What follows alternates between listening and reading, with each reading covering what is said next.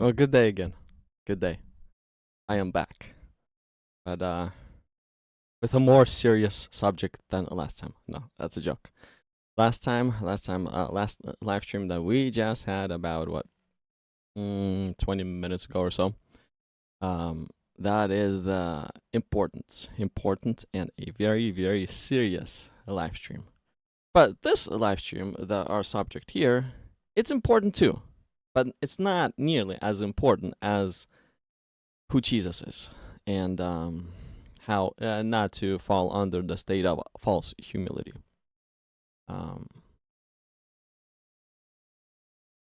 Today's right now subject is very important. If you want to actually have a successful marriage, good family, less issues in life, then I would recommend you do it the God's way.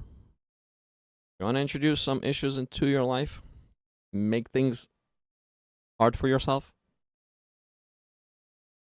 and do it the men's way.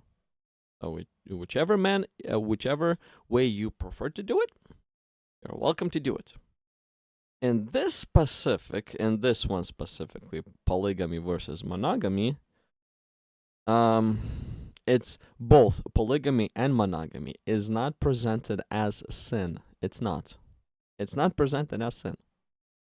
Okay? So if a person lives a life of polygamy, they do not live a life of sin. They don't. If they live a life of monogamy, they do not live a life of sin. They don't. No. Both options are, in a way, open for grabs. But there is one blessed option, and another option is cursed option. Is a Pandora box open option. Whichever option you prefer, go with that option. That's what I gotta say in the end. But me, I personally think that God's design is monogamy. God's blessed design is monogamy. Man's cursed design is polygamy. But God is so good, he did not even condemn polygamy to start with. Yeah, he reshaped, he fixed, he tuned things from error, from man's way to his ways. He revealed the blessing of monogamy, but he did in a way leave us with an option of polygamy too. But thank God, like in today's day, thank God that more and more men are starting to, yes, wake up to the side effects of polygamy. Thank God. And as a result of that waking up, our societies look different than versus what they looked like, a few 100,000 years ago. They look different. Many of countries, it's actually illegal to have multiple wives. It's illegal in many of the countries. Like, let's say I live in the United States of America. If I was to try to get a second wife, well, guess what? She's not gonna be legal.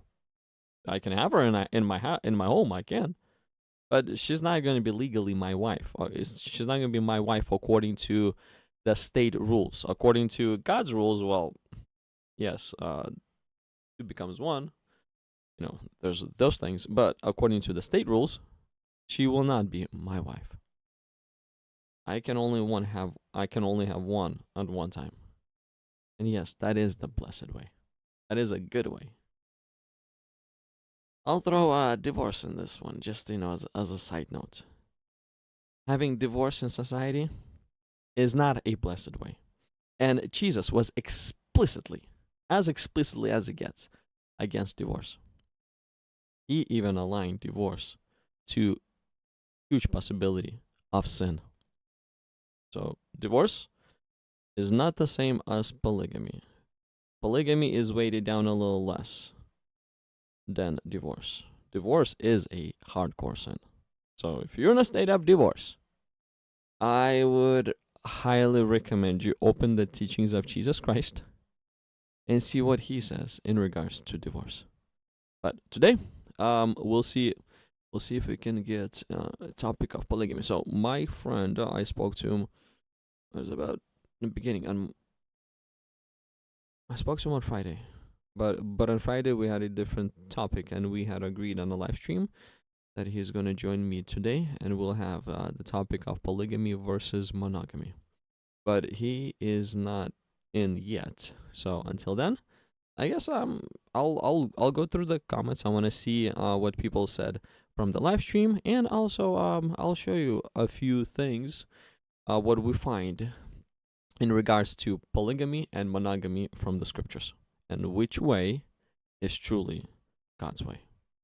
But always, let's start this with a prayer, because I need help. I literally just want to say what God want me to say. That's it. I need help in that. Do I know what He wants me to say in every topic, every subject? I'll listen. I can somewhat understand. But if I don't even focus on Him, then no.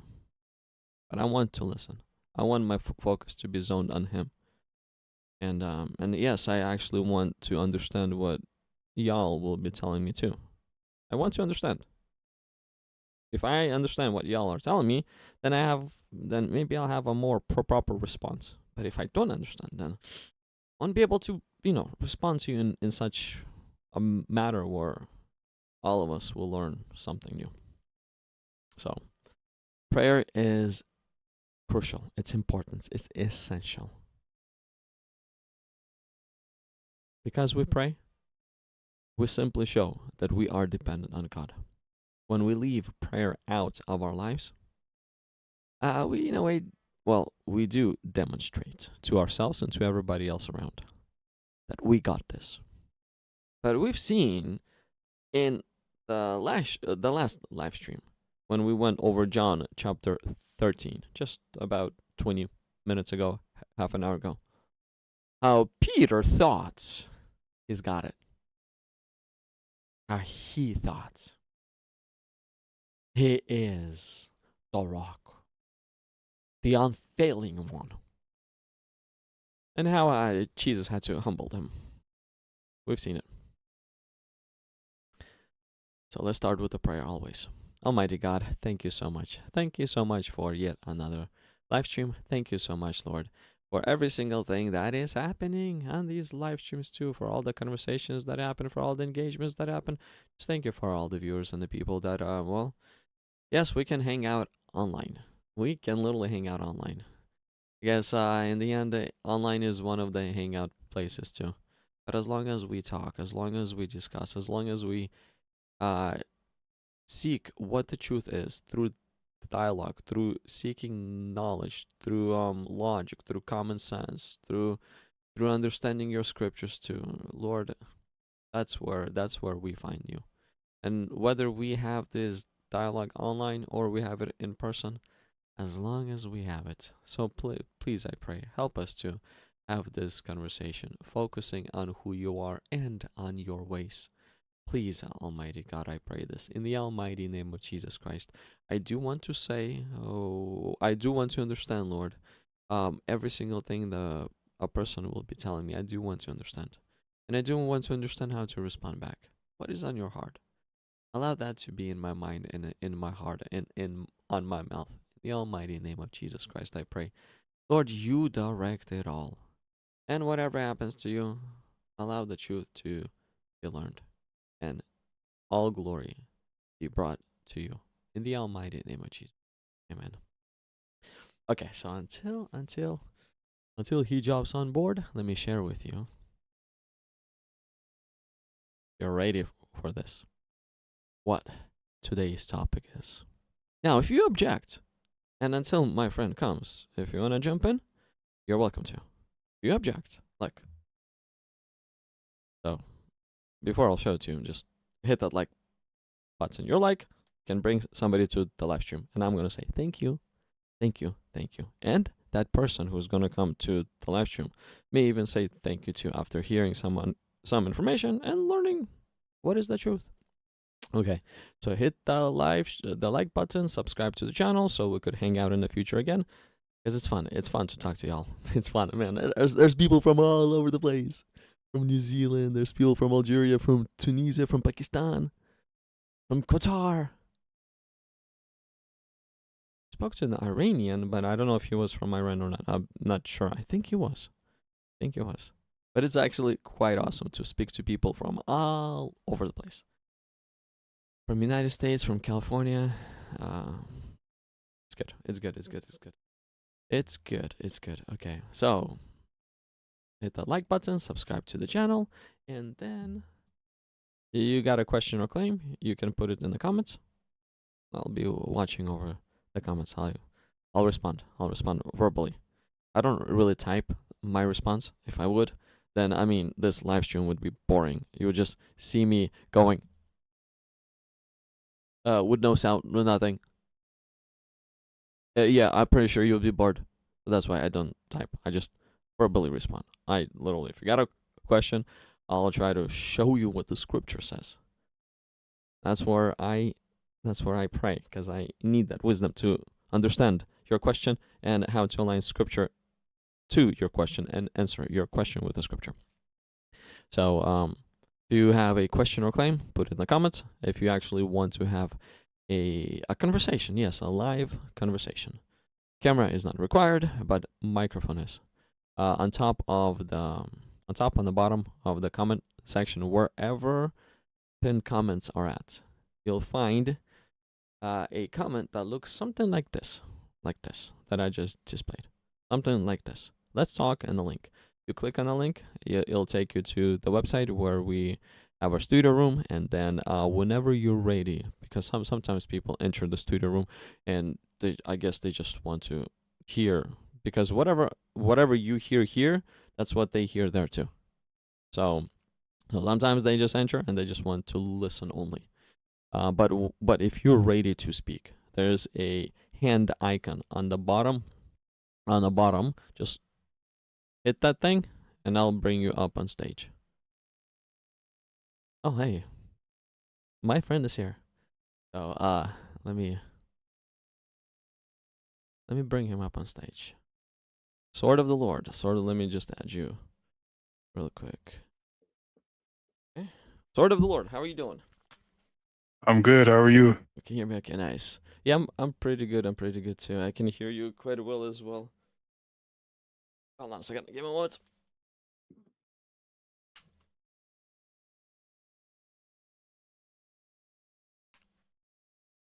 Thank you for joining. Thank you. I do appreciate it. So today's topic, let me show you a little AI video clip that I guess AI has put together for me. I want to be your only one! What is God's design? Yeah, what is God's design? Today's topic. What do you think? Is God's design polygamy, monogamy? What do you think? Polygamy for some, monogamy for some.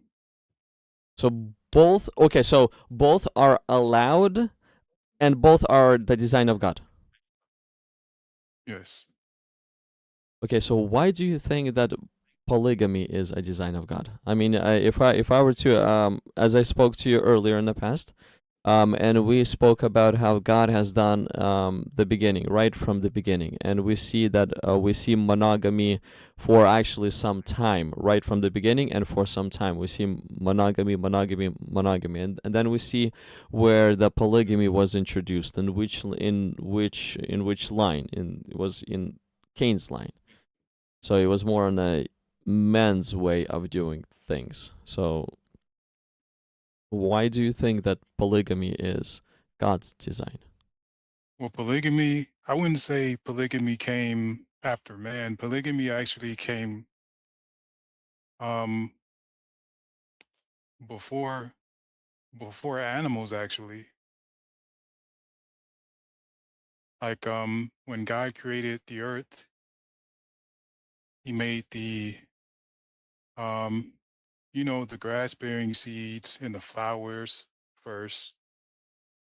And flowers, they actually breed through um polygamy.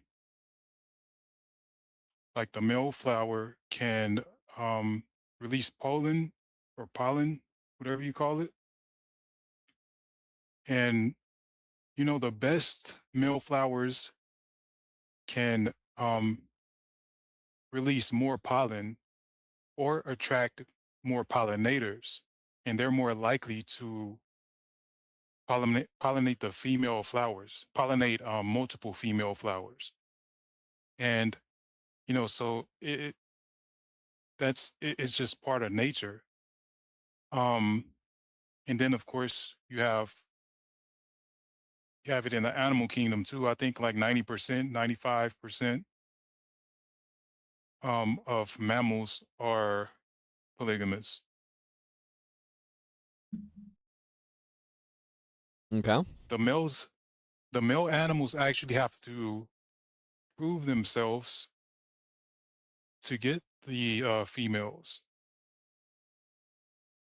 You see this with lamb, bulls, um, even primates.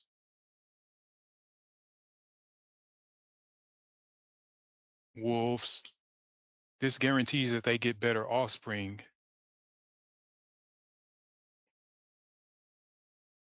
If You they know, if have there's if they have with multiple females, then one of them will give you a better option, right? say it again. If they would have sexual intercourse with few of the females, then one of those females will give them one of those like best options. He probably doesn't know which one, but it's one of them. And the more you have, the more chances you're gonna get this extremely nice offspring. You're talking about through monogamy? No, through a polygamy. If the wolf, let's say, enters into 10 female wolves, then he's gonna have 10 offsprings, and his chances of having this alpha offspring is a lot more higher than versus if he was to enter into one female wolf. Yes, Okay. exactly.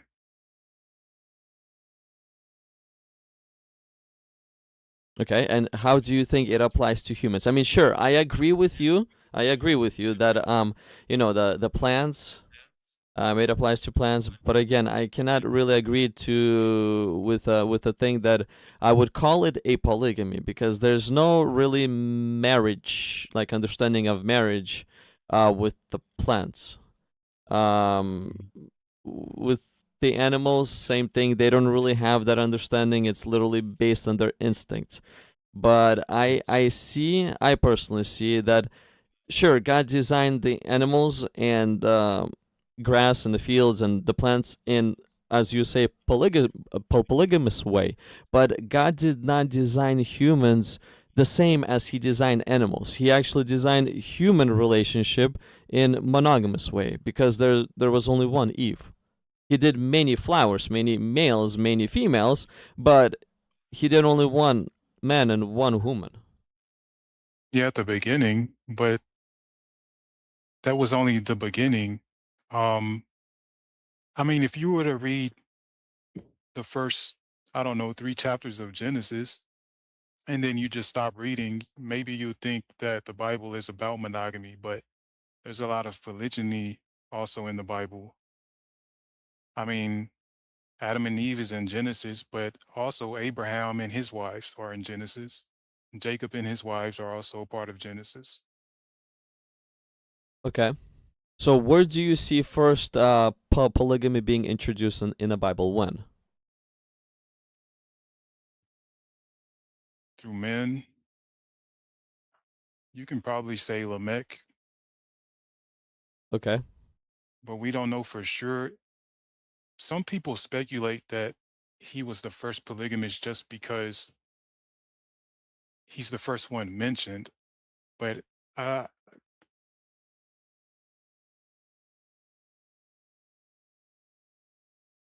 Well, like based on the more factual data that we have, what's written. Yeah, he's the first one. And when I even look into Noah, which was what, maybe 1,000 years, maybe a few hundred years after Lamech. Noah had only one wife, and Yeah. he continued to have one wife as well after the flood. Yeah, that's fine. There was they were living in a very bad time during Noah's days. I'd expect him to have a hard time finding multiple women during that time. That's probably the worst time in human existence. That's why God had to flood the earth. I hear you on that one, but it shows him as a husband of only one wife, without even trying to find for more wives. He was a preacher of righteousness that was building a boat, so he was more on a mission than versus try to reprocreate himself. So he had only one wife. Yeah, but if you think about it logically, why weren't there any other women on the boat? Well, The other women had to be destroyed, right? He didn't have any other women to marry. yeah. I mean, the ones that believed him, it looks like it's his wife. If he would have three wives, then probably three wives would believe him. And he lived with only one woman for what? About 500 years, maybe 400 years, until he started to have his sons. Or I don't know. It could have been earlier. I mean, but he died with one wife. That is all I gotta say. So 900 years with one woman. Yeah, that's fine, but we have to be careful about saying that, using that as an example of why we should be monogamous, because it's only explaining how many he had. It doesn't say that we can't have any because Noah didn't have any. Like, I mean, if Noah doesn't wear, for example, if Noah, he didn't wear a hat, that doesn't mean that we can't wear hats just because Noah didn't. We can't say that Adam, because he didn't wear shoes, we can't say that it's a sin to wear shoes. We have to go to the law that shows it explicitly telling us that we can't do something. Now, the law, God's law explicitly tell us that we can have multiple wives. So we can't say that Noah or Adam didn't have multiple wives, so it's a sin.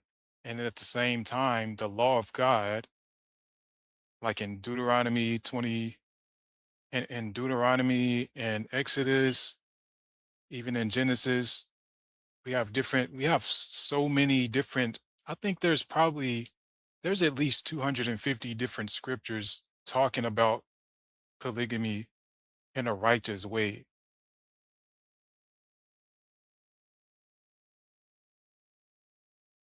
And Let's it's just it's so overwhelming that it doesn't really make sense to say that just because a certain people didn't do it, that it's a sin.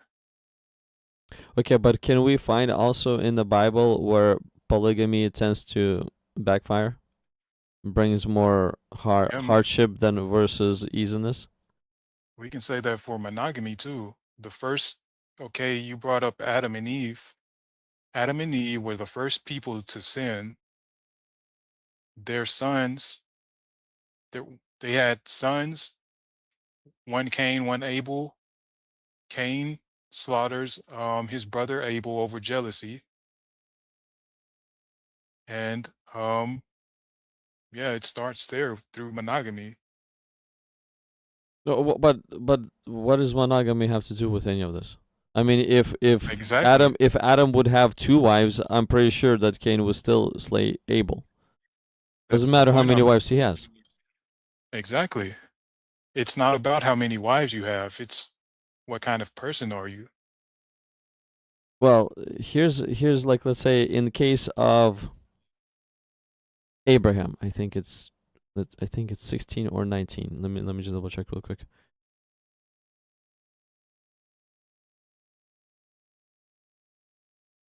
Okay, so yeah, right here, 16. Let's just go through this. Now Sarah, Abraham's wife, had bore him no children, and she had an Egyptian maidservant whose name was Hagar.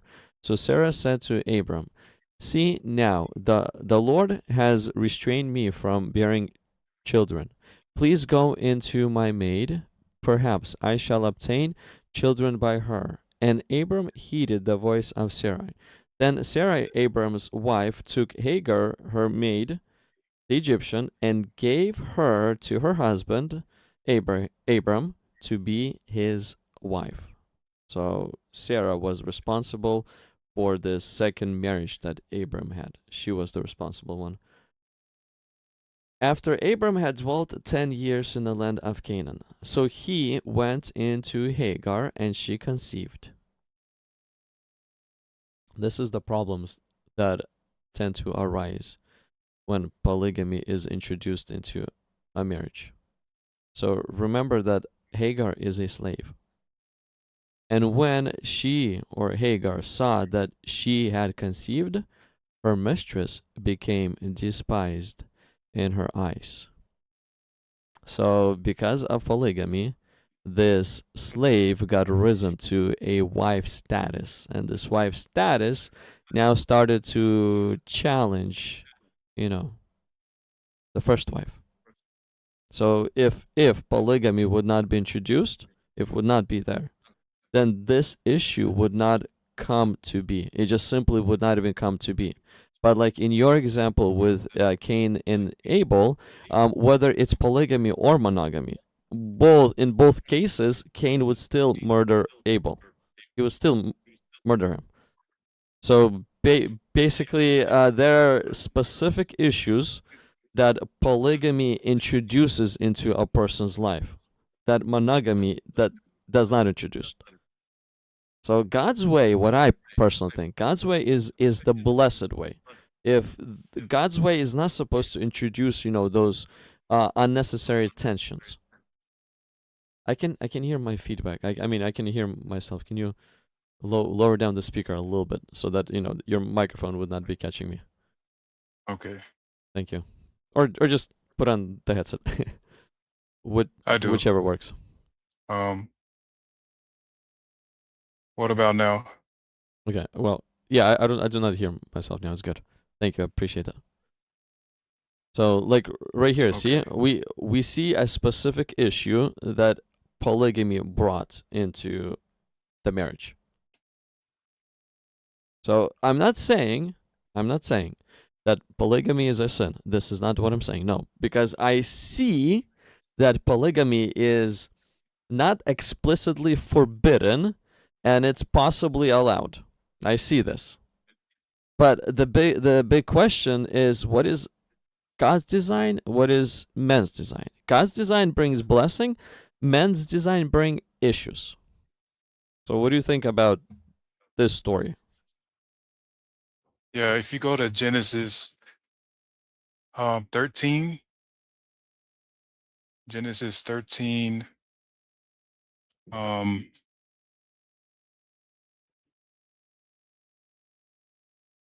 verse 16, God tells Abraham, "And I will make thy seed the dust of the earth, so that if a man number the dust of the earth, and shall thy seed also be numbered." Mm-hmm. So God is telling Abraham he's going to multiply his seed. Now, if you go back to Genesis 16,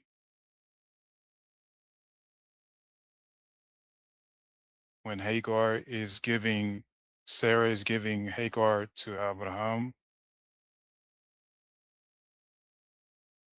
at verse 7, the angel of the Lord found her.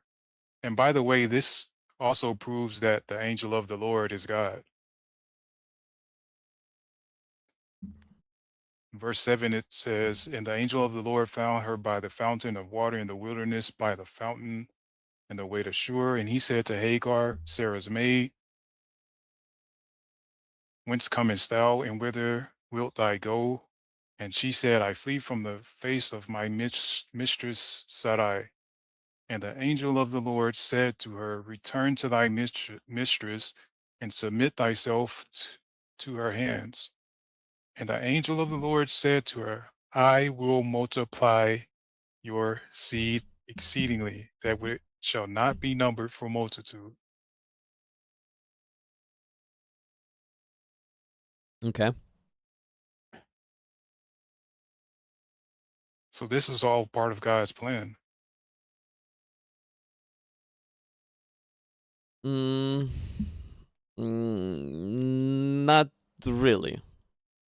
It turned out to be in the end because that's how God works, but not the beginning aspect.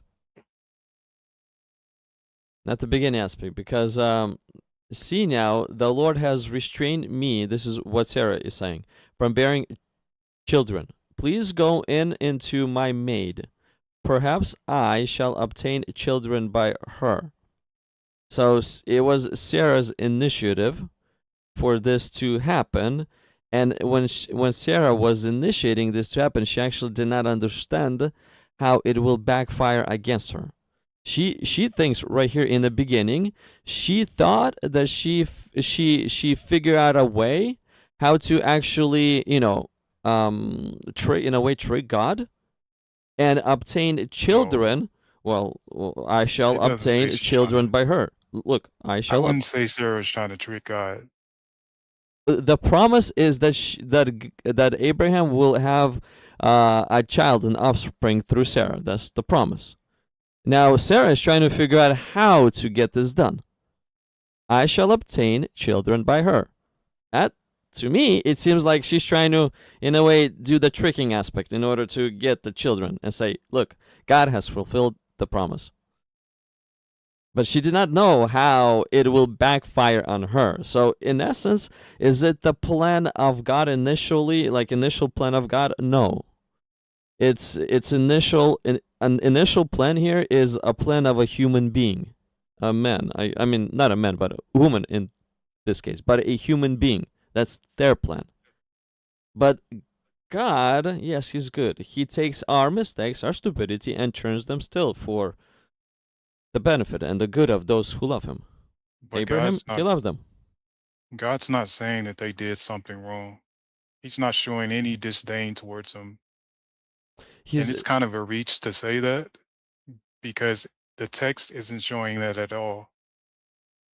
The angel of the Lord is speaking to him and he's saying, I'm going to bless your seed. He's not saying that I don't agree with what you did.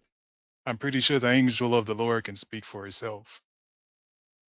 Because keep in mind, the angel, we're talking about God here. God is not afraid to speak his mind. When God has something on his mind, he's going to tell you, and he's very serious about it. Like when people had to be unalived in the Bible, God warned them, and when they didn't listen, God showed them that he wasn't joking around. God is a very stern man. He's not shy. He's not shy or anything. If he's he's the master, the king, the almighty.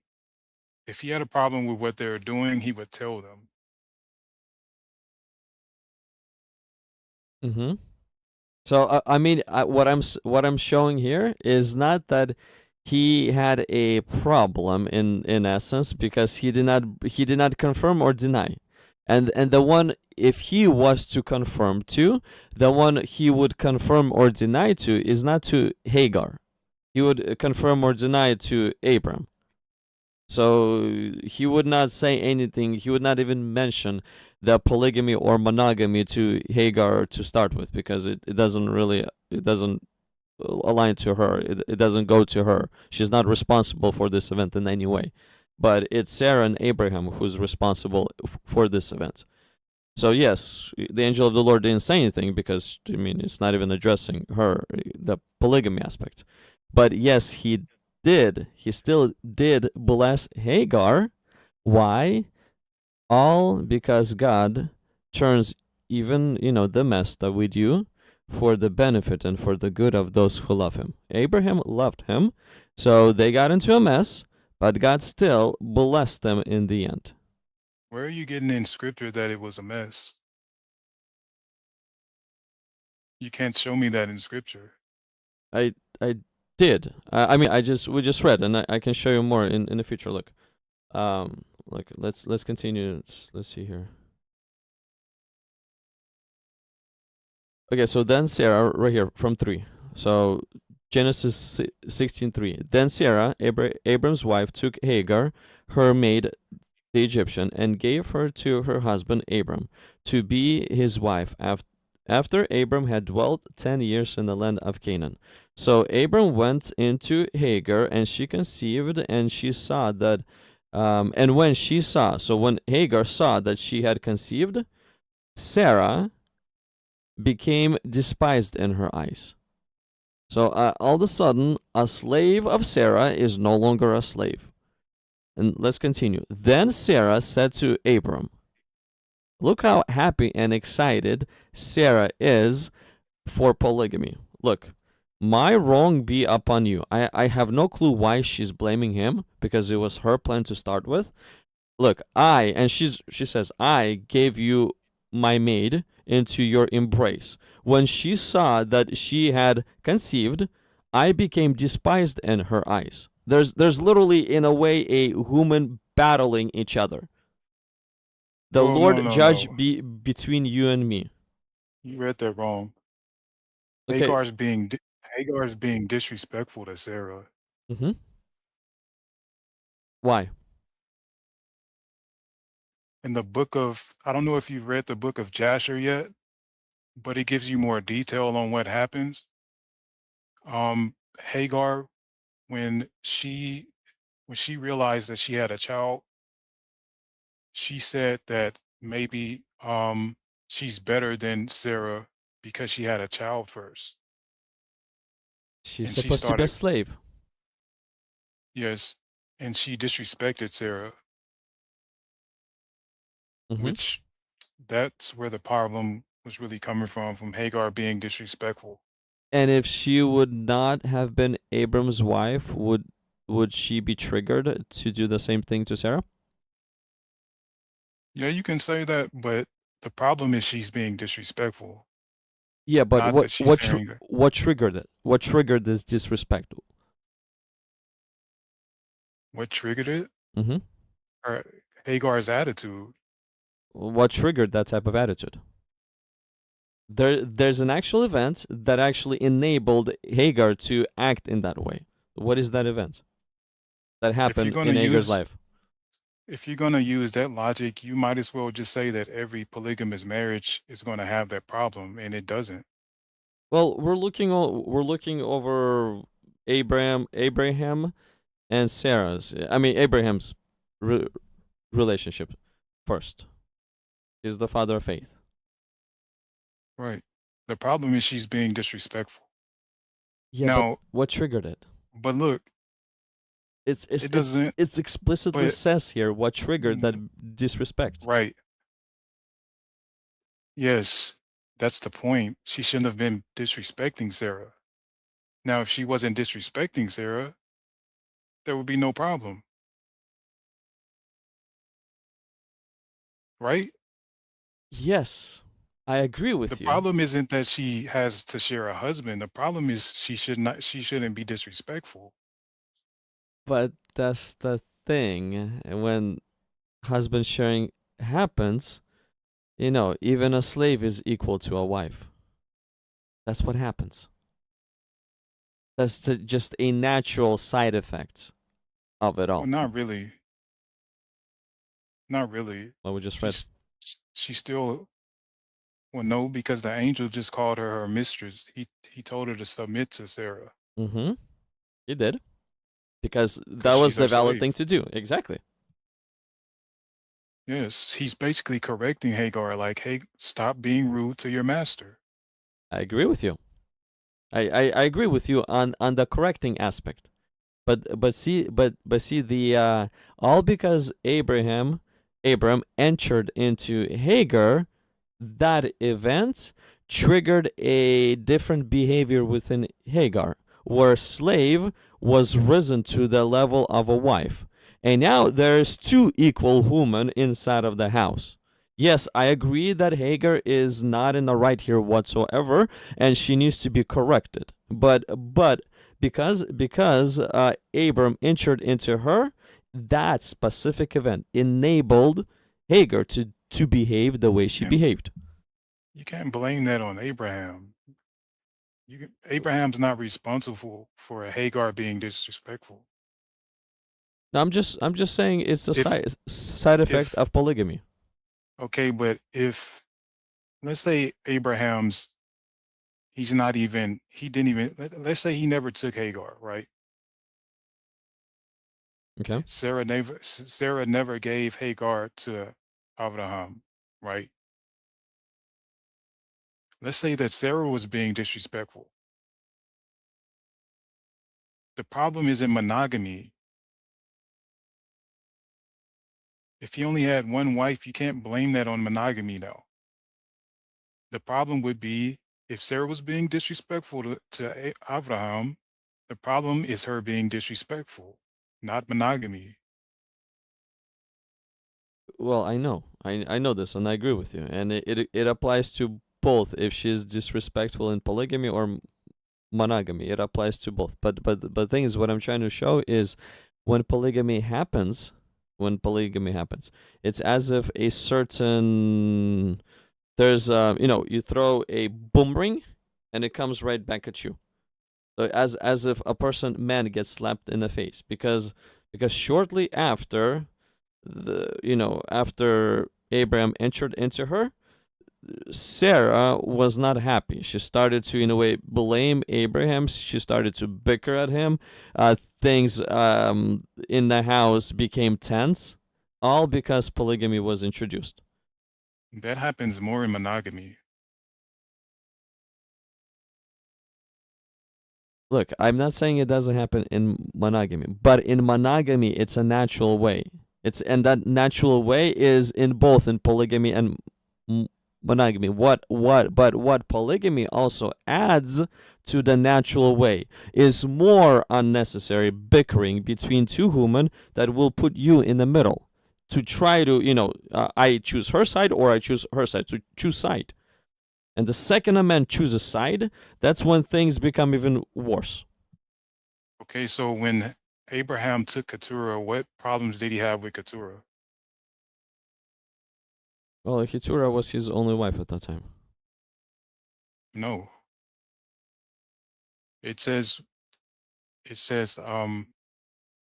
when Abraham sent his Keturah away, he had concubines that he also sent away. He sent Hagar away. Look, and look how What problem did she have with Hagar? Keturah was after Sarah died. She Right. was his last wife when Abraham was around 100, I don't know, 70s, 50 years old, somewhere over there. Keturah is after Hagar. So first is Sarah, the second is Hagar. Then Abraham kicks Hagar away, and Sarah is the only one. And then Sarah dies, and then after she dies, he goes and gets Keturah, and I think has 4 more children by her.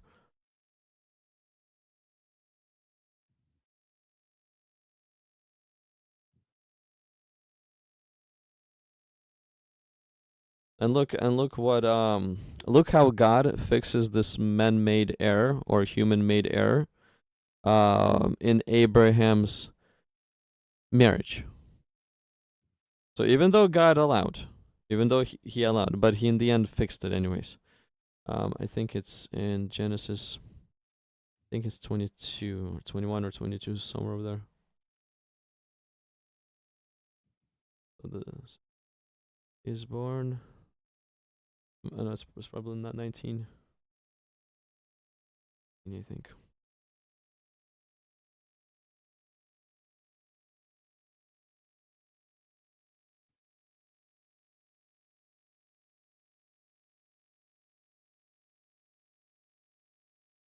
Do you think people should stop getting married since the divorce rate's so high? No, I think they should love their wives, or the husbands should love their wives the same as the Lord loves the church. Be willing to die for her if that goes on, and I think the wife should respect her husband, if both parties obey what the Lord has taught them to obey, there would be no reason to divorce. Like literally, there's been no reason to divorce. So the teachings of the Lord But what do brings you think no reason about to divorce. what do you think about the high divorce rates for monogamy? Do you think that's a reason to stop getting married? No, it's the ways of the world. We should not follow the ways of the world. We should continue to marry, but we should not build our marriage on what the world is teaching us. We should build our marriage on what the Lord is teaching us. Yes, and the Lord teaches that polygamy is perfectly fine.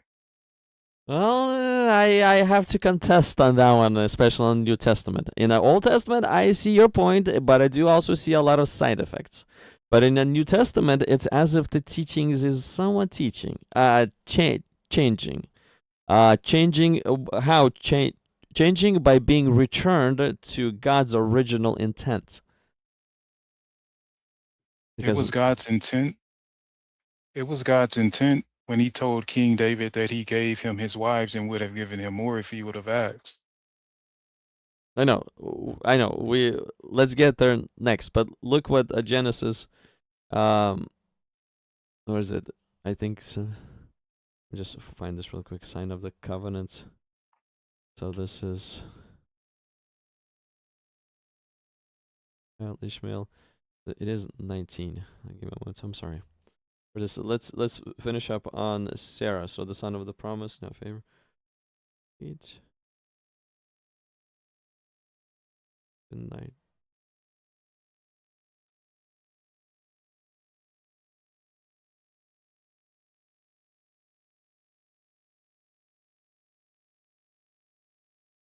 Right here, Isaac is born. Okay, right here, Isaac. So it's 21. Let's read through this real quick. Well, the Isaac. So the Lord has visited Sarah. Isaac is born, and Sarah is excited. Let's start with verse 8. So the child grew and was weaned, and Abraham made a great feast on the same day that Isaac was weaned.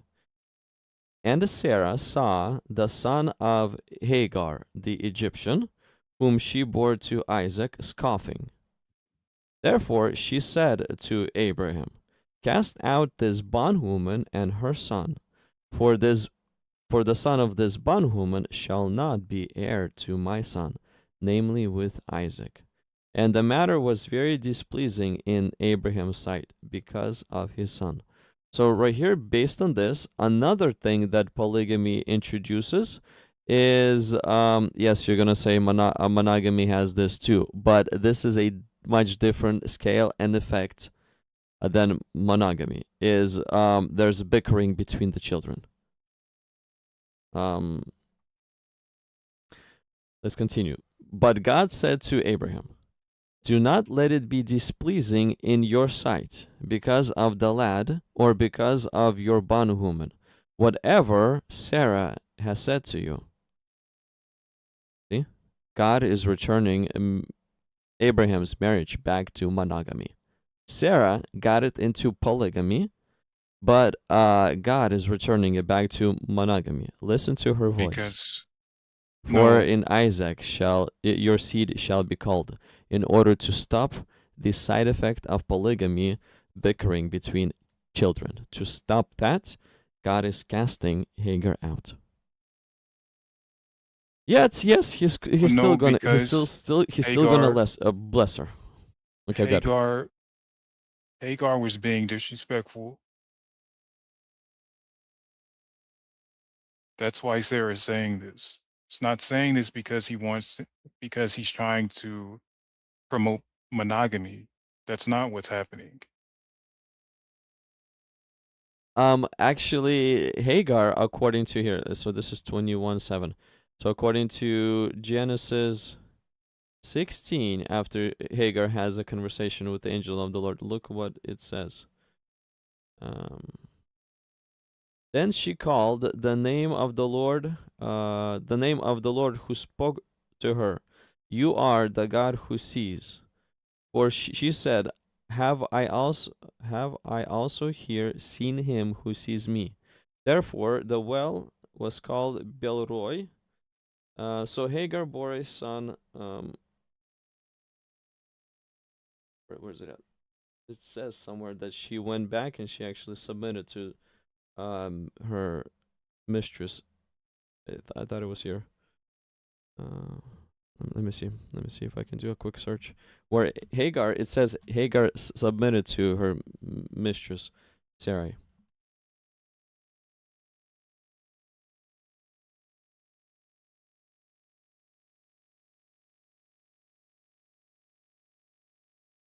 What happened?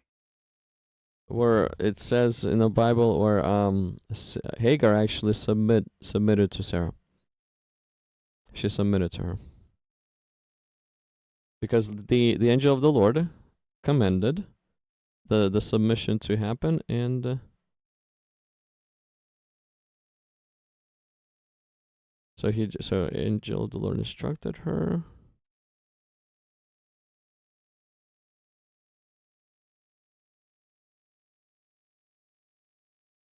Well, At Genesis 16, that's Genesis 16:9. yes, that she was instructed. But I think, see, the thing is, now the next question is, did Hagar actually obeyed the instruction of the Lord and submitted to Sarah or not? I personally think that she has, because she stopped doing what she used to do. Otherwise, she would be cast out again. But you just read in the other chapter that she was being disrespectful again. It wasn't her. It wasn't Hagar that was disrespectful. It was her son. Well, her son, yeah. Mm-hmm. So see, the second side effect from polygamy is bickering amongst the children. No. There's bickering. You're telling me that you don't believe kids can bicker in a monogamous marriage. I do, but polygamous actually introduces a whole different level. It doesn't. I mean, this is what I find here. Okay, right when Isaac was You're not gonna weaned, if you're gonna blame that on polygamy, you have to show me an example of this happening with all polygamous marriage. with all, well, there are other things introduced with other polygamous marriages, and even in the case of David, there is rivalry between the children from different wives, to the point that even the mamas are afraid that they're going to get killed. Where, remember where Bathsheba asked David to set things right when I think Adonai has taken over the throne, because she was afraid that Adonai was to kill Solomon and her. So the rivalry is actually great between the marriages, where even mama can suffer. All because So the rivalries yes, is the problem, not the marriage.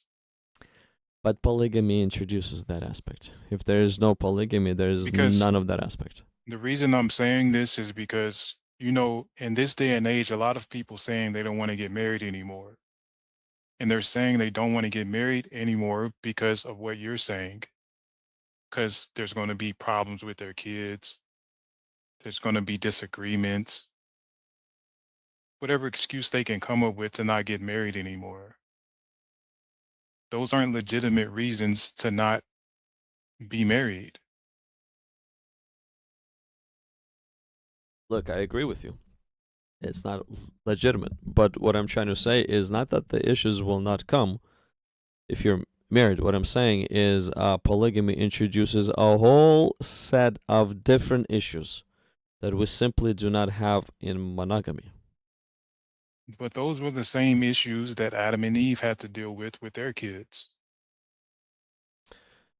I agree with you, but there's a Pandora box that gets opened up. There's if polygamy happens, the chances of wives rivaling between each other is quite high, extremely high. And when that happens, it's not pleasant for a husband. It's not, because he in a way has to choose sides. They're making him to choose sides. It's not pleasant. The second he chooses sides, it's as if he shows favoritism, and that favoritism does not go well for him down the road too. But in a state of monogamy, the husband doesn't have to choose sides. I do not have. I'm not choosing one wife or the over the other, and I'm not hurting one more than the other, or by choosing them. I have only one. That's it. So like I don't have the same issues in life as a man that introduced polygamy in his marriage. That's what I'm saying. But you live in you said you live in the United States, right? Yes, sir. In California. Okay, y'all have your society in the United States is not exactly ideal.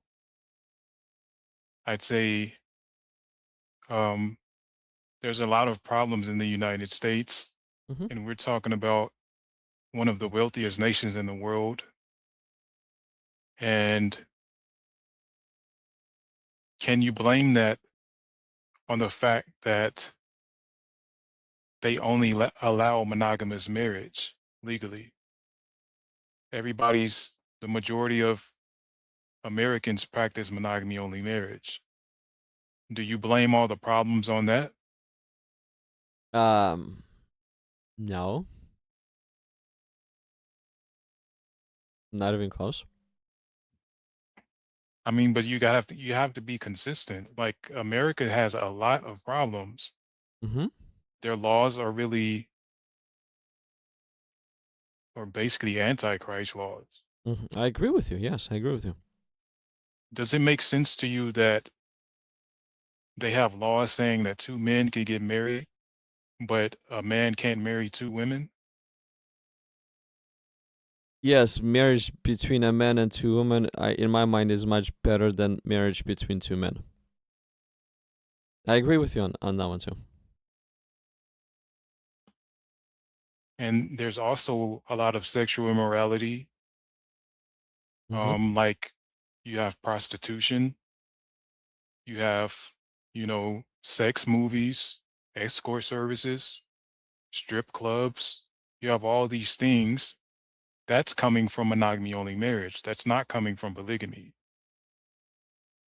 If you had more people practicing polygamy, especially the good men, those women would be less likely to be prostitutes, sex workers, and all that. Because the reason a lot of women marry lesser men is because those better men aren't available. Because they're already married, right?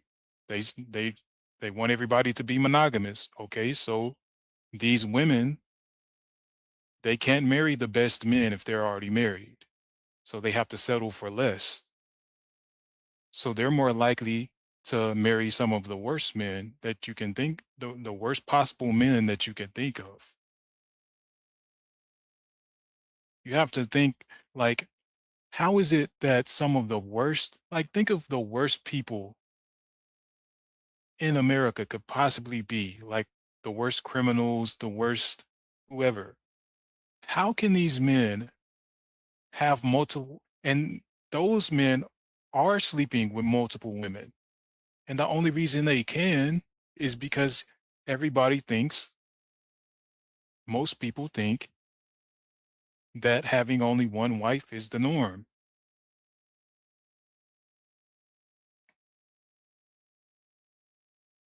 Okay. I mean, I agree with a lot of things that you said, but do you think all those issues, do you really think that all of those issues that we have in America is all because of monogamy? It has a lot to do with it.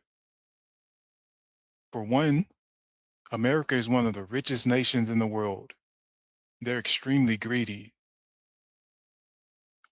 If rich men could marry more women, it would reduce the wealth gap. there would be less crime. There would be less people living in poverty because the richer men would have to share instead of rich men. They sleep with a lot of women. We all know that. It's no secret because women, they want that guy who's got money like that. They want that successful guy.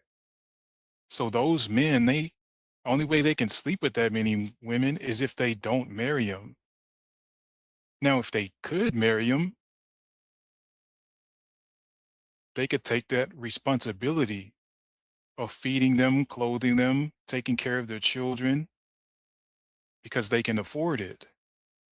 And then you have men who are attractive in whatever kind of way, whether it's physically attractive because they got muscles, because they're famous, whatever it may be, whatever women are attracted to. You know, they're more likely going to be attracted to the big, strong guy who can defend them, who's smart, you know, and have all these different wholesome qualities. Now, if you're limiting that man to one woman, again, like I said, she's going to have to settle for less. So that woman, because she has to settle for less, um, she's more likely to have that man who's not going to raise his family correctly. She's more likely to she's more likely to raise a child that's going to be a criminal.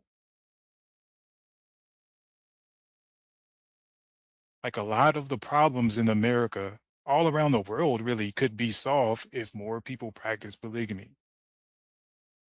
This way, our best men can produce better, more families.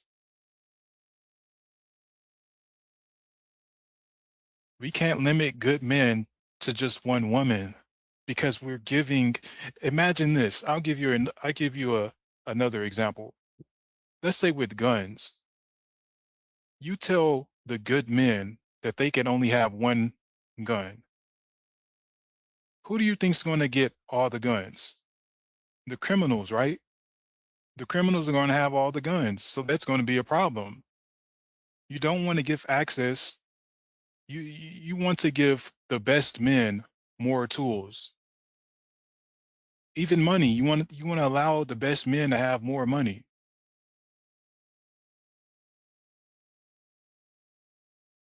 Because they're going to do better things with it. I agree with a lot of your points, and it looks like you have thought this through. But do you really, really think that polygamy will actually solve all this sexual related marriages and perversion that, let's say, a country has, and divorce issues that the country has? Do you really think the answer is polygamy? Absolutely. You really think so? Absolutely, because you said divorce. Why are these women getting divorced? Because they're not pleased with the men who they're married to. Now that's because they're having to settle for less. That man who they wanted first, who she couldn't marry because he was already married, she's left out because of that monogamy only doctrine.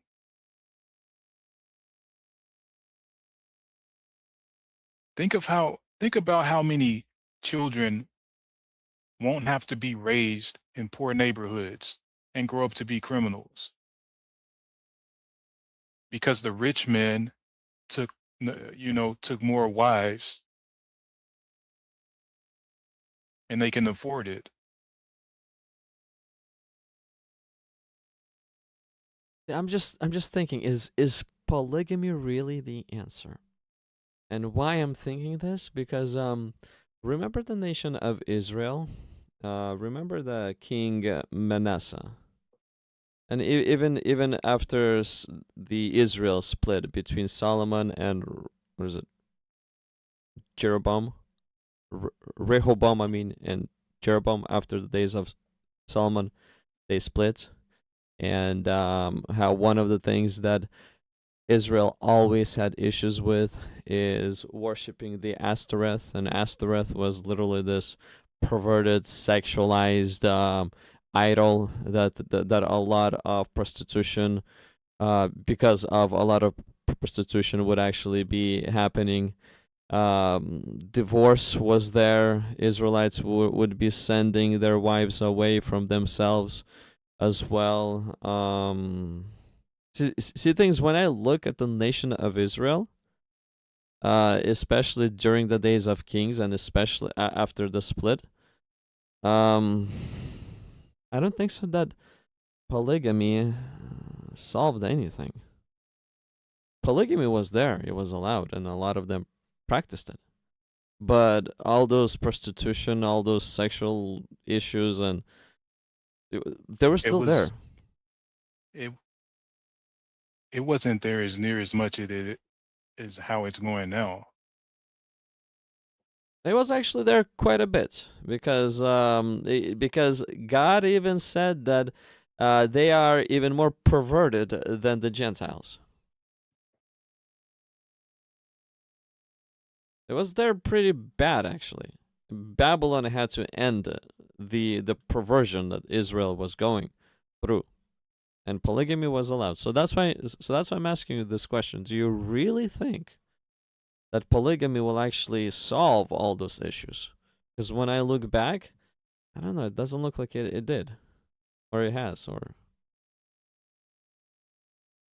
You don't think there's any perversion in the United States right now? There's a lot of it.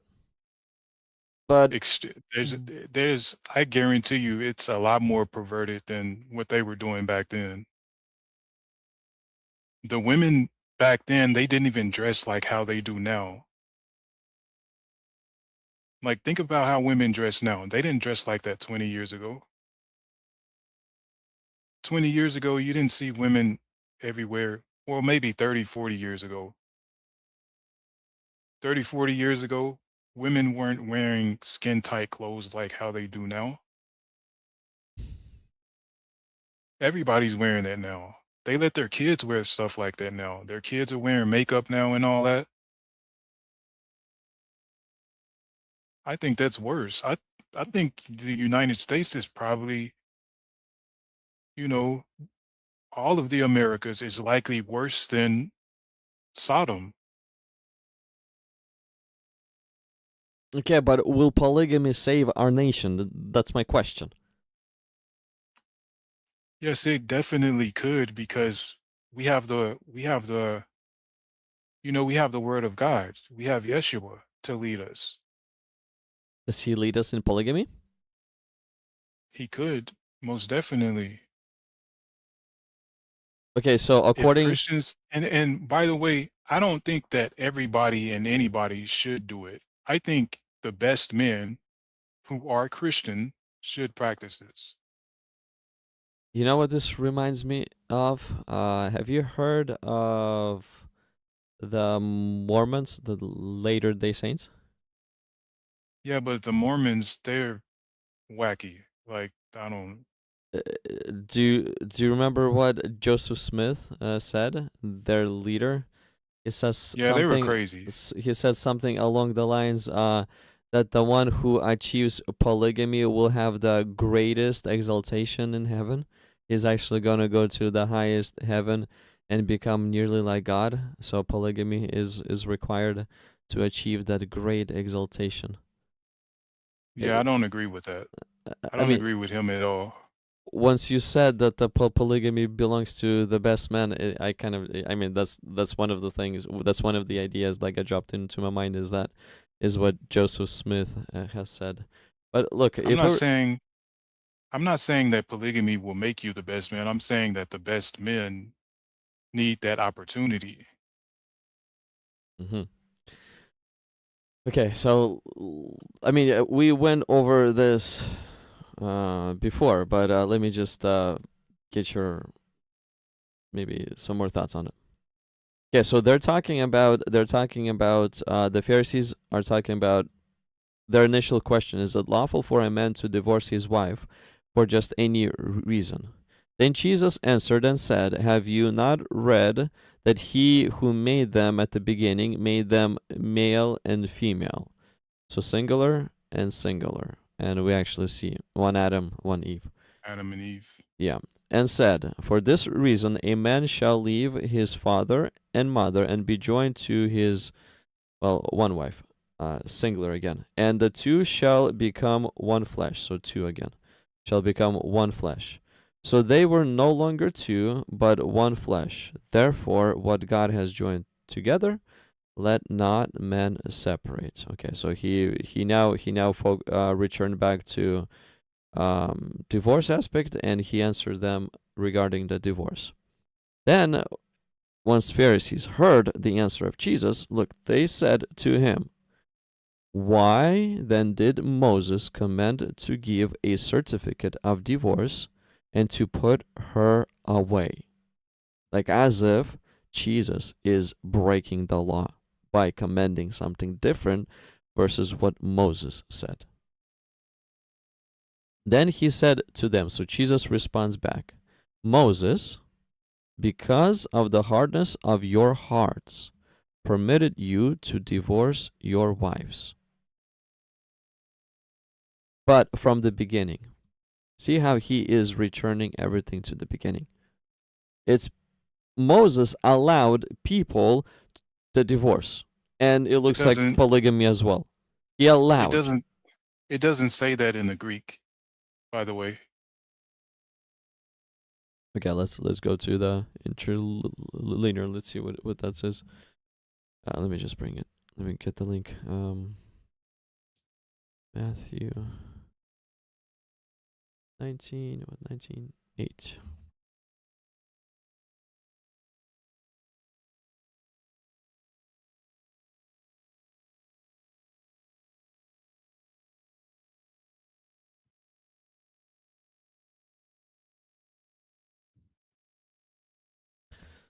Okay, give me a moment. Let me just bring up this page to the screen. Okay.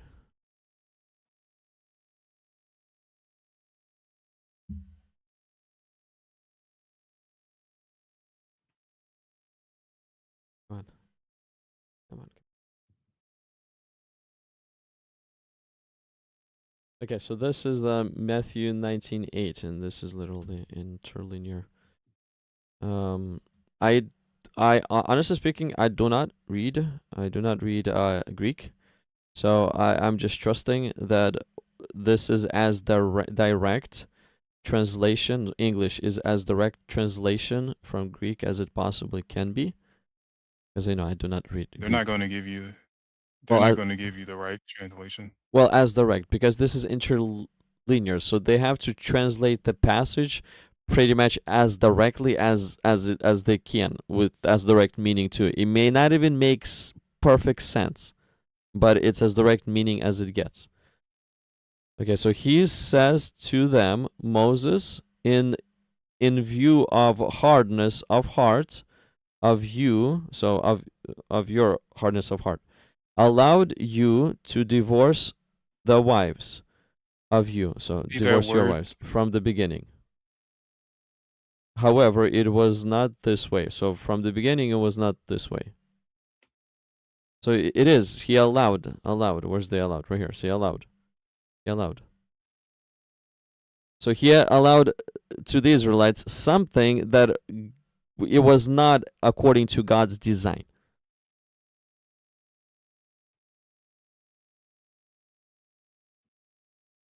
And he allowed this specifically because of the hardness of heart. And if I were that's not what it doesn't even say that in the English. He said to them, Moses, in view of the hardness of, well, this part has to be here. He has to be here. He has to be after that. They're asking him about divorce, right? They're not asking him. First of all, they're not even asking him about polygamy. They're asking him about divorce, because the house of Hillel and Shammai in the 1st century, they had a debate about how you can divorce your wives, whether if you can divorce your wives for anything or for something serious, or actually put away. It says put away in the Greek, actually, not even divorce. But yeah, the debate was between Hillel and Shammai about putting if you could put away your wife for any cause. It had nothing to do with polygamy.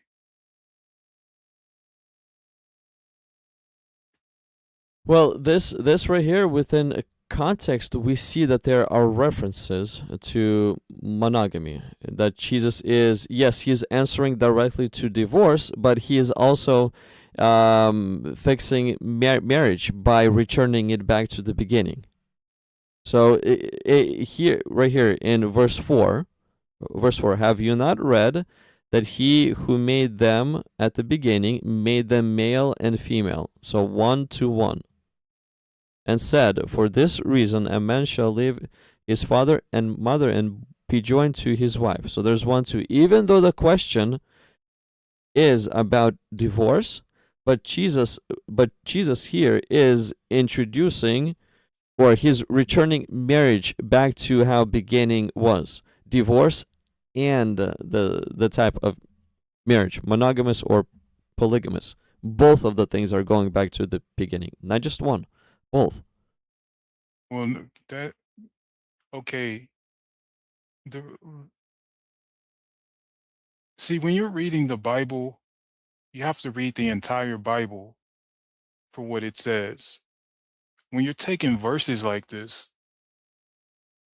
and I know people are indoctrinated to think that this is talking about speaking against polygamy and divorce, but it's not. They're asking him, um, they're asking him, can you put away your wife for any cause? See, if you go back, and it came to pass that when Jesus finished these things, he departed from Galilee and came to the coast of Judea beyond Jordan, and great multitudes followed him, and he healed them. The Pharisees also came to him, tempting him. Yeah, the Pharisees also came unto him, tempting him, saying unto him, is it lawful for a man to put away his wife for every cause? Of course, that's not lawful. You don't have to read this verse to know that this is in Torah. You can't just divorce a wife for anything. You have to have a You can, legitimate. according to You have Torah, to you have a can. legitimate reason to No, divorce her. no, according to Torah, you can. All you have to, if she does not please you, you can just give her a certificate of divorce No, and send her away. No, you can't. Let me show you where I think it's Deuteronomy 24, I think.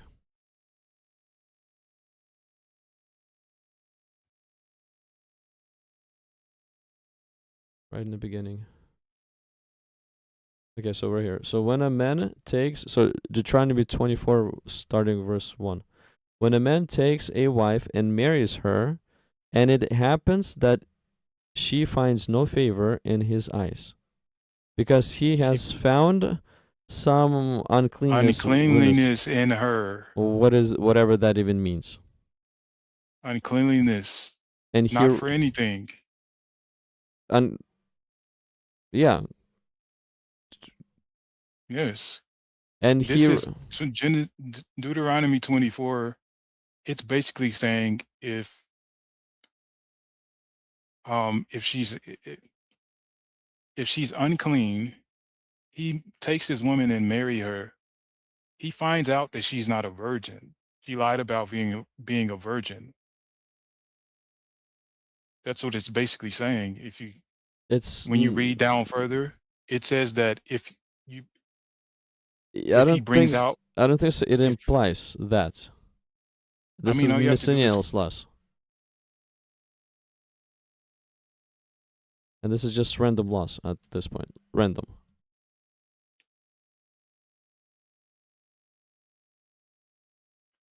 But why do you think this some uncleanness? So some. So there could be multiple uncleanness. Oh, this is another verse. I thought this was something else. Never mind. But it does say in another verse somewhere that the uncleanliness is her lying about her virginity. on her wedding day. And I believe if she there's gets proof that, I believe she gets stoned for that. yeah, Not divorced. that's the uncleanness they're talking about. I know. I believe that one is specifically stoned.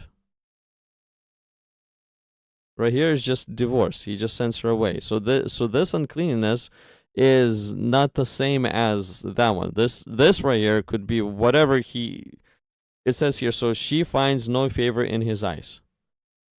Because he found some uncleanness in her. Not virginity related. Not Right. that she had another male before him. Not from that end. Because if she would, then she would get stoned. So this is something else. What is this? Maybe some kind of physical thing is not pleasing to him, physical part or whatever. I do not know. This is something else.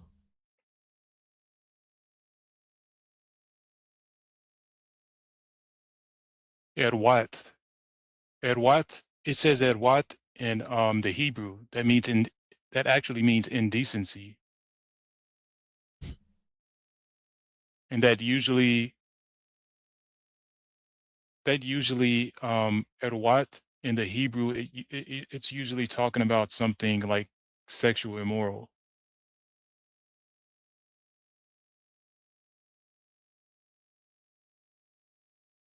Well, let's go to the interlinear. Sometimes they'll translate at what to nakedness.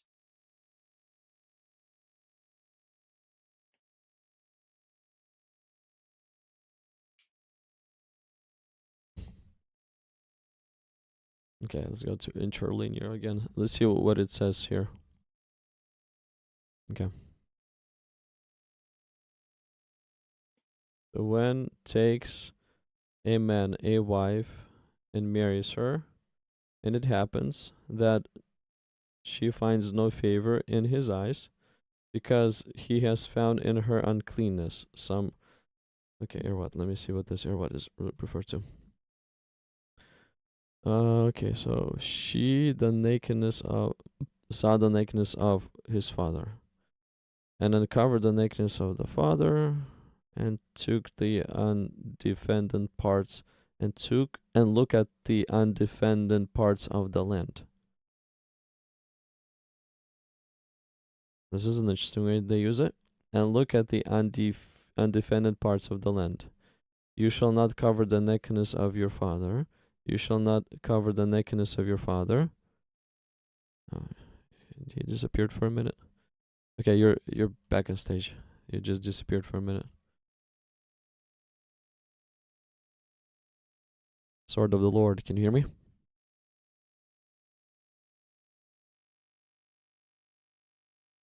Something happened.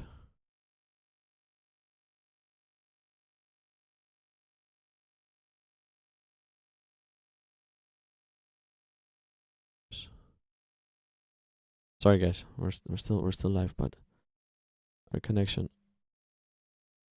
dropped.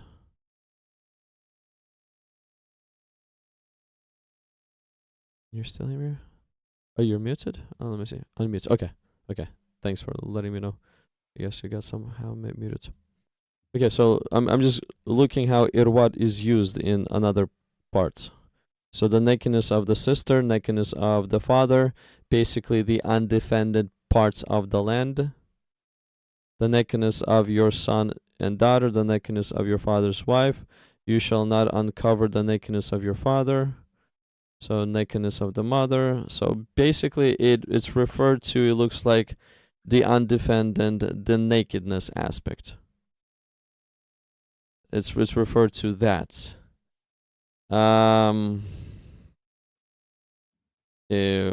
few of the passages. So it's more of a undefended or naked.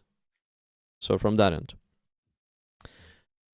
Now, if I were to apply this to uncleanness, then let's see how that will sound. So when a man takes a wife and marries her, and it happens that she finds no favor in his eyes, because he has found some uncleanness in her. So something related to probably her undefended parts, nakedness. He did not like something in the nakedness aspect. No, it means, what means like, it means indecent nakedness. It just means, yeah, I mean, it also implies as undefended parts of the land. Undefended parts of the land. So it's more like just exposed areas. Something that's supposed to be covered, but it's exposed. No, that's metaphorically. Yeah, but that's I'm what talking that about a word is. literal. That's what the word is talking- also used for. You can't apply that to a literal woman. It's talking about her being indecent sexually. Okay, look. So this says it what is used in Genesis 9:22 as saw the nakedness of his father. 9:23 it's used as and uncovered the nakedness of the father. Right here it's used as look at the undefended parts of the land. This one is used in the same way. This one is uncovered. Shall not uncover the nakedness of your father. So this is nakedness of your father. There's nakedness of your sister, nakedness of your son's daughter.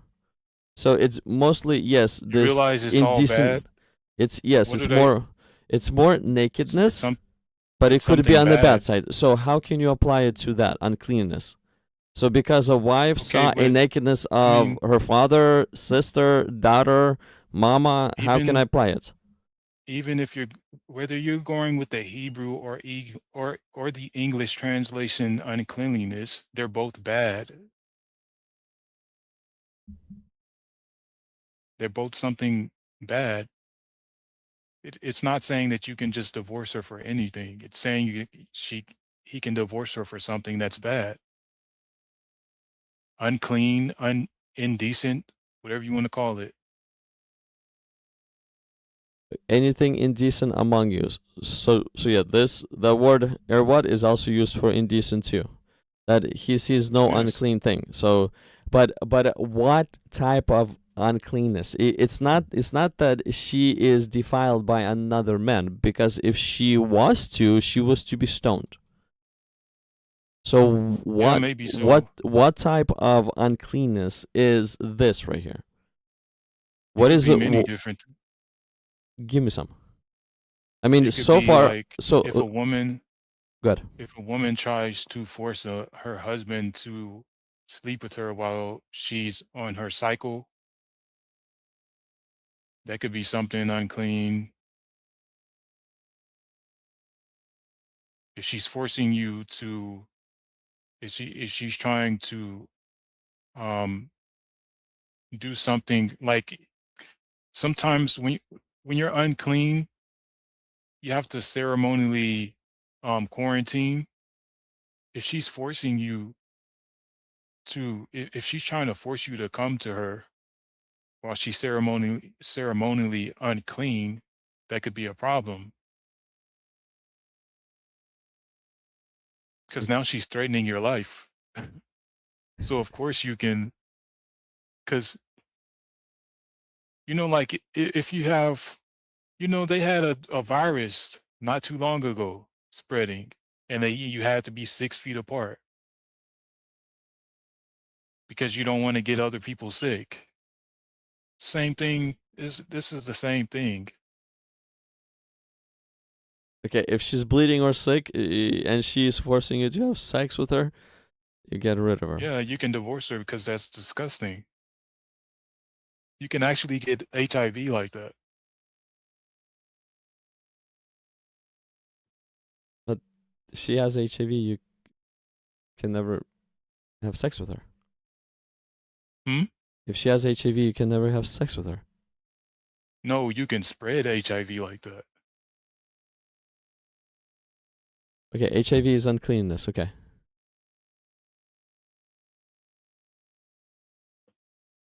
So if she's sick, or she's menstruating, or if she has HIV, that's uncleanness, and a man can divorce her.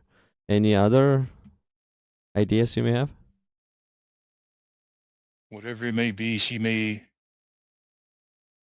I don't know, sleeping around. That's uncleanliness. She's She's stoned. defiled. She's stoned. She's stoned if she does that. She's Yeah, not but divorced. She's stoned. yeah, but um, if there's no witnesses, she can't be stoned. There has to be two witnesses. Well, even look. But let's Mhm. let's just say that that doesn't even count. We can leave that out for the sake of time. Okay. But it's not saying, do you agree it's not saying that you can divorce her for anything? It's saying for something unclean, which is a bad thing. Oh, You agree that uncleanness is bad, right? yeah, I mean, I hear you. Yes, I agree with you on that one. But see things, I don't really see it in that way. I think it more refers to nakedness. So if she does not please him in her nakedness state, that's what I think it could refer to. Because the word is used more of undefended, exposed, something that's supposed to be covered, nakedness, like in a shameful way as well. But it's used more that it's something that's supposed to be covered and not seen now is exposed. So that's what I'm trying to understand. For which reasons can a man divorce her? Now for Okay. the for the Let me parts where ask she's sick or she is menstruating. let me ask you this. Do you think a man is going to divorce a woman for anything when he has to pay a 50 shekel bride price to buy her? Do you realize how much 50 shekels is in the modern day money? You live in the United States, right? You have the US dollar. 50 shekels is about $100,000, more or less. It could maybe down to, depending how much, it's about 7 years worth of unskilled labor. That's a lot of money. You're not gonna, you're not gonna pay a 50 shekel bride price for a woman and then just divorce her for anything. That's insane. We're talking about 7 years worth of unskilled labor.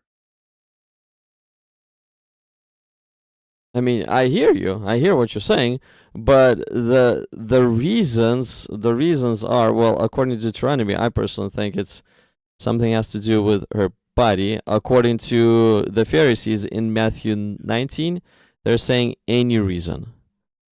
So whatever this uncleanness is, it could refer to nearly anything, I guess. Then, Yeah, that's the according to their problem. interpretation. That's the problem with the Pharisees. They were asking something that's not in the law. You can't divorce your woman just for anything. They were asking, as a matter of fact, in the debate between Hillel and Shammai, they were asking if you could divorce a woman for burning food or putting too much salt on the food or something like that. That's insane. That's silly to even have a debate about. I hear you and I agree The- with you, but No, like let's say from the side of Pharisees, they presented this uncleanness for any reason. That's how they saw it. So that's why I'm trying to figure out what is this uncleanness really is. What are the reasons? According to them, it's anything. no, that's not even, look, they're not even talking about uncleanliness in the debate. They were talking about if you can divorce a woman for burning food or cooking it wrong. They weren't even bringing up uncleanliness. Maybe you can look this up later on, about the debate between Hillel and Shammai, but they were asking if you can divorce a woman for something as small as burning food or putting too much salt on your food. You can divorce. You see Deuteronomy 24, you can divorce her if you find some uncleanliness in her, or whatever the case may be, if it's a legitimate divorce. So they're asking Jesus, can you do something that's not even in Torah? They're trying to make up their own laws. That's the problem with the Pharisees in those days. They were always trying to make up new laws.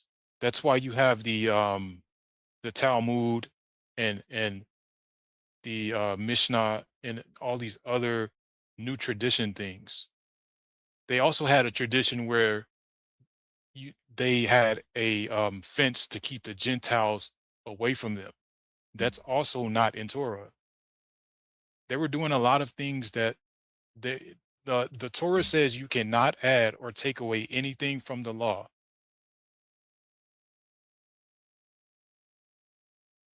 That's what Jesus was telling them.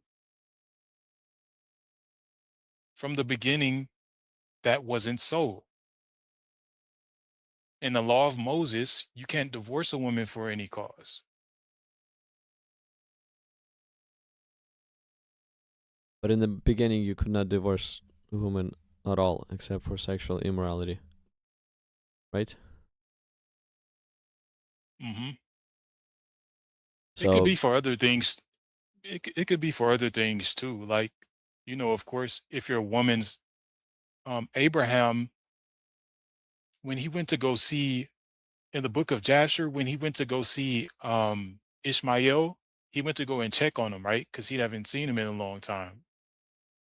His wife, Ishmael's wife, was abusing his son or his children.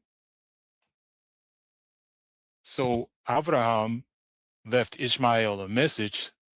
He said, remove this nail from the tent. And Ishmael knew what that meant, and he got rid of his wife and got a new wife. So there's certain circumstances. It doesn't have to be just for sexual immorality. It could be for other things, obviously, well, Jesus correct. So Jesus returned everything back to the beginning. Beginning, there was just one thing: is the sexual immorality. And why the sexual immorality? Because the concept of God's marriage is when a man enters into a woman, they unite into one flesh. They become married. So that's why the only aspect that causes a divorce is if another man was to enter into a wife, then that would break the first union because the second one is made. So that's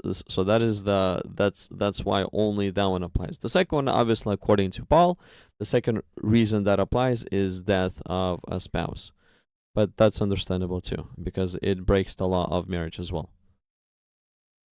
right. But look, even right here, I just decided to see what the footnote of uncleanness would say.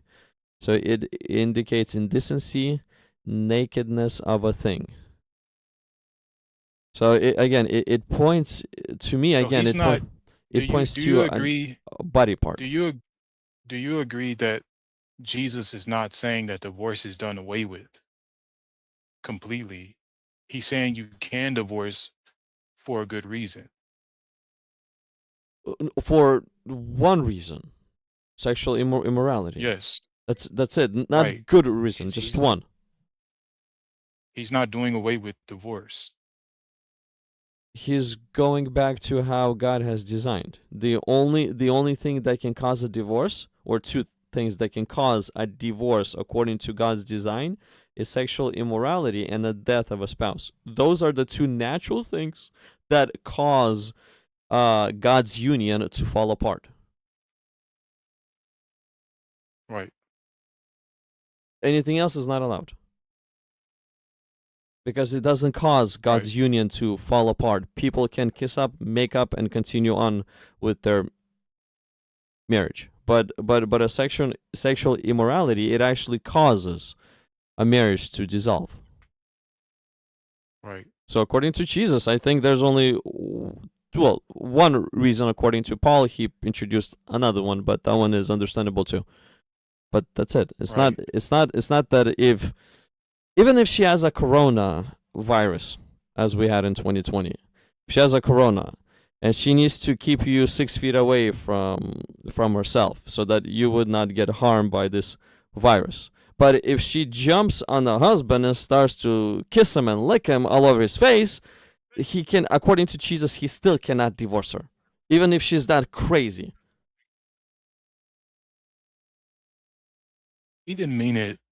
You think he literally meant you can't divorce her for anything except for sexual immorality? What if this woman hurts what if this woman unalives her child? She should be killed. Eye for an eye, Yeah, tooth for a tooth. She should be killed. And when yeah. she's killed, he's divorced from her. But this type of divorce is killing her.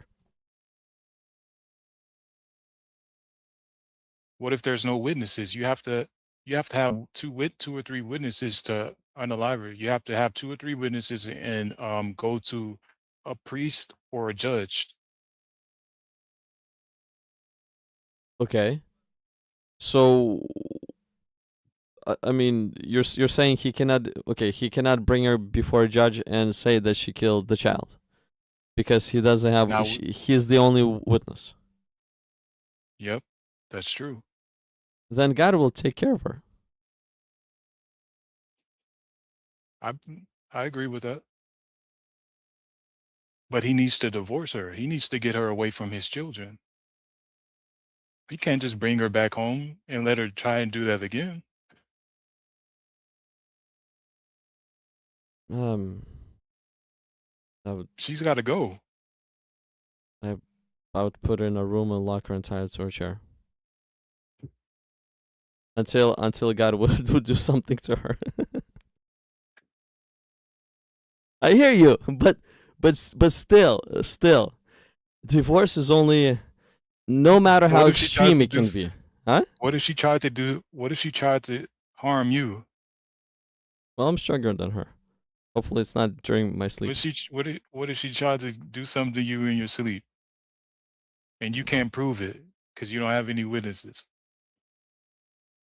Only thing you can do is divorce her. I mean, I'll probably separate from her, but I would not look for another wife because if I would enter into another wife, that's when I divorced the first one.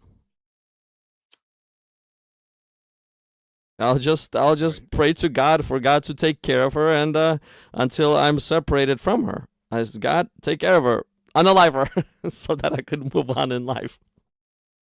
And by the way, in Jeremiah 3 verse 8, God says that he divorces Israel,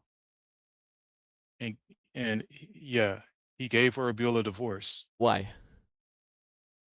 What's the reason? because of their harlotry. Because of sexual immorality. Right. Illegal? And see, God is a divorcee, Because and he says Israel and Judah are his two wives. You can go to Jeremiah 3 right now. He says it. I hear you, and I do agree with you on that one. I do, but look, you're saying God is a divorcee, but what's the reason? What is the what brought God to the edge? What's the reason? Is it because of, I don't know, coronavirus? Is it because of bad food? Is it because of the way she looked naked? I guess. What's the reason that brought God to the end of marriage? Because of her, like the word I told, the Hebrew word edwat. God used that to actually he used that to describe his wives, because he said that he has two wives on multiple occasions. Also in the book of Ezekiel, I think the word edwat is used. Okay. Do you remember the passage, or should I look it up? I think it's Ezekiel 23.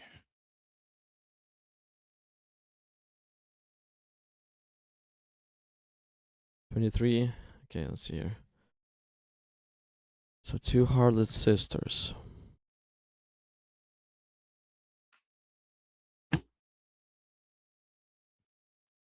Okay, so where's he using the? Yeah, I mean it's obviously they played a harlot. Where's the divorce here?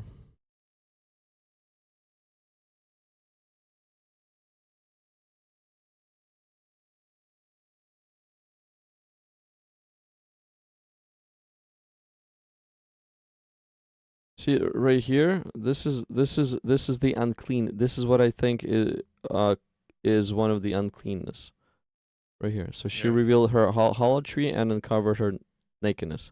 Yes, if a man is walking by, this is what I think according to Deuteronomy would fit the bill as well. If another man is walking by and a husband is flashing him, then No, that's not what he's she's talking about. He's describing them as sleeping with other men. oh yeah. I mean, at first they were flashing before they started to sleep.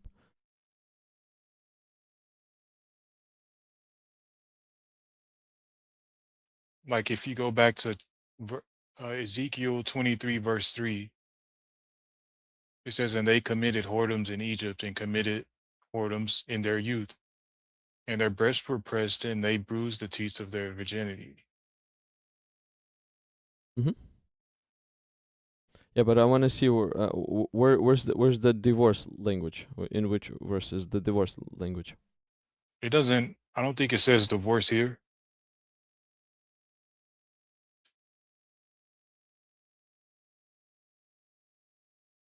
Okay, do you remember which passage it says? So he's punishing them here.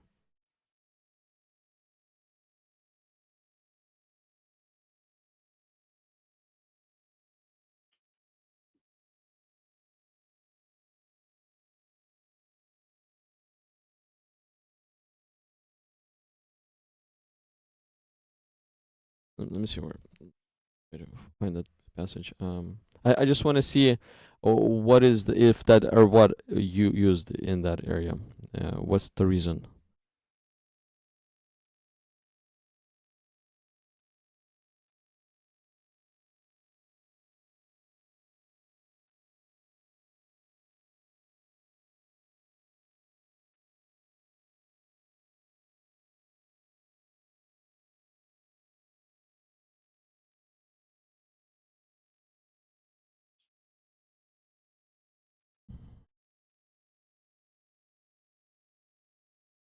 Okay, so Jeremiah 3:6 has that language.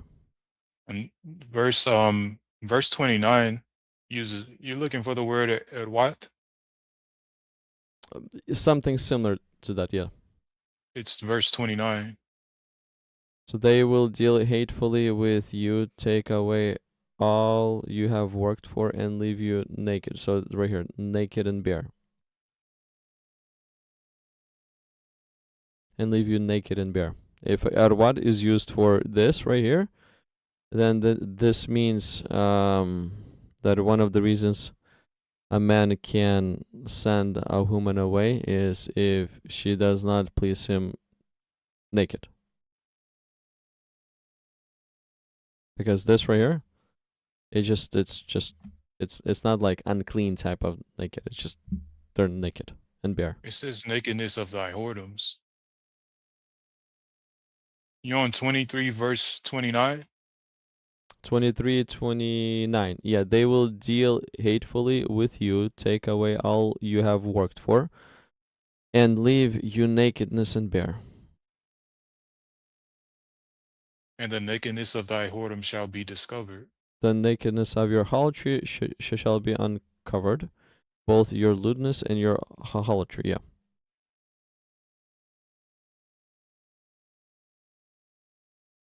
So it is from a uncleanness, but it's I think it's referred to just nakedness in general because I I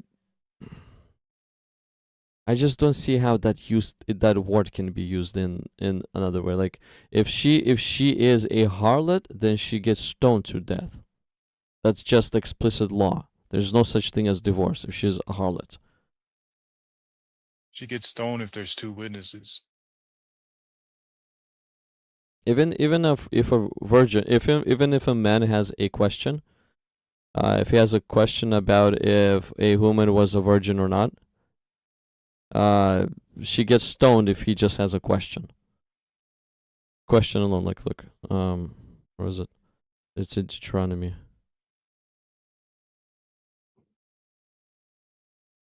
Deuteronomy 22, verse 21.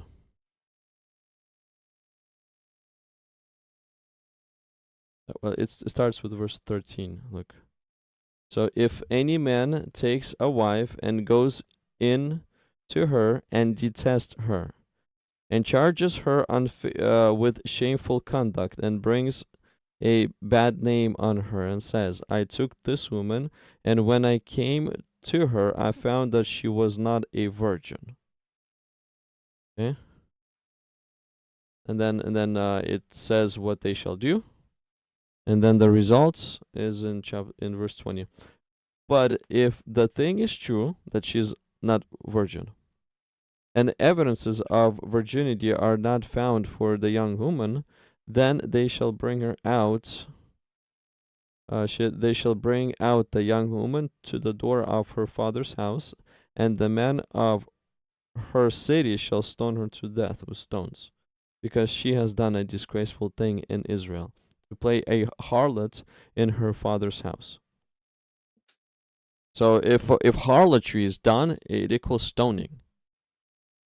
And right here is if man suspects. If he suspects, he brings her before and then prove evidence that she didn't play a harlot. If there evidence comes that she didn't, then a man gets punished. But if there's no evidence presented that she didn't, then by default she gets killed. Because man suspects.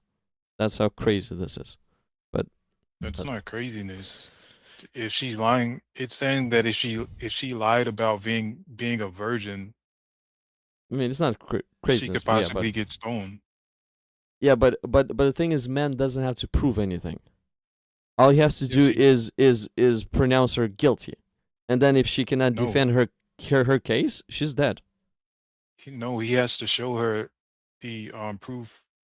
He has to show her the towel to show that she doesn't have any blood on the towel. The virginity blood. No, if a man takes a wife and goes into her and detests her and charges her with shameful conduct, he just charges her. Look at the evidence that needs to be presented. So let's say here, 15. Then the father and mother of the young woman shall take and bring out the evidence of the young woman's virginity to the elders of the city at the gates. So I'm not sure what type of evidence do they bring out. That's the virginity cloth. Unless a woman would keep that cloth for herself just in case this happens. She gives it to her parents. Okay. So then men probably saw that there is no cloth, no virginity, and he accused her. Yeah, she lied about her virginity. So all she needs is one person, her husband, to accuse her. And now if she cannot defend her case, her husband's accusation is strong enough and she perishes. Absolutely. Because she lied about her virginity. But one person is enough to accuse her. Accuse her of lying about her virginity, yes. So that's how much power the husband has. No, that's how much power the law of God gives her.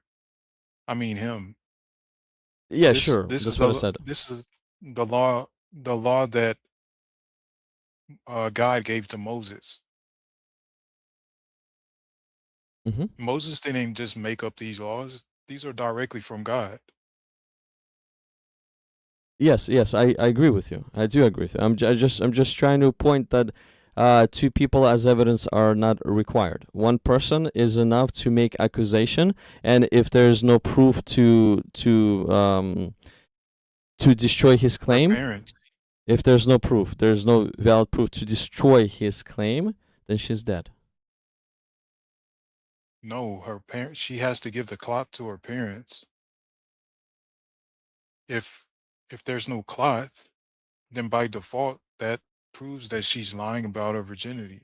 I agree with you. I do Because agree with you. her parents, if when they go to the priest or judges, they decide what's going to happen. They're going to ask, "Where's the cloth?"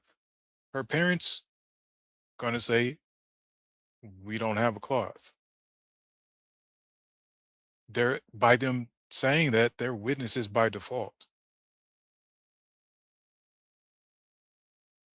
Mm-hmm. So men's word is actually enough to take her out if there's no evidence against him.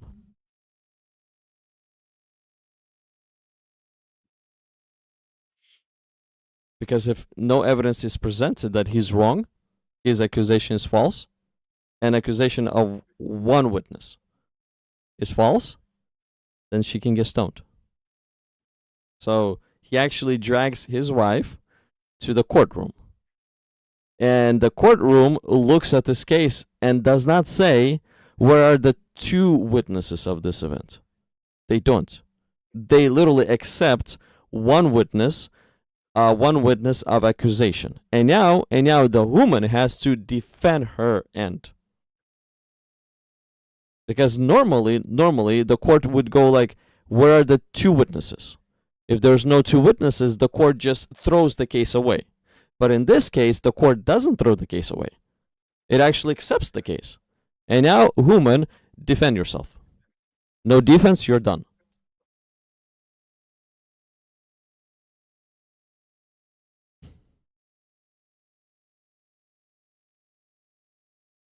But again, like to me, the biggest thing, like in the case of divorce, is this uncleanness word. This uncleanness word, it's like, I understand the reference of it, but how can it be applicable in that reference? That's what I don't understand.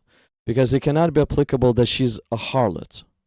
It cannot be applicable in that way because she gets killed.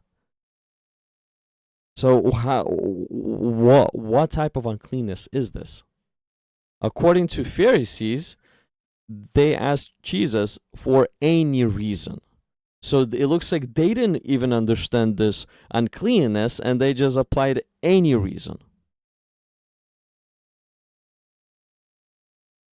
Do you see what I'm saying? Yes, they were trying to, like I said, they were trying to add something that's not in Torah. But what is this then? What is this uncleanness? It's not harlotry. It's, I mean, the only thing that I can so far come up with is if she starts to flash her naked body to just strangers around. That's so far the one. This is the only thing that fits the bill in my mind so far.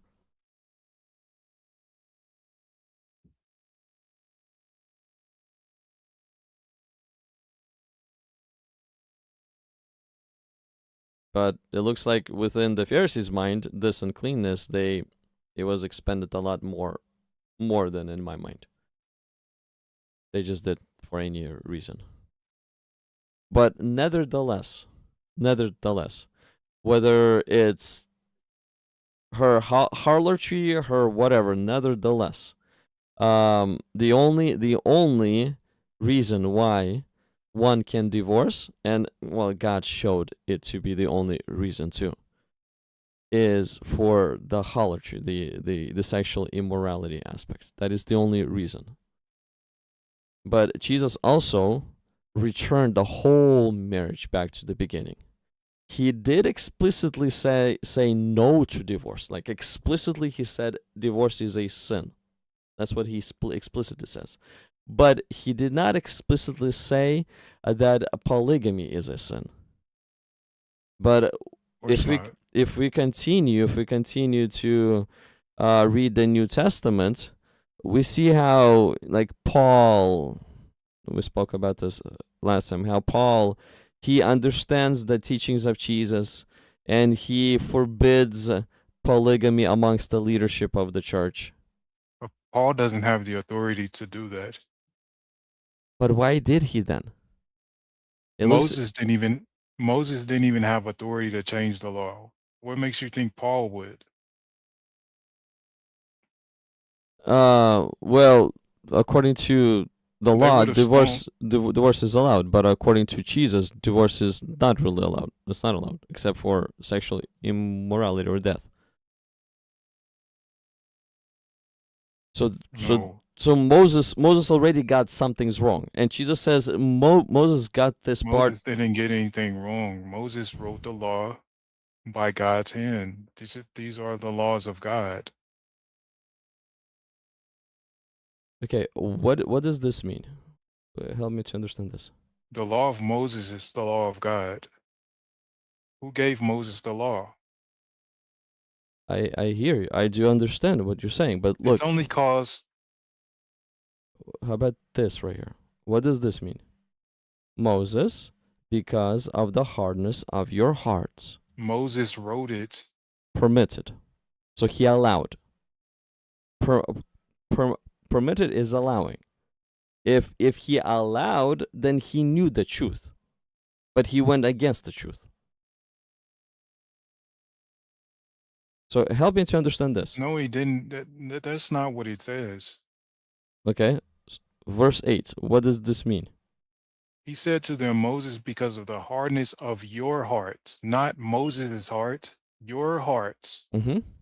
he permitted to divorce your wives. Mm-hmm. So Moses permitted something that's not, he knew is not allowed. He permitted. You know, the word permitted is, No, what is a permitted means? What is the word means? it doesn't mean he added something there. You keep saying that, but it doesn't. The text doesn't say that. What does the word mean? It That's what- means what it says. It means permitted. It doesn't mean that he added something that shouldn't have been there. Let's see what the word means. So permitted.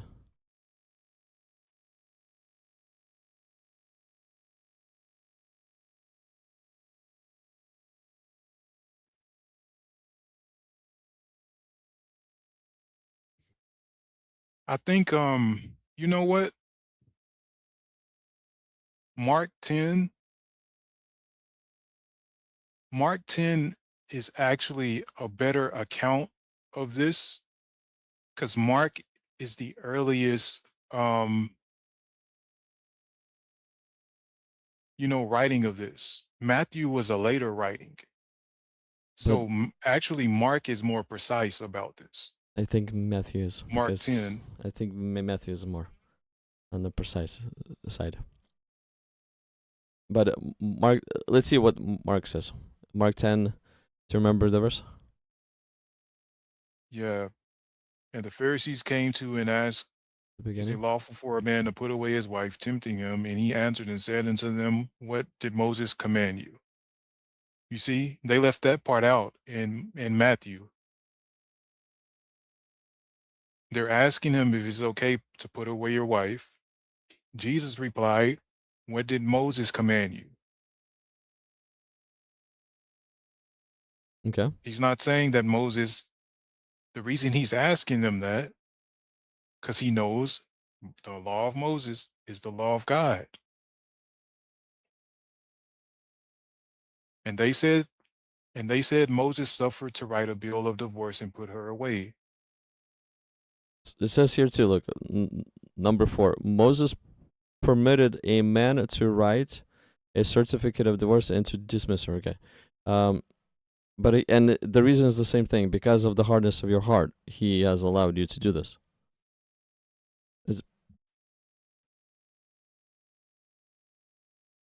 And how can I understand also this reason? So the reason why you're allowed this is because of the hardness of your heart. So help me to understand this too. I mean, I understand as little as it gets, Yes, but the thing is, if I understand it as literal as it gets, it sounds to me like because you guys were not willing to accept God's original design, that's why Moses have allowed you, because you stood up against them. And if I were to apply this logic also to how they behaved in Egypt, I see that Israelites wanted to kill Moses number of occasions. So they really did rise up against him. The problem with how they're translating this is the Greek word. It doesn't necessarily mean allow like how you're thinking it. Okay, because of the hardness of your heart, what does this mean? He wrote you this because of precept. their hearts. Not the hardness isn't of Moses' heart. The hardness that he's talking about is for the reasons why people are allowed to divorce. Hardness of heart makes people commit adultery or do unclean things. That's the hardness that he's talking about. Okay, so now let me apply this to the text. So because you guys have an adulterous heart, Moses allowed you to divorce your wives. Yeah. Okay, but Other what does things. God say?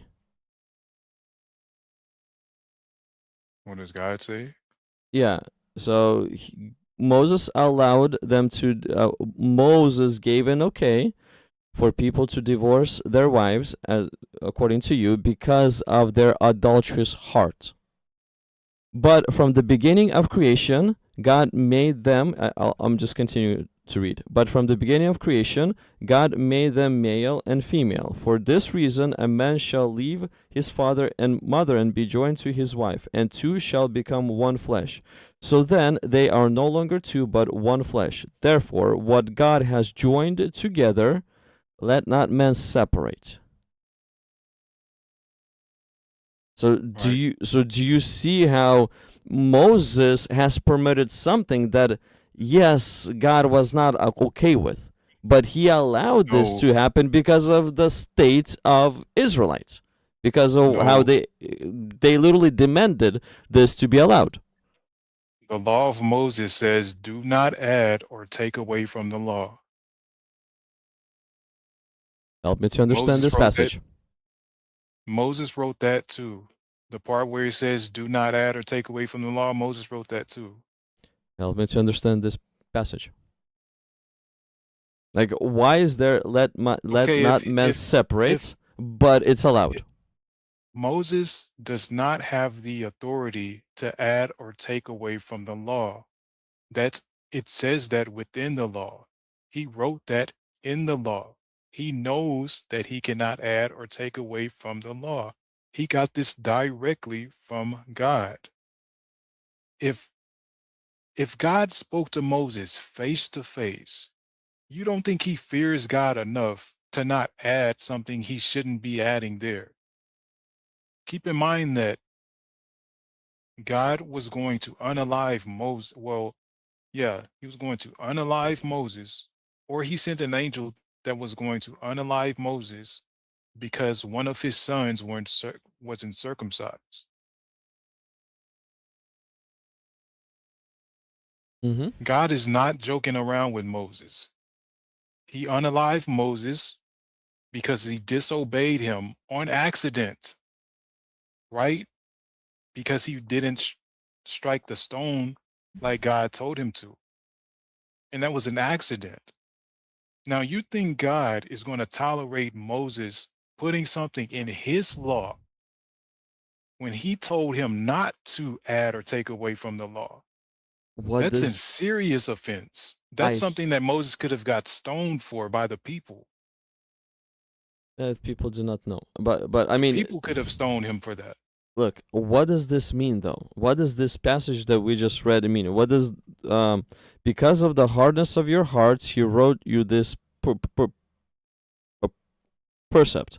But and if we jump to verse 9. Therefore, what God has joined together, let not men separate. What So- I see is people asking, can you, like I said, the debate between Hillel and Shammai was whether you can divorce a wife for something as stupid as cooking food wrong.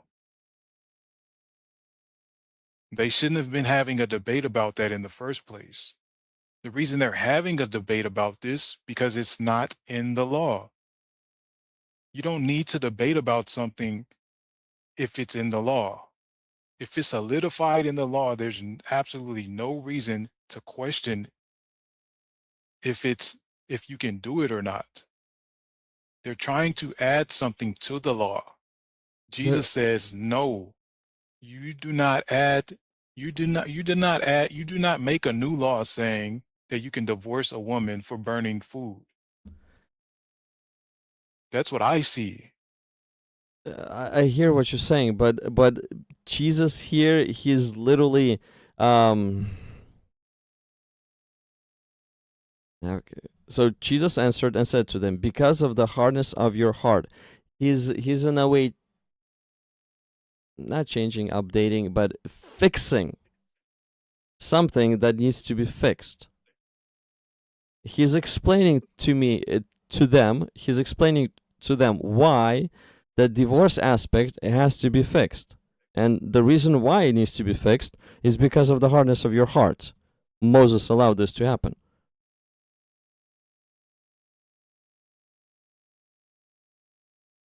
See, I just do not like, I don't understand if I don't understand this right here. If they would come and they would be wrong, then Jesus would tell them, guys, you misunderstood the law of Moses, you misunderstood what he meant. This is what he really meant. Either way, hold on. But he doesn't say this. He says the reason why you find this in the law is because of the hardness of your hearts. That translation on verse 6, it doesn't say that in the Greek.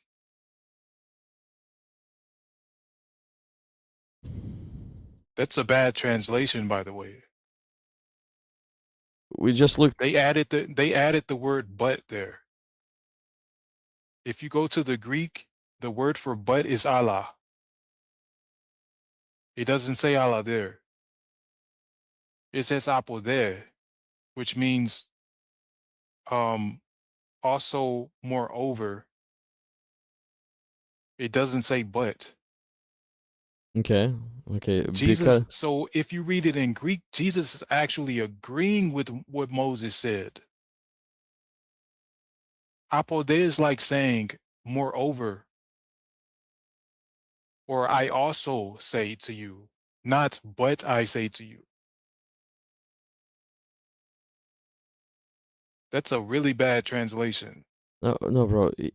Okay. This right here, let not men separate, is not I agree with you. What? This right here, the ending of verse 9, let not men separate, is not I agree with you that divorce is okay. He explicitly says, let not men separate. So no to divorce. And if we go back to Matthew, look how Matthew is presenting this. So after let not men separate, they said to him, why then did Moses command to give a certificate of divorce and to put so sexual immorality? So basically, even under a pressure of Jesus is breaking the law of Moses, Jesus still doubles down and continues on his path, explaining that divorce is nulled out. No. Moses, and I say to you, whoever divorces his wife, except for sexual immorality, and marries another, commits adultery. Except for, but it said except for. So there's a reason to divorce. Yes, and this is according to the beginning. And like I just gave you other examples, like if if your woman tries to harm you or your children, that would be a legitimate reason to divorce her. You can't keep her in the house. That's according to what you think. But But if this woman is trying to unalive you and your children, you're gonna let her stay. You're trying to tell me you can't divorce her?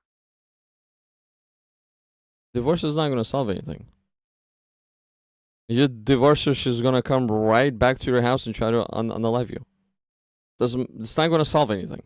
It's not like she's going to all of a sudden submit and then try to kill you again.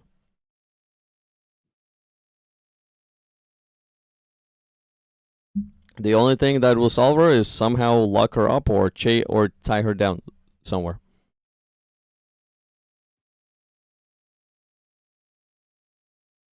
Bro, you can't be serious.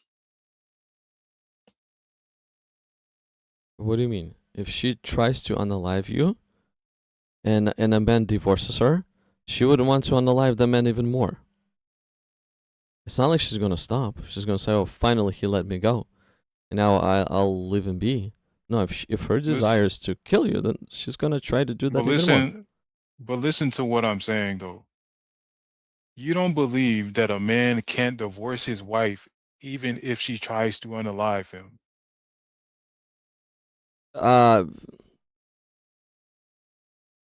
He should put her to jail, yes, and allow God to deal with that if there's no witnesses, and God is gonna unalive her, and then he can legally move on at that point. But can he divorce her? No, there was no sexual immorality. Okay, I'm leaving. I'm done. It was nice to talk to you. I appreciate you, dude.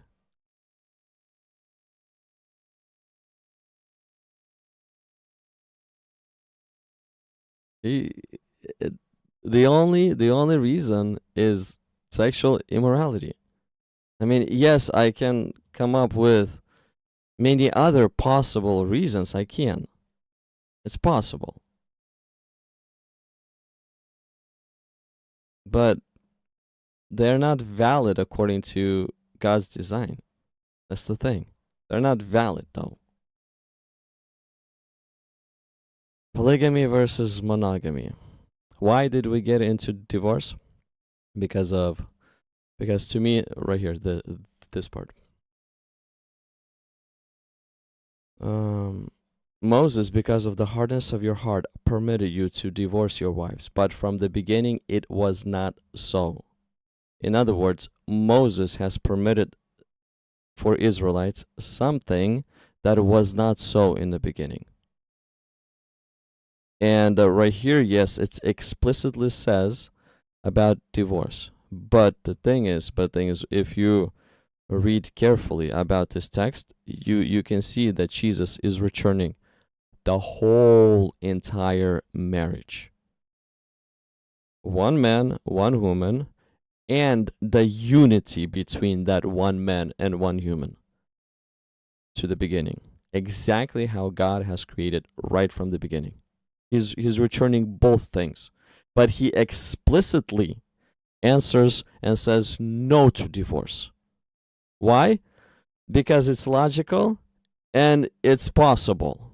But you cannot explicitly say no to polygamy. You can't. What are you gonna do? What are you gonna do with the wives and the children? Divorce them all? Well, Jesus just said no to divorce. And now what? If it's a no to polygamy, you need to divorce or go against Jesus's other marriage commandment?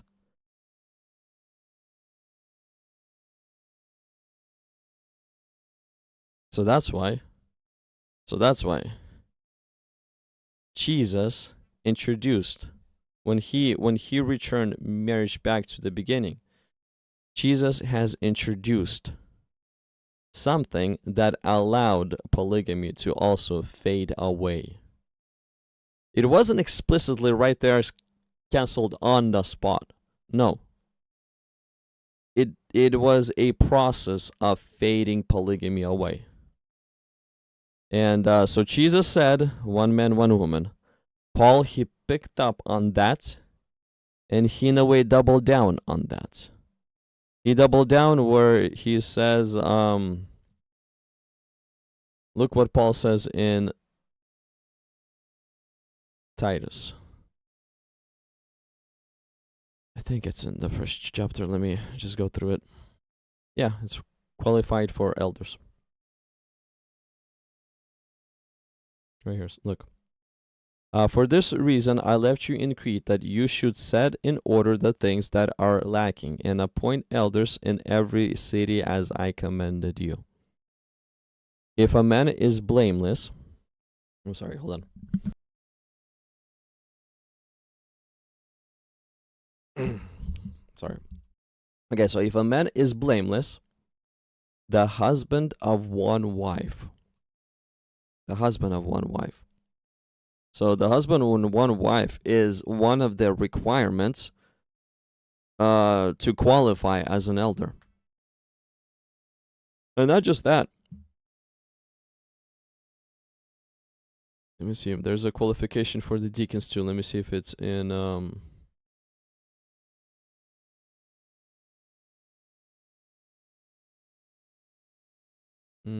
if it's here or it's in Timothy.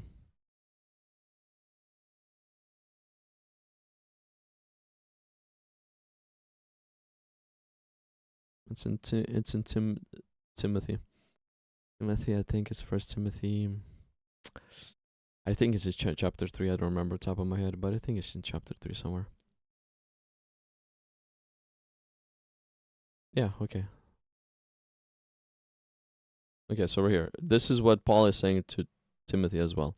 This is a faithful saying. If a man desires the position of a bishop, he desires a good work. A bishop then must be blameless, the husband of one wife. So bishop is an elder, and this is the qualifications for the deacons. So elders are the guys in a way that I'll put them as run the show. They're the main guys, main leaders within the church. And the deacons are the ones that help the elders. So they're the helpers of the within the congregation. They're the assistants of the elders. So elders are the ones that are on stage. The deacons are also the leaders, but they're more behind the scenes type of leaders. But there are two types of leaders, seen and unseen, on stage and behind the scenes.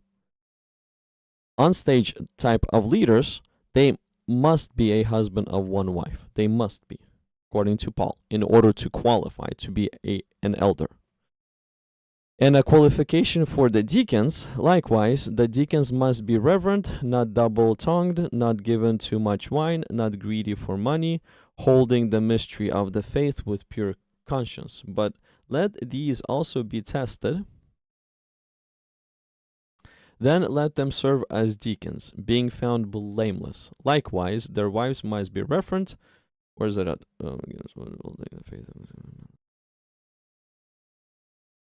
Okay, so verse 12. Let deacons be the husbands of one wife.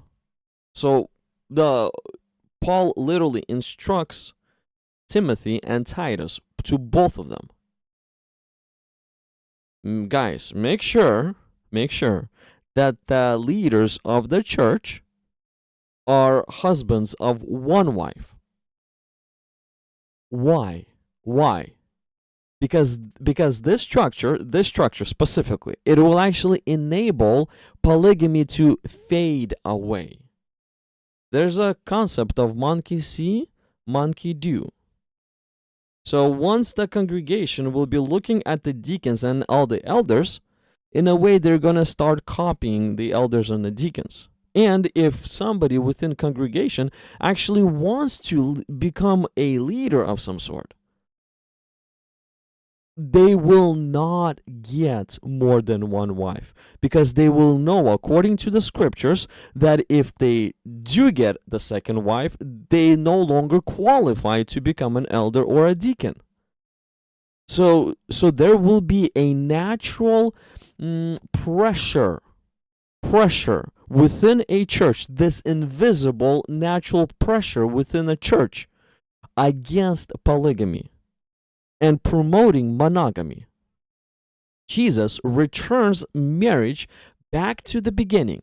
In the beginning, there's monogamy, only monogamy. And in God's line, throughout 1600 years, we spot only monogamy. In man's evil line, that's where polygamy was first introduced. So we can clearly see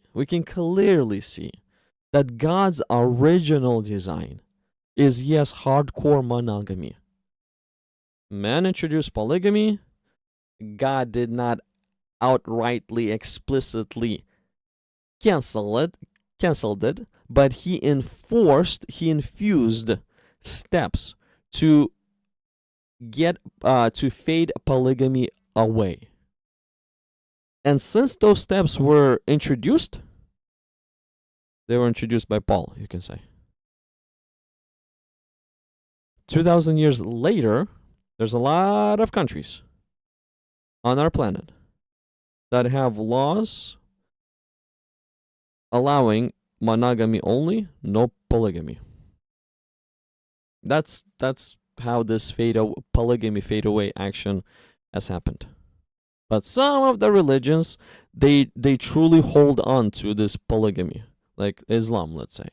Islam truly holds on to polygamy. The Christians, they do not hold on to polygamy because according to the structure of a church, it's faded away. But Islam, on the other hand, they do hold on to polygamy as hard as they possibly can.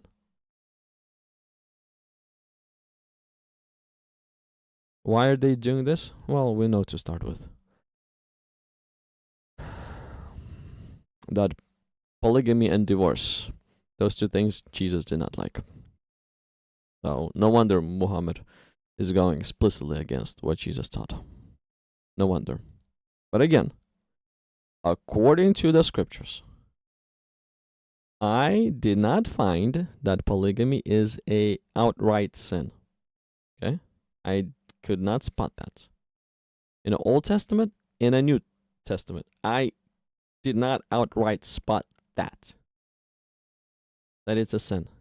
But what I did find is each time polygamy is introduced, a man is opening up a Pandora box that will backfire against him in due time.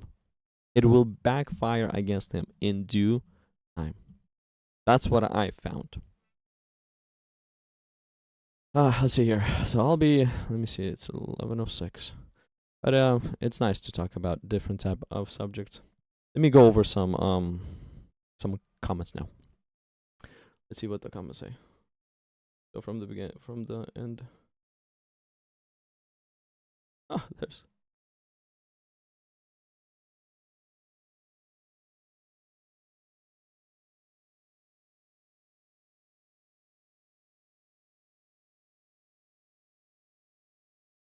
Okay, so this makes a lot of sense. So any scripture that advocates for polygamy would be false, right?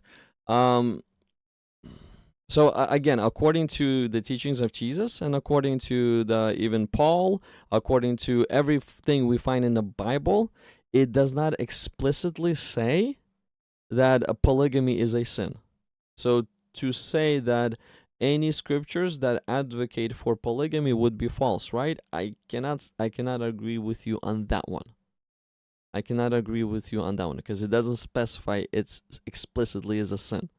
But now in the case of divorce, I do agree with you on that one. Because in the case of divorce, we explicitly see that divorce is not allowed unless for sexual immorality. So it's not allowed. So yes, it's explicitly says this. But not about polygamy. But again, about polygamy, if I were to go through some of the stories where polygamy was there, Sarah and Abraham the side effect of polygamy did not bring pleasurous marriage. There was bickering between wives and bickering between children of those wives. Because both wanted, I guess, the inheritance. Both wanted the priority. Both wanted the dominance. And Abraham is required to choose one. Not a good position to be in. Not a good position to be in. And also, if I were to move on to Jacob and Leah. So, Jacob, Leah, and Rachel. Ooh, the amount of headache Jacob had to go through, all because of polygamy. Specifically because of polygamy, was extreme. A lot of headache. Which ones? Similar events. The two wives are bickering between each other. Children of those two wives are also bickering between each other to the point that Joseph gets sold into slavery, into Egypt. That's how bad they're bickering. Now, why are they bickering? Why is there a bickering war? Because Jacob made a mistake. What was Jacob's mistake? Jacob preferred one wife over the other one. Jacob preferred the children of his loved wife over the other children. The preference that Jacob has introduced caused rivalry that shouldn't be there. But again, if polygamy is there, it's nearly impossible for a man to be neutral. It's impossible. Literally, it's impossible. So now, if polygamy is going to introduce, I prefer this side or this side, then by default, there's going to be rivalry against both sides, fighting each other over the dominance of a man. I mean, over, the preference of a man. Do you want such issues in your marriage? Bible shows us that they are there. Now, if you're telling me that my polygamy, like your polygamy, I'm one wife. I have only one wife. I'm not planning to get the second one. But let's say if your polygamy, if you're telling me that your polygamy has no issues, where I see that polygamy causes issues, maybe you're doing something better than Jacob. Maybe you're doing something better than Abraham. Maybe you're doing something better even than David. I mean, you probably got the recipe of polygamy spot on correct. Because within the lives of David, there was issues because of polygamy.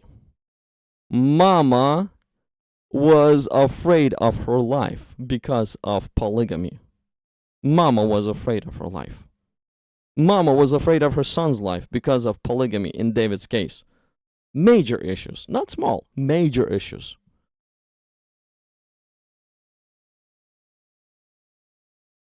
David, I mean Abraham, it's not like he had a smooth ride as well. It started to be smooth when Hagar got kicked out. So when God ended polygamy, that's when things started to be smooth again. But until God ended the polygamy, there was issues. There's literally issues. In the case of Jacob, similar events. But in the case of Jacob, it never got solved. But similar events, but never got solved. So now, if you, men, telling me that you got a perfect recipe for polygamy where Pandora box does not get opened up, I wanna hear your recipe and actually compare it to the Bible and see if your recipe is nice imagination or it's valid. Because so far, I'm sorry, dudes. I'm sorry, guys. I just simply did not find a valid recipe for polygamy to exist successfully. I just couldn't find a valid recipe yet. In fact, I keep on finding recipes where you do the polygamy, you're gonna have issues. That's the type of recipes I keep on finding in the scriptures. Just to let you know this, okay?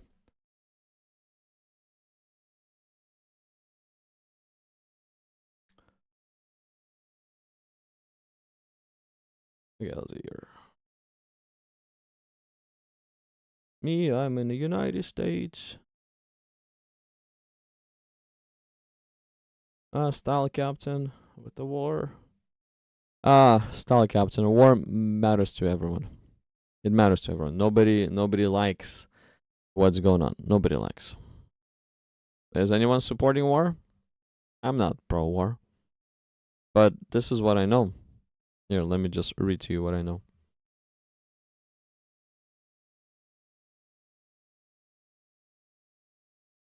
Let me just share with you what I know. And this, what I know, keeps me at peace.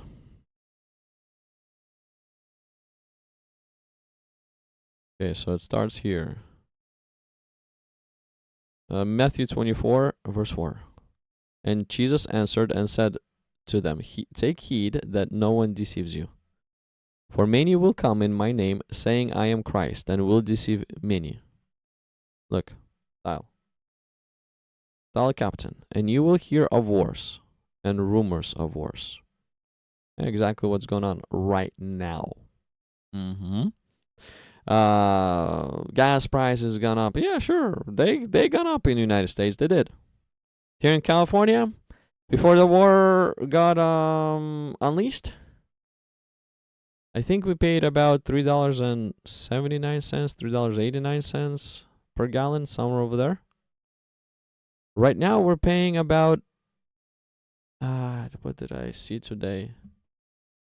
Was it about $5.19? $5.15, $5.19, somewhere over there. That's what I think I saw today. So yeah, it's a pretty big jump because of the war. Yes. What jump? What, $1.40, and $1.40. If I calculate it from $3.80, that's about 40% increase. So yes, the war brought about 40% increase in the price of fuel here in the United States. Nobody likes it. Nobody likes to overpay because of what's going on elsewhere. Nobody likes to do this. Nobody likes to see where the lives are getting destroyed. Nobody likes it. Yeah, nobody likes it. But bro, let me just tell you this. This is what Jesus is saying. And you will hear of wars and rumors of war. But look how he continues on with. See that you are not troubled. Not troubled. But bro, you can talk about war all you want. You can be troubled about war all you want. Honestly speaking. You literally can be troubled about war all you want. Talk about war all you want. It's not going to do anything. It literally will not do anything. All it's going to do is it's going to irritate you. You will not be able to sleep peacefully at night. Before you fall asleep, you'll be thinking about this irritating, angering thoughts. You'll be waking up with this angering, irritating thoughts. I mean, if you really like that type of lifestyle, you're welcome to have it. I know what I'm talking about because I'm Russian. I'm Russian, okay? You are, I'm not sure where you're from. You're maybe from Palestine. You're maybe from other Arab country. Maybe if you're from Iran. I do not know where you're from. I don't remember, honestly speaking, if you said where you're from. Maybe you're from the United States too. But originally, I'm Russian, okay? I was born in Soviet Union. So I'm Soviet, I guess. Originally. When the war between Russia and Ukraine sparked up, it consumed me in the beginning. Because one side was my people, and I don't want the bloodshed to happen. But what can I do about this war? I got super mad. I lost in a way my sleep. I'd wake. I mean, what I told you is what I was experiencing. I would wake up. I would go to sleep with angering thoughts. Oh, I hate this party or this party. I hate this president or this one. That's literally would be my thoughts. I would go to sleep with those thoughts. I would wake up thinking exactly the same thing. Oh, this president, we need to kill him somehow. I mean, you see what I'm saying, right? Like that would actually irritate, anger, and damage me.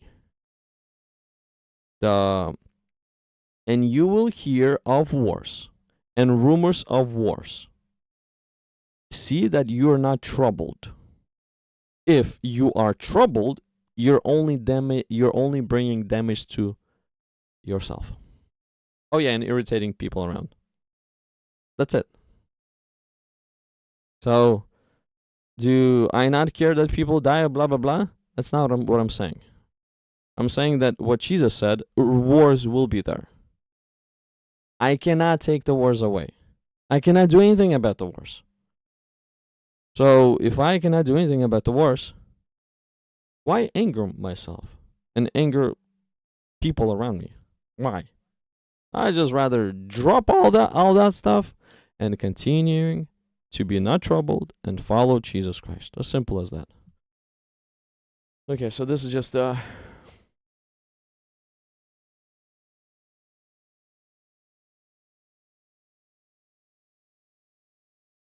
me go.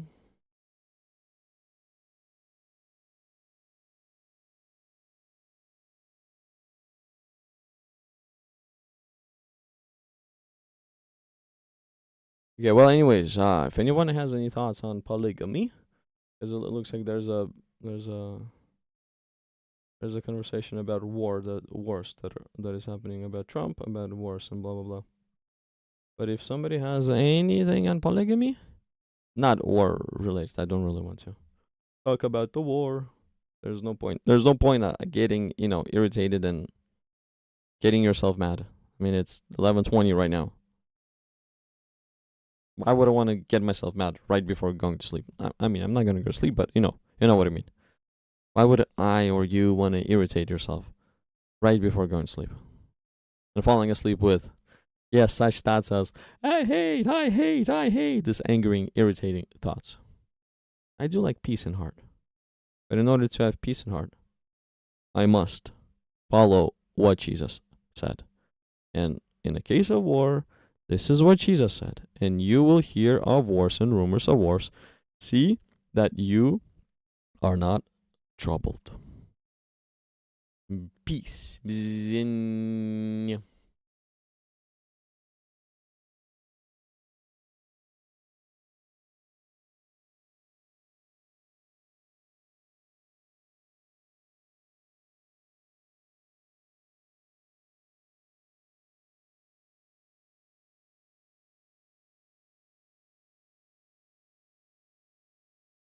There's interesting. Dial Captain, haha, ask ChatGPT. He says, do you rely on ChatGPT, bro? Can you? Not like I do use AI. I use AI. Okay. Which one? My body, my choice. You can use whatever you want to use. But I don't pull my perspectives from the AI. I don't pull that information. Because perspectives on the AI and on the AI is a human programmed in a way. So I don't pull the perspectives from the AI. I don't pull the way I should think from the AI. No. What I use AI for is do research. Research how? Hey AI, I remember that there is a verse in the Bible that's Abraham kicks Hagar away. Where's this passage found at? And then AI gives me, okay, it's found in Genesis chapter 16. I go, okay, thank you. And then I take that passage, open up the Bible, and actually read the passage for myself. See what it says. Now, why do I use AI to find that passage? Because, dear people, I cannot hold all passages in my mind. I mean, just imagine there's 66 books in the Bible. The longest book is broken up into 150 chapters. The longest chapter is, I don't remember, but it's extremely long. Let me show you what the longest chapter is. Psalms 119. Look how long it is. Where's it at? Look how many verses it has. 175 verses. I cannot keep all this in my head. Since I cannot keep this all in my head, I use different search engines. In a way, I can ask Google search, hey, where's this passage located at? Or I can ask AI, where's this passage located at? But I don't use AI to build and form my perspective. I don't do that. I use scripture to build and form my perspective. Two different things, okay?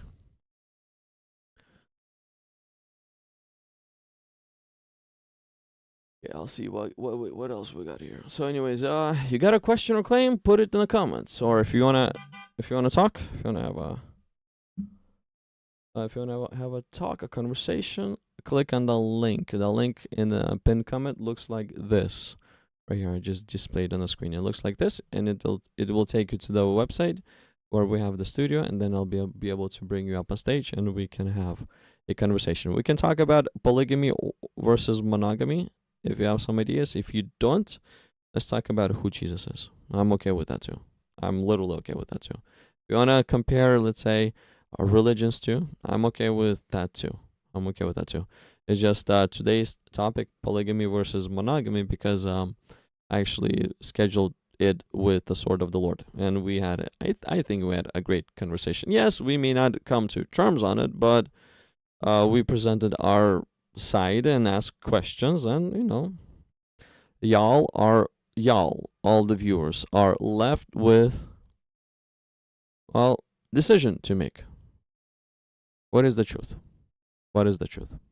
So that's why I pray, I will continue to pray to God that, with all this information that we are going through, that we're unpacking, even in a subject of polygamy versus monogamy, God, help us to understand what the truth is. Help us to understand what is the blessed way. Blessed way. And the blessed way is always God's originally intended way.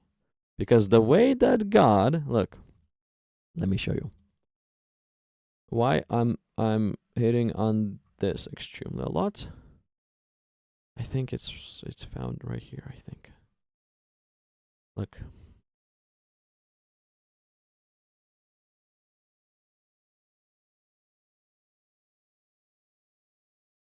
Okay, so this is God's original creation. Described. Okay, so Genesis chapter 1, verse 31. So this is a quick overview. Genesis chapter 1 is a quick overview of how God has created the heavens and the earth. And then the very last verse of this quick overview says this. Then God saw everything that he had made, and indeed, look, this is very important. It was very good. Very good. Do you know what that means? It's perfect. Perfect. And this very good started to fall apart the longer man started to live. The longer we started to live, advance on this earth, this fall apart. The longer we exist, the more we made this very good fall apart. So that's why I'm saying we always should go back to the beginning in every aspect. You want to have a successful marriage? Go back to the beginning, to God's original design. And if you were to study Genesis chapter 2, it's basically in a detailed account of creation of man. and what man has done, what man was doing, and how God has brought to that man, to Adam, one female, one woman, one. He didn't bring 5 or 6 or 10. No, he brought only one. Now think about this. If one of the benefits of polygamy is faster reproduction, one of the benefits, and I agree that's probably the only benefit that there is faster reproduction. You just have more children. That's it. There's no other benefit of polygamy whatsoever. It's more harm and side effect. But if one of the benefits of polygamy is faster reproduction, well, why didn't it concern God whatsoever? Like, think about this. Right in the beginning, there's one man, one woman. Only 2 people on planet Earth. Only 2. So if God really wanted to populate the Earth extremely fast, he'll probably make one Adam and bring him 10 wives? And think about it. If Adam would have, 5 kids from each wife, second generation is 50 people. If Adam has 5 kids with one wife, second generation is only 5. But for some reason, God was not concerned with multiplying the population of the earth as fast as he possibly can. He wasn't concerned with that at all. What he was concerned with more is, what is the blessed way of marriage? And he proved that even though the reproduction might be slower in the beginning, he proved that the blessed way of marriage is monogamy. Hey, what's up, Style Captain? Hey, what's up? Oh yeah, I've seen this text that you've been posting. This text a lot. Bro, by the way, I just got banned on another Christian apologetics channel for saying I love Jesus. Help poor Palestinian Christians who are being disrespected by Israeli Zionist movement. Am I wrong? Yeah, you're wrong, dude. You're wrong. You are wrong. But I believe in the freedom of speech. Will I ban you here? Whatever. I mean, obviously, if there's explicitly an perversion, that's different. But you're welcome to say such things. I don't really care. Or I ask such questions too. Okay, so what are the effects of polygamy in terms of leadership? Well, it's more of a monkey see, monkey do effect. The concept is monkey see, monkey do. If a leader of organization, a leader, the one whom people, laymen, just average men, follow and look up to, if that leader is in a state of polygamy, then all those men that look up to him would also be drawn to be like him and to be in a state of polygamy. But if the leader has monogamous marriage, then the followers that adore him and look up to him will also be aiming for monogamous marriages. Why? Because they follow the leader. So that's why. And that's how Paul, it looks like, had wisdom from God to actually fade polygamy away by saying, Timothy, Titus, guys, the qualification of the leader of the church is that the leader must have only one wife. Must have only one wife. If they want to lead in any way, elder or deacon, one wife. That's it. So again, this concept of monkey see, monkey do would be infused within the body of the church. The congregation, the followers, the people that go to the church, they look up to the leaders, they admire the leaders, and they copy the leaders. Copy how? The leaders have one wife, the congregation has one wife.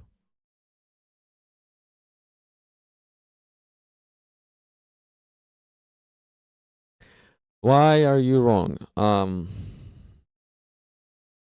Because of partiality. That's why you're wrong. You're partial. You're creating this.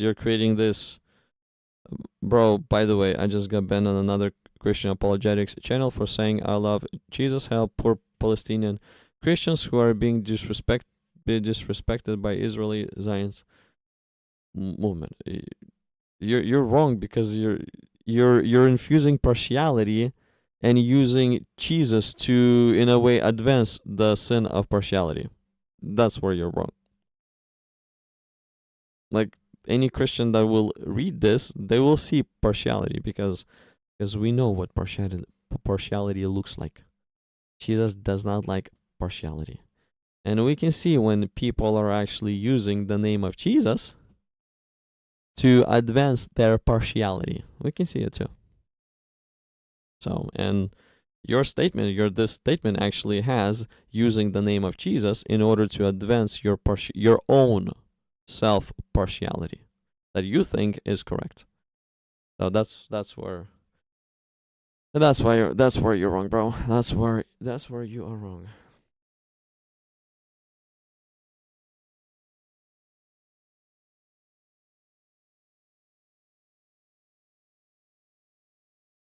You're referring to church leadership. Yes, I was referring to church leadership.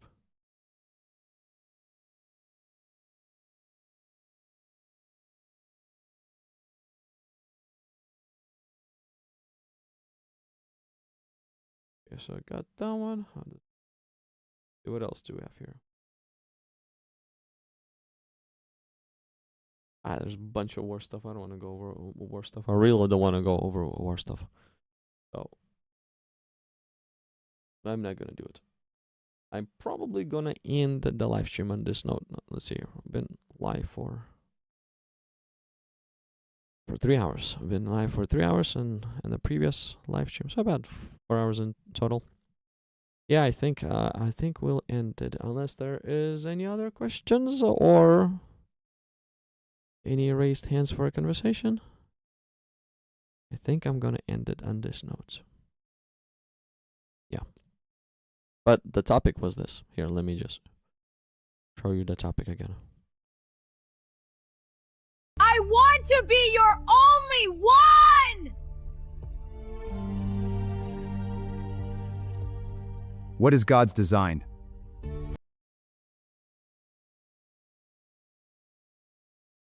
What is God's design?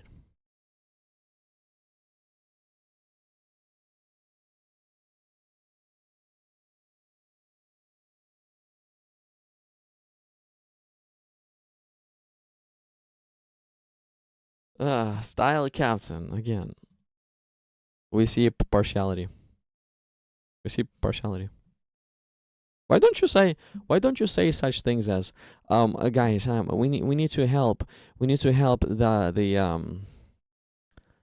the Christians of Gaza. Why? Because Hamas is killing them. According to Quran chapter 9 verse 5, it gives Hamas a full right to annihilate the Christians of Gaza. We need to set the Christians of Gaza free from that evil Hamas that is disrespecting them. Why didn't you say that? Why did you only bash one side when both sides are responsible for the chaos that is happening? Why bash only one side when both sides are responsible? That's why you're wrong. We can see partiality, bro. We can see partiality. So if you truly care about the Christian Palestinians, you're welcome to bash both sides.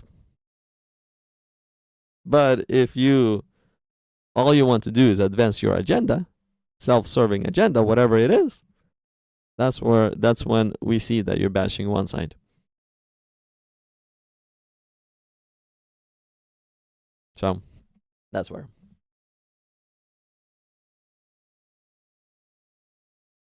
Is there any Hamas in Quran evidence?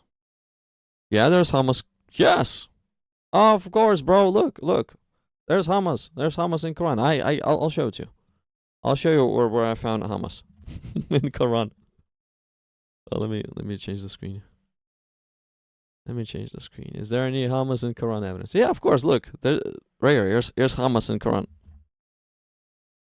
Muhammad was supporter of Hamas, I would say. I would say Muhammad was a prime supporter of Hamas. Look, this is Hamas in Quran. So when the sacred months expire, kill the Christians. Ooh, annihilate them. Poo, poo, poo, poo, poo. Kill the Christians. Oh, by the way, you need to kill the Christians, bro, wherever you find them. Wherever you find. So wherever Hamas is to find Christians, they're supposed to kill them. Wherever they find them. Okay? And Hamas is supposed to catch the Christians and besiege them and sit an ambush for them everywhere. That's what Muhammad has commanded Hamas to do against the Christians. Are you condemning Hamas too? Are you condemning Muhammad as well for disrespecting the Palestinian Christians? Oh yeah, and if this Palestinian Christians, if they repent and establish Salah and pay Zakah, that only then Hamas is allowed to leave them be. Only then. But if the Christian Palestinians do not repent before Hamas, then it's literally slaughtering time. Are you condemning Hamas and Muhammad for allowing Hamas to do this to the Christian Palestinians? Are you condemning this too? Or are you going to be partial and just take one side? Condemn one side. What are you going to do, bro? What are you going to do? And here's a prime evidence of Hamas in Quran. Right here. Oh, and Muhammad, the Islamic prophet Muhammad, was actually the leader of Hamas. Because he wrote for Hamas to do this, okay? So he was the leader of Hamas. Or such organization like Hamas. Whatever they called that organization back in the day. Oh, it was called Muslims. So...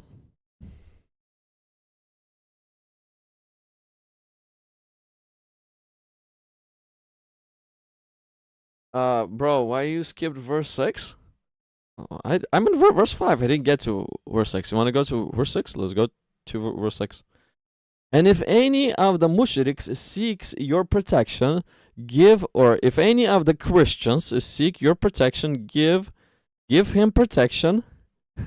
Oh, look. It's fascinating. So yes, Hamas is supposed to, if the Christian is going to be seeking protection from Hamas, according to this verse, is supposed to give a Christian protection. Are there any conditions? Until he listens to the word of Allah. So until that Christian listens to the word of Allah, Hamas is required to protect them.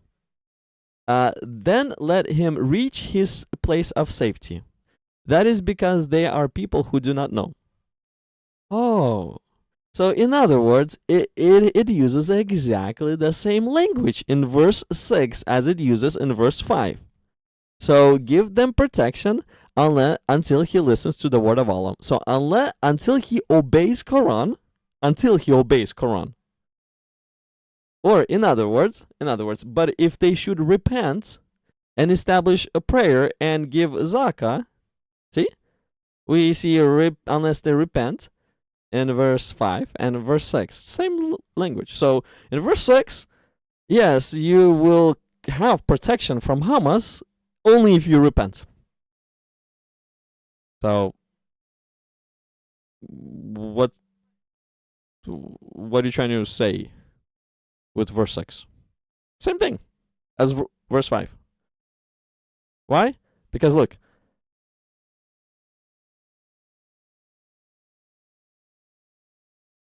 Hamas leader Muhammad goes out on a raid, sees a group of Christians, attacks them, kills 10 of them. Two of them are pleading with Muhammad for protection. They haven't repented yet. They're just pleading with Muhammad for protection. So Muhammad gives them protection. But the condition of that protection is they must listen to the word of Allah. In the word of Allah, it says, deny Jesus as the Son of God. If you don't, you're committing shirk. So goodbye. You're done. So see, unless they repent, there's no protection in the end. See, so verse 6 is not helping you out, bro. Oh yeah, I'm not running. There's nowhere to run. Why are you running from verse 6? Okay.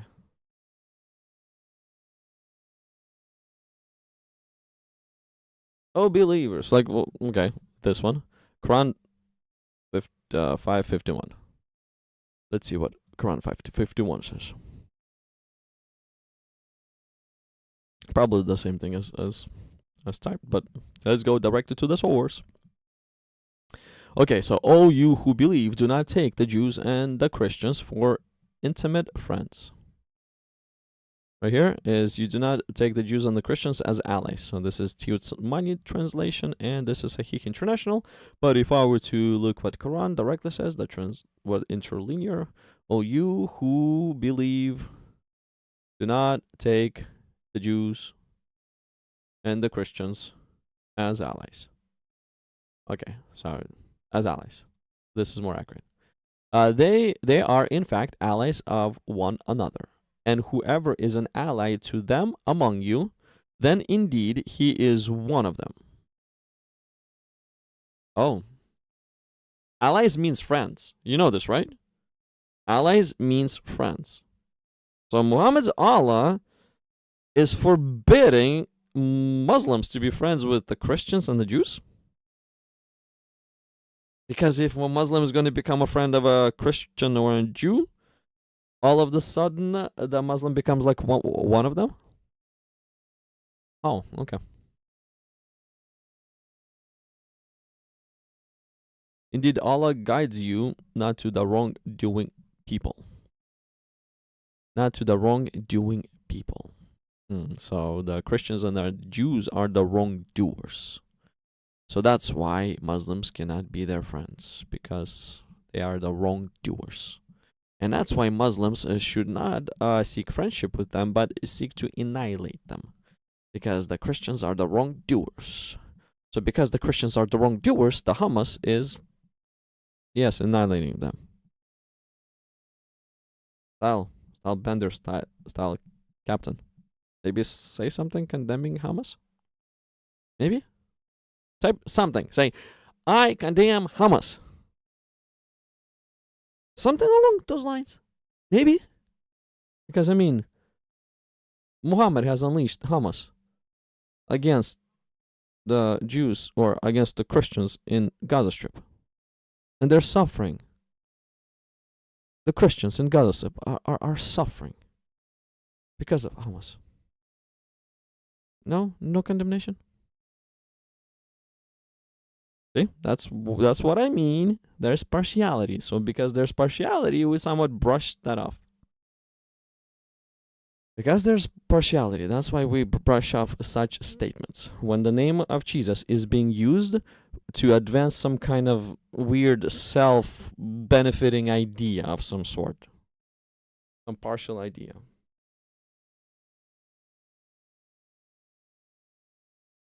I don't support any killing, any innocent. Oh, bro, let me then ask you this question. Do you support what Hamas did by what is that word? Intruding within Israel in October, when was it? About 2 years ago or so? And I believe Hamas killed about 1,000 Jews in 1 or 2 days. Do you condemn Hamas for doing that? Or because they're Jews, they can be annihilated? According to Quran, it's probably allowed to annihilate them. So do you condemn Hamas for killing innocent Jews? Around 1,000 of them in what? A day, 2 or 3? Or are you okay with that one? I'm just, look, I'm not taking sides.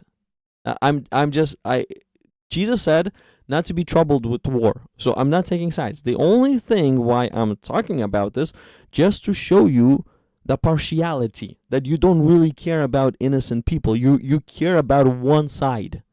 But all the innocent people from the other side can cease to exist. You can care less.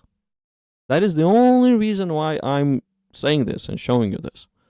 Just partiality. I do not support any innocent killing. I don't. Jesus does not support it. I don't support it. But again, for me to yap is not helpful as well.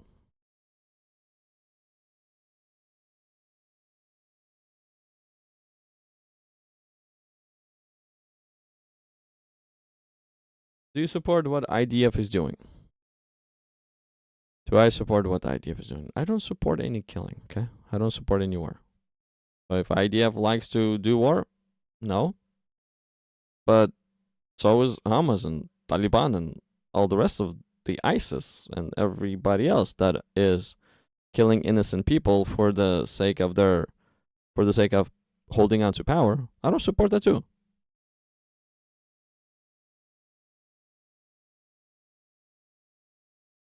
Yeah, the star captain, it looks like he doesn't know what happened on October. I'm not pro Jews or Palestinians. That's not the reason why I brought all this stuff up. Okay, that's not the reason why. I'm just trying to show you again that if you want to talk about war, don't be partial. Talk about the subject of war, not the subject of, well, let's condemn one side for the evil that they're doing. But, let's kind of ignore or turn the blind eye on the other side, when the other side is the one who's guilty at starting this. Who attacked who first? Hamas Israel or Israel Hamas? Who attacked who first? But no, hold on a second. October 7th never existed. I'm going to close my eyes on it. No, it never existed. Okay, so that's it. It's the Israel attacked Hamas first. Because October 7th doesn't exist. Anyways.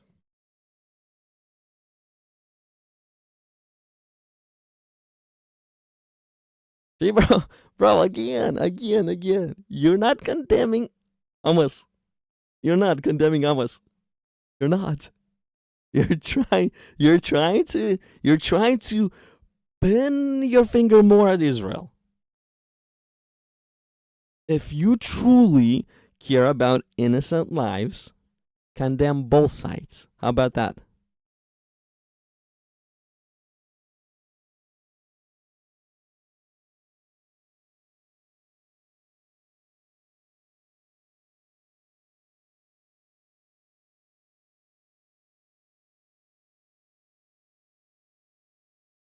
The Israeli has been doing this since 1947. What is your defense, bro?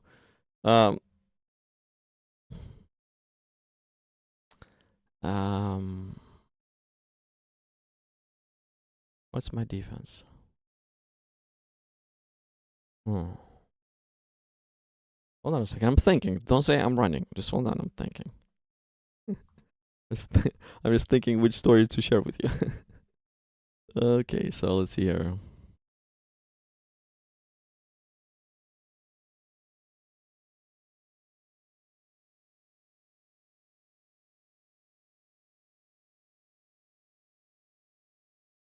Where's it written?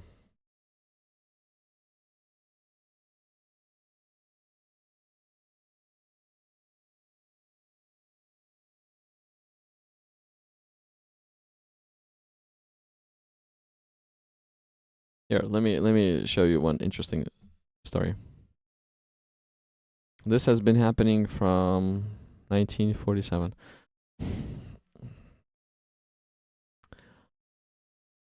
Let me bring a little more accuracy to your claim. Let's read 1 Samuel chapter 7. Right here.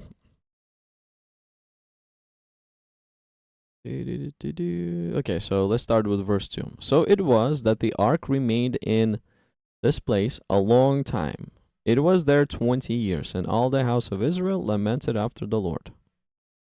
Then Samuel spoke to all the house of Israel, saying, If you return to the Lord with all your hearts, then put away foreign gods and Ashtoreths from among you, and prepare your hearts for the Lord, and serve him only. And he will deliver you from the hand of Palestinians. Palestinians, Philistines. It's very close. I'm not saying it's the same thing, but it's very close, okay?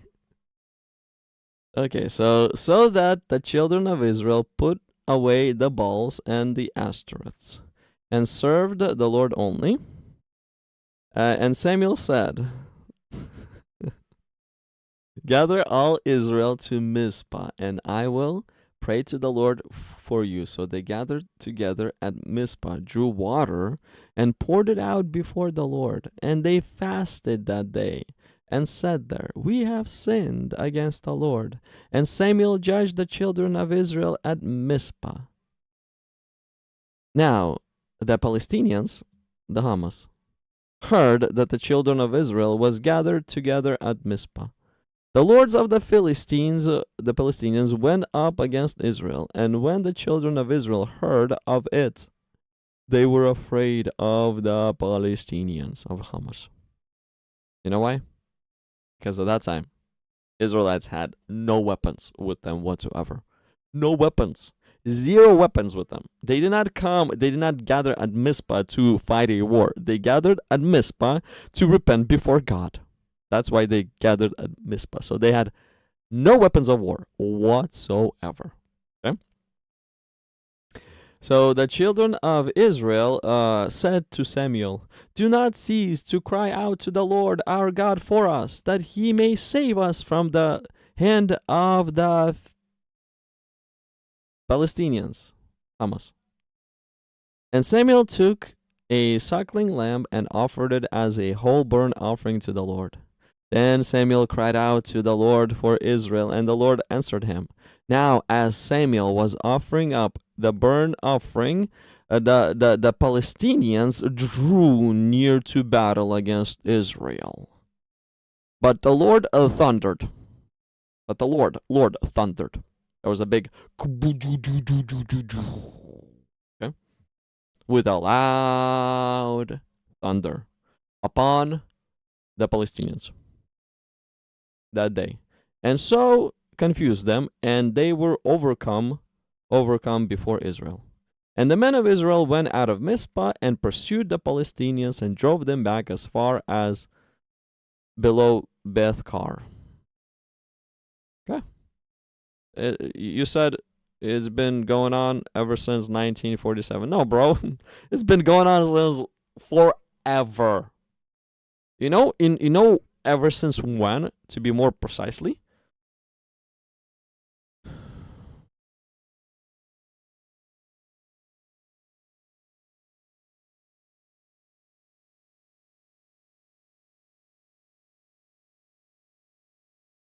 You know, this issue was somewhat caused by Abraham's polygamy.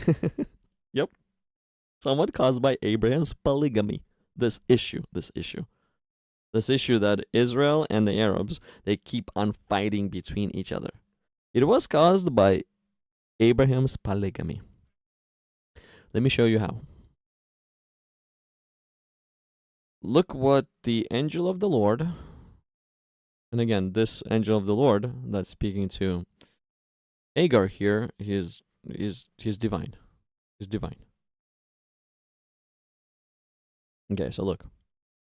The angel of the Lord said to her, Return to your mistress and submit yourself under her hand.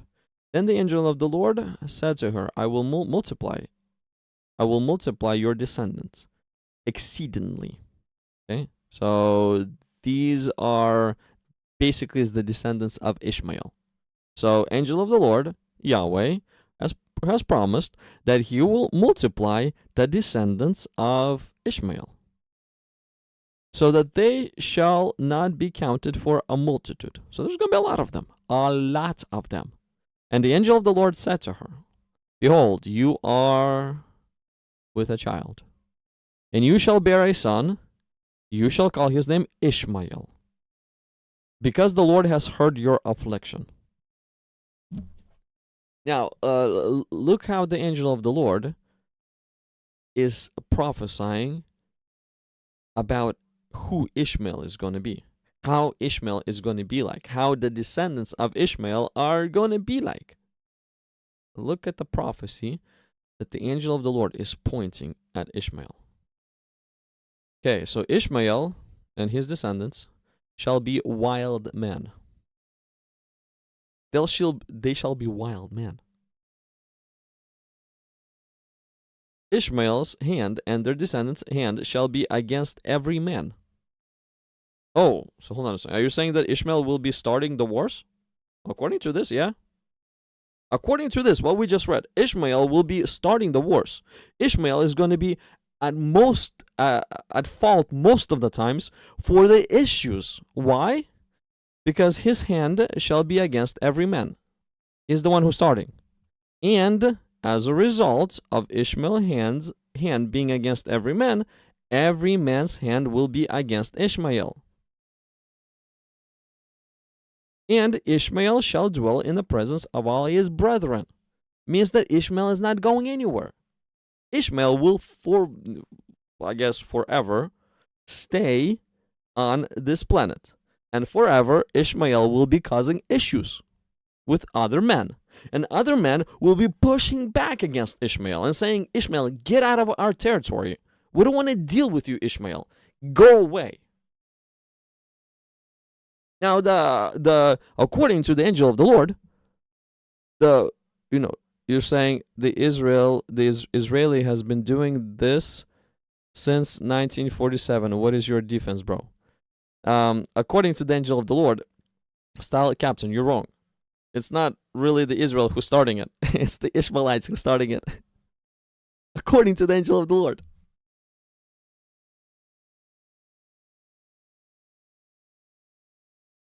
Wow. Bro, there's a lot of comments that just flew by. Huh? Okay, let's see here.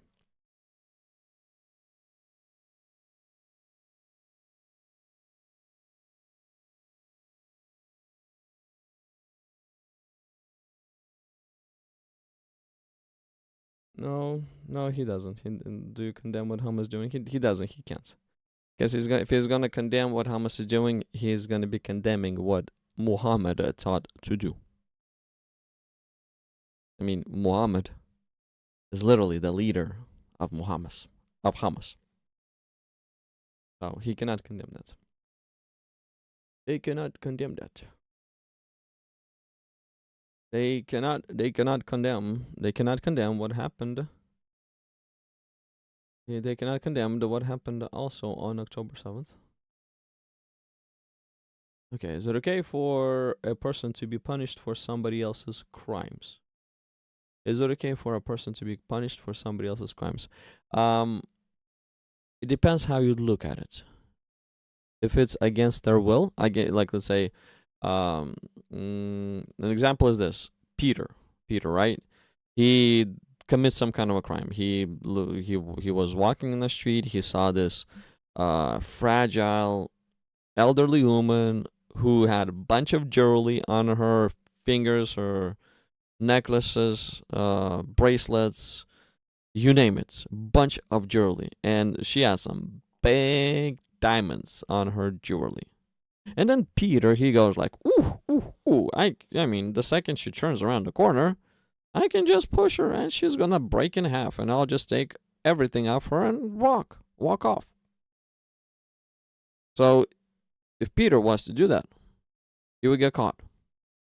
He literally would get caught. He would be brought before the judge. But during the time when he got caught and he was brought before the judge, Peter realized, he realized that what he did was extremely wrong. Extremely wrong. And he is extremely repentative of it, and he promises that it's not going to happen again, blah, blah, blah. But the judge tells to Peter, sorry, bro, there's law. You have to pay the punishment for your crime, for the crime you've committed. No matter if you're even repenting, you still have to pay the punishment according to the law. If the law is broken, the punishment must be paid. But then there's an attorney within the courtroom. There's also an attorney. The attorney's name is John. And John knows Peter. They grew up together. John doesn't understand how Peter got into the lifestyle he got into. But John sees that Peter's plea is sincere. It's sincere.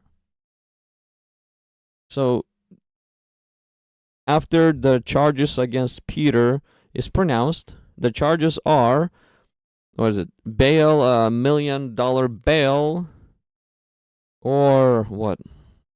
10 years in prison. Okay. Well, guess what? John sees that Peter is truly repenting. Even when the punishment is pronounced, Peter is, well, he's out of it. Because he genuinely hates what he has done. Genuinely hates what he has done. And John sees all this. And John actually believes that Peter is sincere. John walks to the court clerk, says, I'm going to pay Peter's bail. I will pay his bail so that he could be set free. Was it right for John to do this? Was it right? Is it okay for a person to be punished for somebody else's crimes? Is it okay for John to be punished for Peter's crimes? Well, the answer is this. A simple answer is this. John himself took on Peter's punishment. Now, is that okay? It was John's willing choice. John is the one that says, give the punishment to me. John is the one that says it.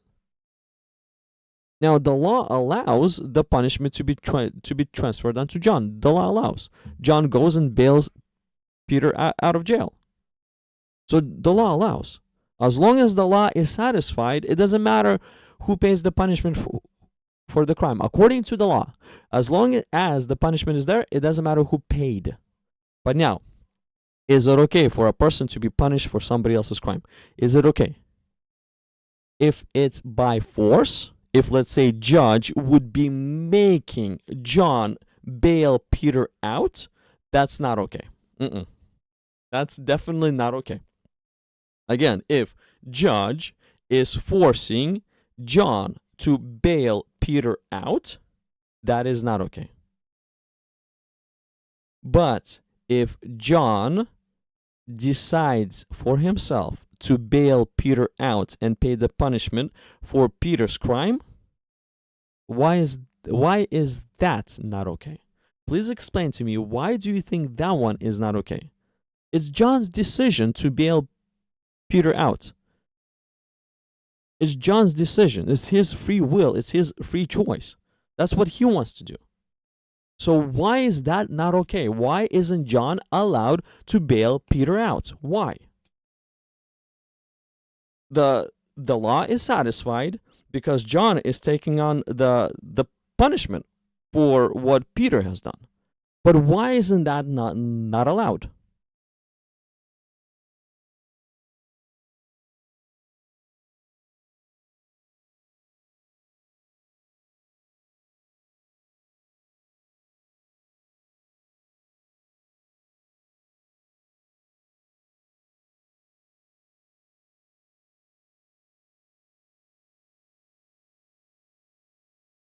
Style Captain, you say that your Christian brother being assaulted and spitted by Israel. Style Captain. But Style Captain, let me show you something. Oh. Style Captain, look. Right here. Right here.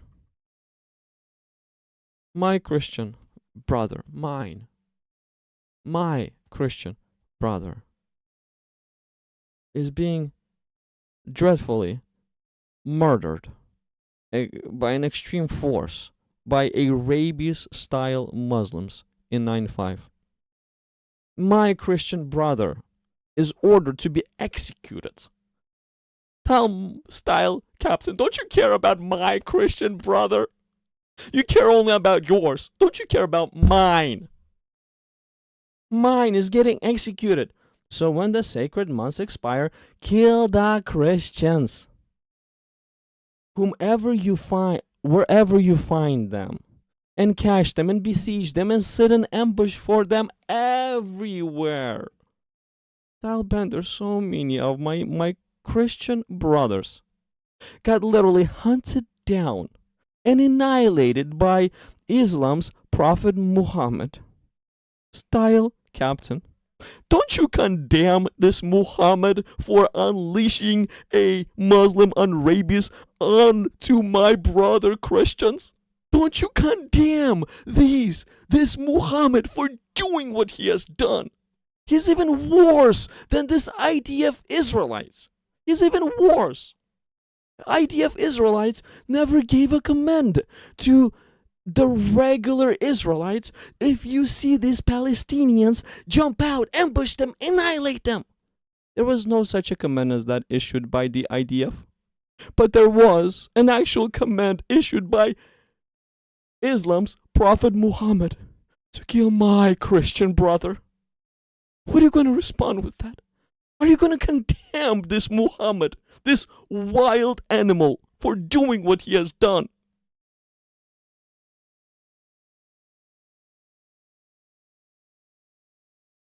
Is this a Jew? No, bro. I'm just poking at style. That's at style captain's logic here. He is showing partiality big time.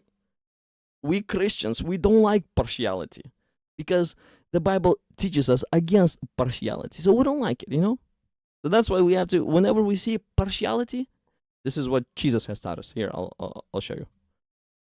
I'll show you what Jesus has taught us. I'm like way off subject, but hey, whatever. Before I end the live stream, whatever. Okay, so but the subject was interesting in the beginning. So this is what Jesus is teaching me to do, okay? Okay, John 7:7. Look. This is what Jesus says, okay? So the world cannot hate you, but it hates me, because I testify of it that its works are evil. So Jesus is testifying that the works of the world is evil and the world hates him. In other words, same goes for us. Whenever we see literally partiality, as I keep on seeing with style captains remarks, literally partiality over partiality, and using the word Christian or the name of Jesus to advance partiality. Well, that's when we have to present some interesting facts to destroy this partiality. So I'm not a Jew. I don't care about that side whatsoever. I care about the Christians, okay? Anyways, oh,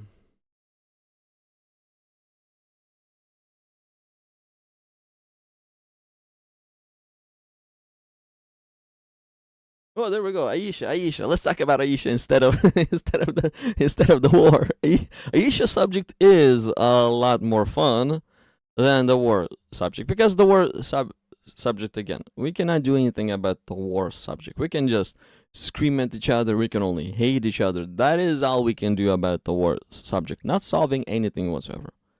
But Aisha subject is honestly by far more interesting than the war subject. Just want to throw this out there.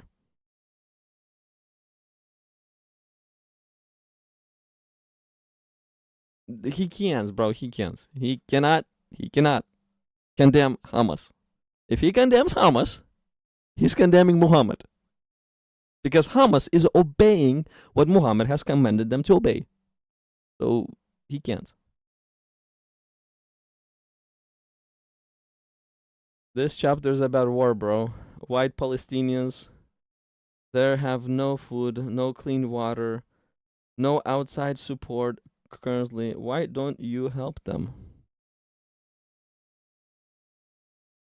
I can show you many times in the history where there was such a condition as is right now. It was so bad that inside of Israel, that the Israelites were actually eating their own children. So yeah, Israel had pretty tough times as well. But again, bro, that is the nature of war. Do I support war? No, I don't. No matter who started, no matter who finishes, no matter what type it is. No to any war out there. No. But what do you want me to do? What do you want me to do? Do you want me to grab a gun and go shoot at the Israelites? Do you want me to go grab a gun and go shoot at Hamas? I'm not that stupid. Because them both are going to kill me. So your plan of me saving Palestine or Israel will get me killed. No, thank you. Y'all can deal with the war all by yourself. Y'all started it. Y'all been bickering over there in the Middle East for the past thousands of years. There's Ishmaelites, there's the Jews. Them both are crazy in the head. Them both are literally crazy in the head. The Arabs are crazy. The Muslims are crazy. The Jews are crazy. Them both love each other. The Jews have the Talmud that is crazy and perverted.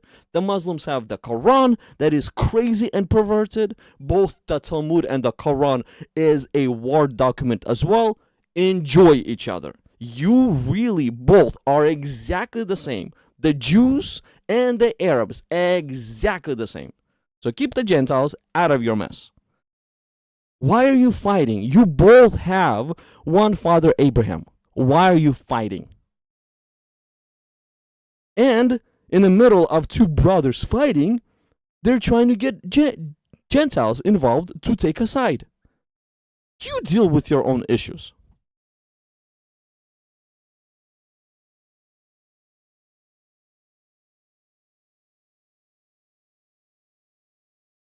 Is this referred to me? Is this referred to me? But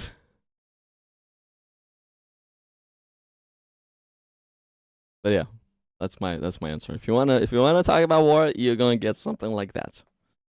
You're gonna get something like that. But there's a reason why.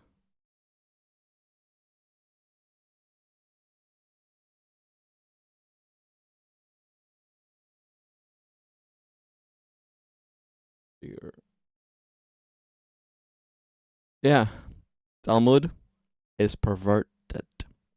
Talmud is perverted. It's sexually disgusting. But Quran is not better, bro. Talmud claims that Isaac married Rebecca when Rebecca was 3 years old.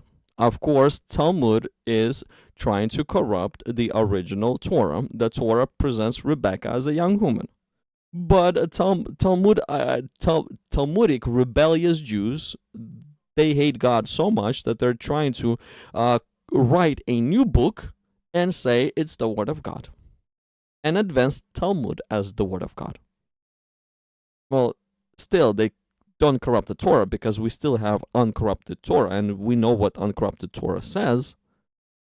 But my point is that Jews are advancing a perverted book called the Talmud. But how about the Muslims? Are they advancing a perverted book called the Quran? Are they? Let me show you something.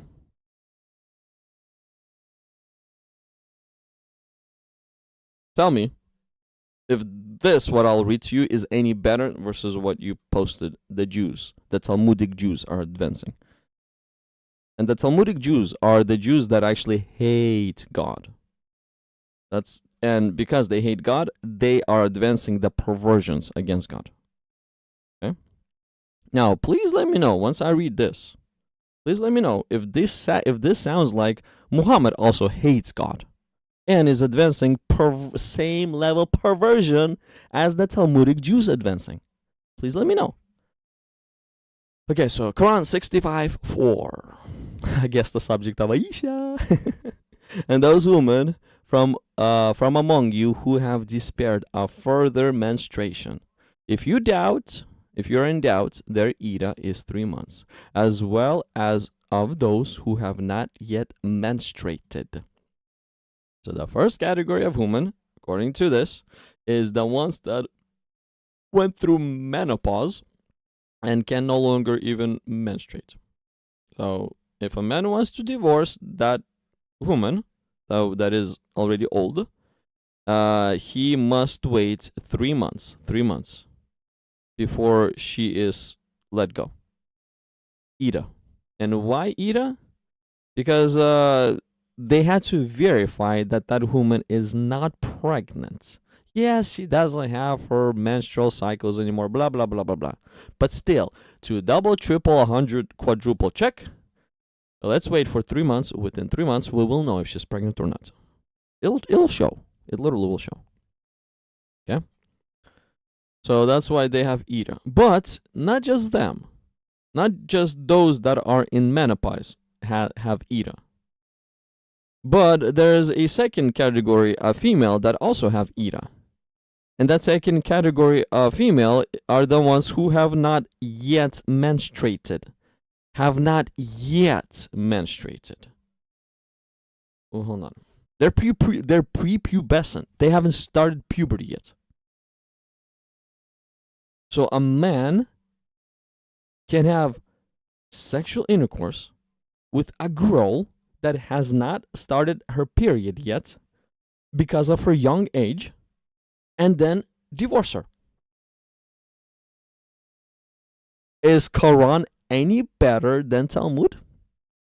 Both documents advance pedophilia. Both documents. Talmud is pro-pedophilia. God loves the children. He protects the children. And he says if anyone offends the children, you're going to have some very hard times. It's better for you that, somebody was to tie a millstone around your neck and drop you to the bottom of the seas. Then what's coming if somebody hurts the children? But Talmudic Jews, they hate God so much that they are willing to, yes, have sexual intercourse with children at age such as, according to what you're posting, 3. Because they're saying our father Isaac is a prime example. Yeah, they perverted the Torah, they perverted the truth, and they're claiming falseness right now, so that they could do what they claim Isaac did. But Isaac did not do this. Read the Torah. It explicitly says that Rebecca was a young woman. But it's not just the Talmudic Jews that have done this. The Quranic Muslims done exactly the same thing. Exactly the same thing. They hate God to such degree that they have, God again protects the little girls. But the Talmudic Jews and Quranic Muslims, they both hate the little girls. They both jump on little girls and attack them physically. Those 54-year-old men attack little girls physically. That's disgusting. That's not from God. That's as demonic as it gets.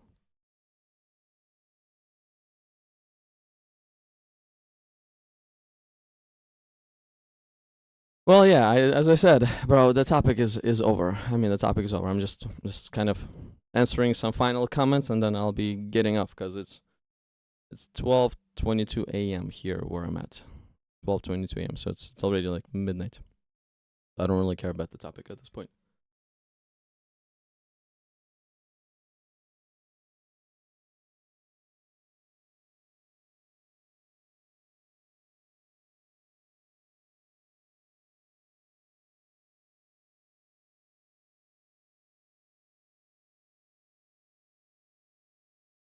So eat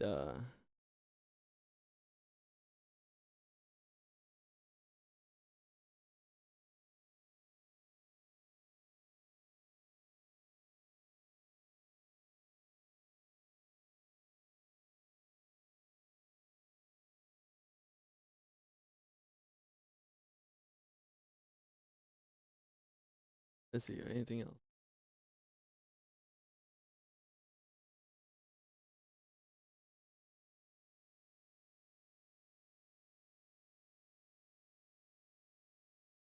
Oh, thank you. I don't know who's this referring to because the chat is all over the place. So everybody's all over the place. It's middle of the night. We're all going woohoo already.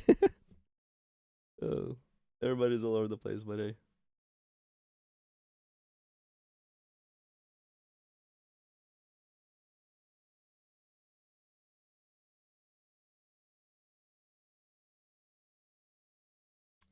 Run started out advanced, reverted. Yep.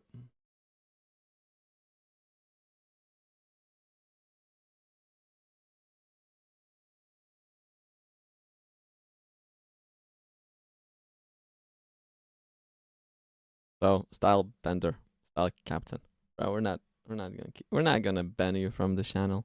We like to have you around, but we'll teach you how not to have partiality. We'll teach you how to treat all equals, all humans equal. Whether they are Muslims or whether they are Christians, we'll still teach you. Christians will teach you. Christians will teach the Muslims how to treat all humans equal. And Christians will teach the Muslims how not to commit genocide against the Christians that are living in such places as Gaza Strip.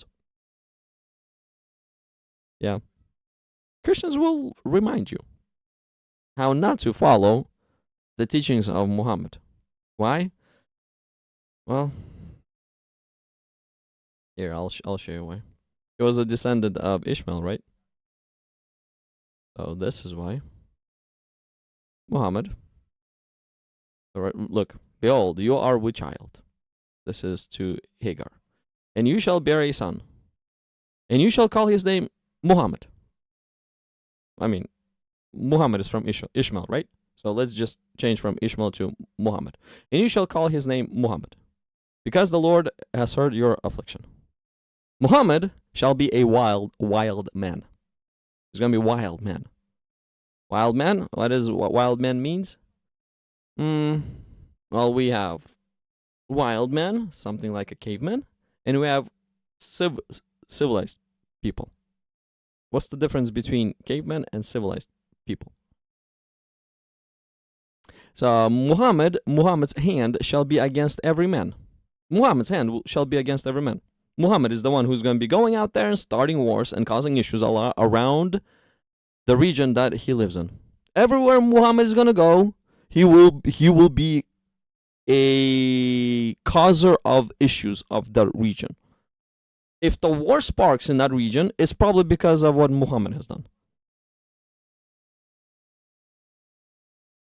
And every man's hand will be against Muhammad. So Muhammad comes to a city, and people will be trying to drive Muhammad out of the city. Why? Because Muhammad will be causing issues inside of the city. People will be looking at Muhammad and say, where did you come from? Can you please leave us alone? Wherever you came from, please leave.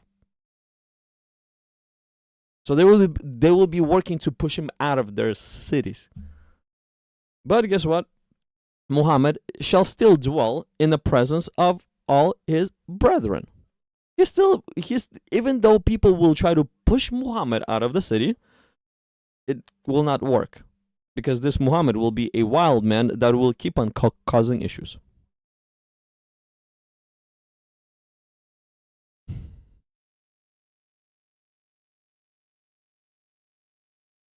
Oh,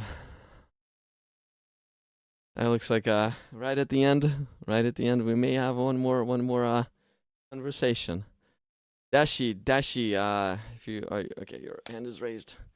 Let me bring you up on stage. See what this is gonna be about. Dashi, how are you doing? You are on stage. How you doing? I need your help. The what? I need your help. Oh, what's up? What's up? How you doing? I was debating a atheist, and he pointed to something that shocks me. I was wondering if we can Well, let's see. Let's see. Maybe I'll know. Maybe I will not know. But let's see. Let me hear you you out know, first. the verse where Christ said, "Cast the first stone, who is Mm-hmm. without sin," right? Mm-hmm. Yeah, yeah. You pull it up. Mm-hmm. Well, according to Google and scholars, the original Greek had no mentioning of this line. It was not in the original Greek. Kind of scared me. I don't know if you ever heard of this, but can you please help me? I need help. So original Greek has no mention of this line. Let's pull up the interlinear text for this verse. I searched it up. It said, yeah, like the original manuscripts have nothing about this line specifically. Like cast the first stone who is without sin. So this atheist was bringing up a point. Is the Bible reliable? You know what I'm saying?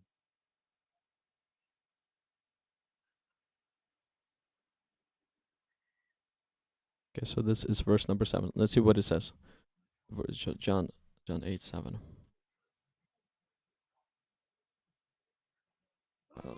Let me just give me a moment. I'll pull it up to the stage. I mean, I'll put it up on the screen soon. John 8:7. Yeah. Here. You're the only guy who could help me. I'm the only guy who can help you. I'm pretty sure there's a lot more out there, bro. There's a lot more out there. You're the best. You're the smartest. No, I'm not. There's a lot more You're smarter people than me. You're better than Cliff, Connecticut. I don't know if you know who that is. Okay, so let's see what this says. I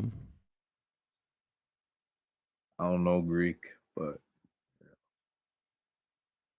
Well, this is what basically the point of this interlinear is it's translating the Greek words into as direct English words as possible.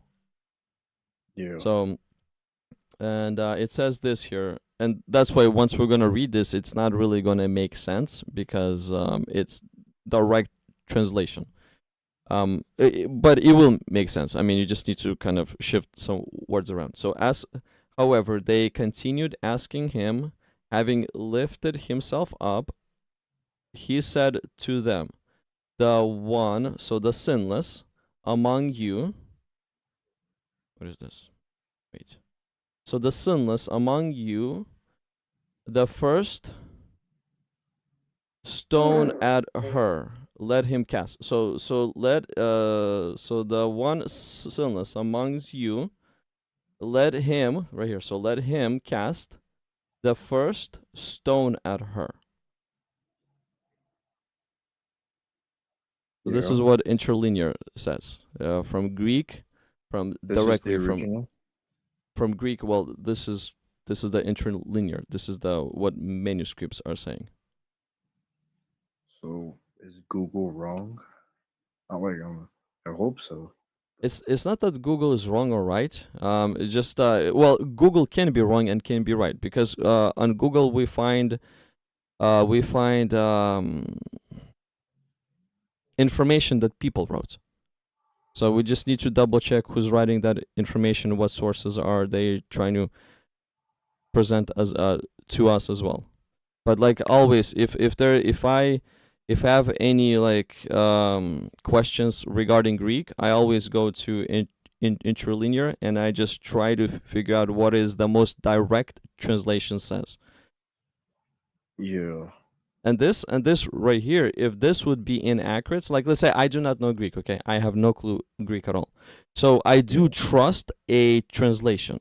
But if this would be inaccurate, I'm pretty sure that people before me would actually point it out and say, "Hey guys, this is not how it translates. It translates as this."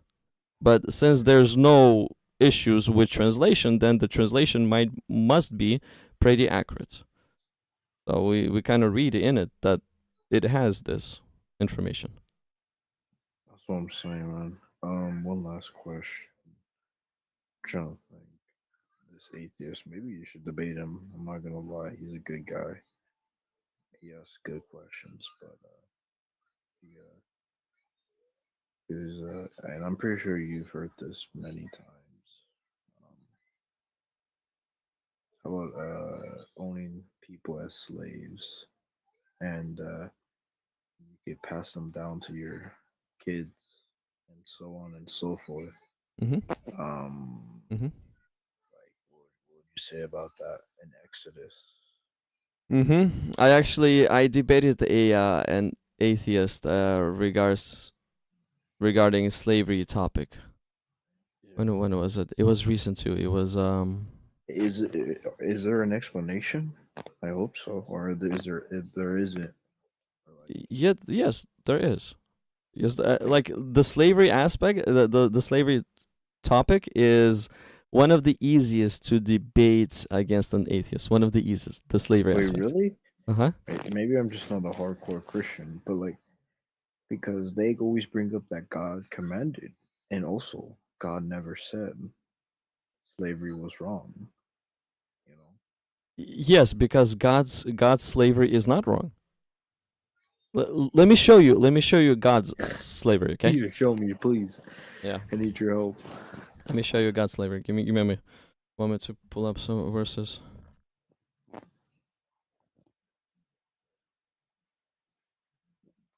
A little sidetrack. Would you say the Bible is completely reliable? Um. Yeah. It depends which perspective you are pointing this from. If you're saying word for word verbatim, I don't care about that. I don't really care about that aspect. I really don't. If you're saying from the standpoint of view accuracy in teachings and concepts and points, then yes, it is. Because like let's say word for word verbatim, well, I can show you that. So when Jesus died, he was put in a grave Sunday in the morning. I believe Matthew says that there was Mary that came to the tomb and possibly one more woman. He doesn't know which one it is. John says it was Mary alone. Mark says it was Mary with few other women. There was actually few Marys. And Luke actually presents, I think, like 4 different women that came to the tomb. So like you can say it's like, oh, there's a huge corruption. How many women went to the tomb? There's no contradiction. There's no corruption. Women did go to the tomb. Now some writers think there was one. Some writers think there was 2 or 3. Can a human memory fail? Of course. But that's what I told the atheist. But the thing is what Jesus said, like the red letters, they will not have such things as failings of memory or anything else. Why? Because Holy Spirit is the one who's going to be reminding everything that Jesus said. So Holy Spirit was not reminding John, Mark, Luke, Matthew how many women came to the tomb. He did not remind them of that. But Holy Spirit reminds them the teachings of Jesus. Because Holy Spirit backs the teachings of Jesus. He doesn't back, human. You're dropping bars memory. right now. I'm sorry? You're dropping bars right now. That means you're going off like in a good, like you're dropping good lines right now. Oh, okay. Like yeah, rapping. Okay. Anyways, wait, okay, the slavery one, aspect. You're gonna get mad at me real quick. Is Noah's Ark symbolic or did it actually happen? I think it actually happened. I honestly speaking, I think it's actually happened. In a scientific perspective, why haven't we found any kangaroos crossing to Asia? Do you understand what I'm saying? There hasn't been fossils found of kangaroos crossing towards Asia. You get what I'm saying? And how could how could Noah fit so many animals? And like, I don't understand. And What did he feed the lions? What did he feed the carnivores? What did he feed them? I'm confused, man. I need help. In the Bible, there's a lot of topics that you're opening up, but in the Bible, the animals started to eat each other after the flood. Before the flood, the lion was a vegetarian before the flood. Is that possible Well, that's what it says. And in the beginning, right in the beginning, when God has created everything, there was no death. So there was no such a thing as lion eating a lamb. And when everything will be returned, according to Isaiah 2, lion will be laying down with the lamb. Then both will be safe. though? How do you Lions will be explain eating grass. fishes? Where were the sea animals? Were they on the boat? Why do they need to be on a boat? Oh yeah, that's true. Because it's a flood, right? But like, how could you fit every single animal's male and female on that boat? And I don't know. I'm just so confused. How did Noah have? Was he just born smart? Like, how did he have the intellectual intelligence to build the boat? You need mathematics. You need a lot. You know, Mhm. like how did he do it? I'm confused. I believe in the Bible, God actually gave him the plans. But at the same time, we need to understand that Noah was about 500 years. So 600 years when the flood started, 500 years when he started building the boat. So Noah already had 500 years experience of life. He was 500 years old. Yeah, when he started to build the boat. So he already had 500 years Oh, experience I'm so of confused. different knowledge. Why aren't people this? Why can't we be 500 years old? Because of Genesis 6. Genesis 6. The reason for the flood is men evil hearts and men evil against God, and so that the Spirit of the Lord would not strive against men forever, God has reduced our age to 120 years in Genesis 6. And then in Psalms we find such passages where our lifespan has been reduced from 120 years to 70, at the greater strength 80 years. Um, And the reason why, so that we would not strive against the Spirit of God. The longer evil man lives, the more evil he becomes. sorry if you could hear my rain in the background, but you don't believe in the Earth. That you don't believe the Earth is 6,000 years old, right? Well, according to the biblical calculations, it's somewhere there. Wait, go again. Sorry, the rain is very loud. The raining coming from me, or No, wait. How old is the Earth? Or so what do you? according to the biblical calculation, like let's say this guy give birth to this guy, and then this guy give birth to this guy. If you will add all this together, it's around 6,000 years. I do not know exactly, but it's around there. Wait, so do you believe the Earth is actually 6,000 years old? Why not? Oh no, Well, I mean, what's the reason it's not? because there's been rocks that scientists have found, and also not just that, there's been civilizations before Judaism.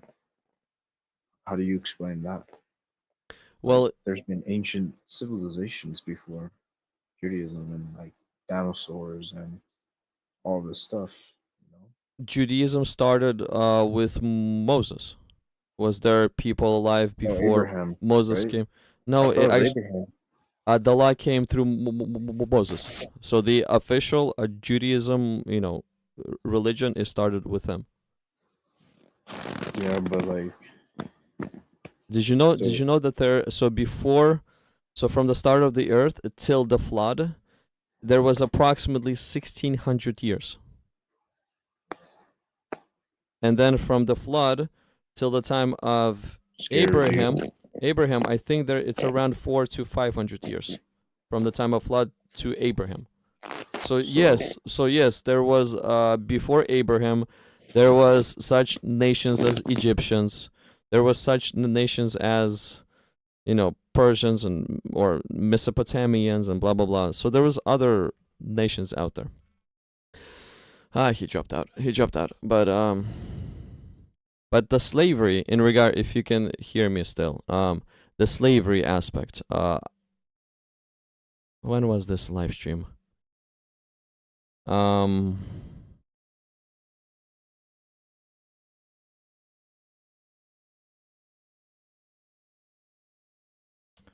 me show you. You can see what, because yeah, the atheist and slavery, that's one of their favorite topics. They love the topic of slavery, and they try to use slavery to show how evil God is. But little do they know that once we present the godly slavery to them, they shut their mouth. Why? Because godly slavery is actually extremely good. They have nothing to say against. So let me show you something real quick.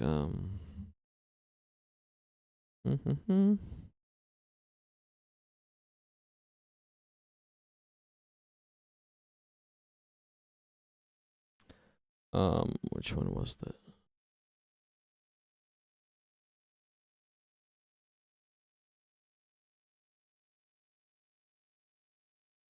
It was this. Okay, so this was, let me show you. So this is the live stream right here.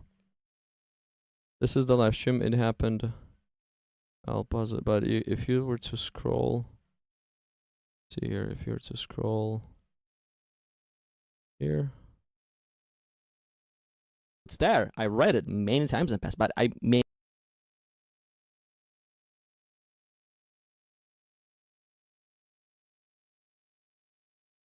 Come on. It's for your soul. In other words, this right here. So we're talking about the comments. I'm looking over the comments. Let me see where it starts. And am I not looking at the comments anymore? This was a long live stream, by the way. It was 8.5 hours live stream. I was talking to atheists. I believe 2 atheists through the night. The woman. Leave them there or take him home. God would inspire the Israelite men to. Right here, right here. I do not know where it starts, but I'm around 3 hours and 23 minutes. It's this guy right here. Adopt the women and children and make them part of their group. So they take would them home. Take care of them and protect them. They would maybe take them home, or they would settle where the Amalekites were. Maybe they would just move into the land of the Amalekites, Amalekiteville, and take over and run that city so well that it would inspire the women and children of Amalek to join up with the Israelites, and there would be no Amalekites anymore, just Israelites, just followers of God. But God didn't do that because either God couldn't or he doesn't exist. Okay, so I'll stop here. But this conversation was very interesting, and this guy, Jordan, he actually got stuck. Here, let's see here. He's back on stage. Let me bring you back here. Okay. Hello? Dashi? Yeah, so I got disconnected.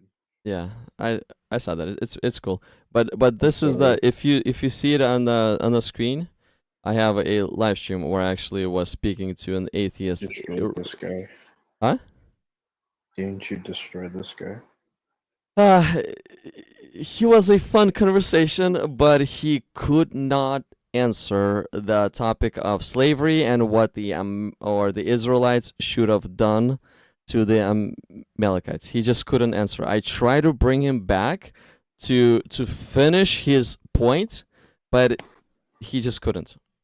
Because I think he saw that his point is literally as invalid as it gets, and God's point is better. You believe the Earth is 6,000? Yeah. Well, according to like scientifically, isn't that impossible? Like 6,000 is like way too short for animals involving, and there's been so many civilizations. Like I said, that have been older than that. I don't know. Why is it impossible? Why? Like, I mean, was there civilizations before Abraham? Yes, there was. 6,000 is nothing. Like that's not okay. This is just a feeling, but it's not an argument for me. But 6,000 years ago, God created the earth. That's so that happened that happened not too long ago, man. If you think about it, like it's just crazy. I don't know. No, and like are the scientists wrong? Are the I forgot they're called people who discovered the earth? They study the rocks, how old they are. Are they wrong? I mean, they say it's about 8 billion, and I don't think there's a contradiction. Of believing in 8 billion and being a Christian. I think it's okay to be both, right? It's not a contradiction. I think maybe 10,000 years was a day. Maybe I don't know. Maybe it was a day, right? For God. Maybe we changed it because like, come on, there's no way 6,000 years ago God created. Like I'm so young. I guess that seems not too long ago. And you know, I don't know. I agree with you, but like if you give Scared. it some thought, it does make sense. Like let's say if I were to read so Matthew chapter 1, and I were to read a genealogy. It starts with Abraham, okay? So right here. So verse 2, it starts with Abraham. Abraham begot Isaac. And if I were to go all the way to the end of this Also, genealogy. wasn't the Bible like discovered later or something? I don't know. Look, so for all the generations from Abraham to David are 14 generations. 14. From David until captivity of Babylon are 14, and from captivity of Babylon until Christ 14. So from Abraham till Jesus there is only 42 generations. If an average generation lives around 80 years old, and if you were to do some multiplication, it's it's not a big number. And then generation usually lives 40 years or so, 30, 40 years, and then they bear a child. So I mean, you don't even times it by 40 years. In a way, you times it. I mean, I'm sorry, you don't even times 42 by 80 years. You times 42 on average by 30 years, because that's when the next generation would be born. Are the scientists wrong? Well, according to a genealogy that the Jews kept, like Jews were fierce with keeping a genealogy. The genealogy meant a lot to the Jews. Me, I'm Russian. Genealogy means nothing to the Russians. Nothing at all.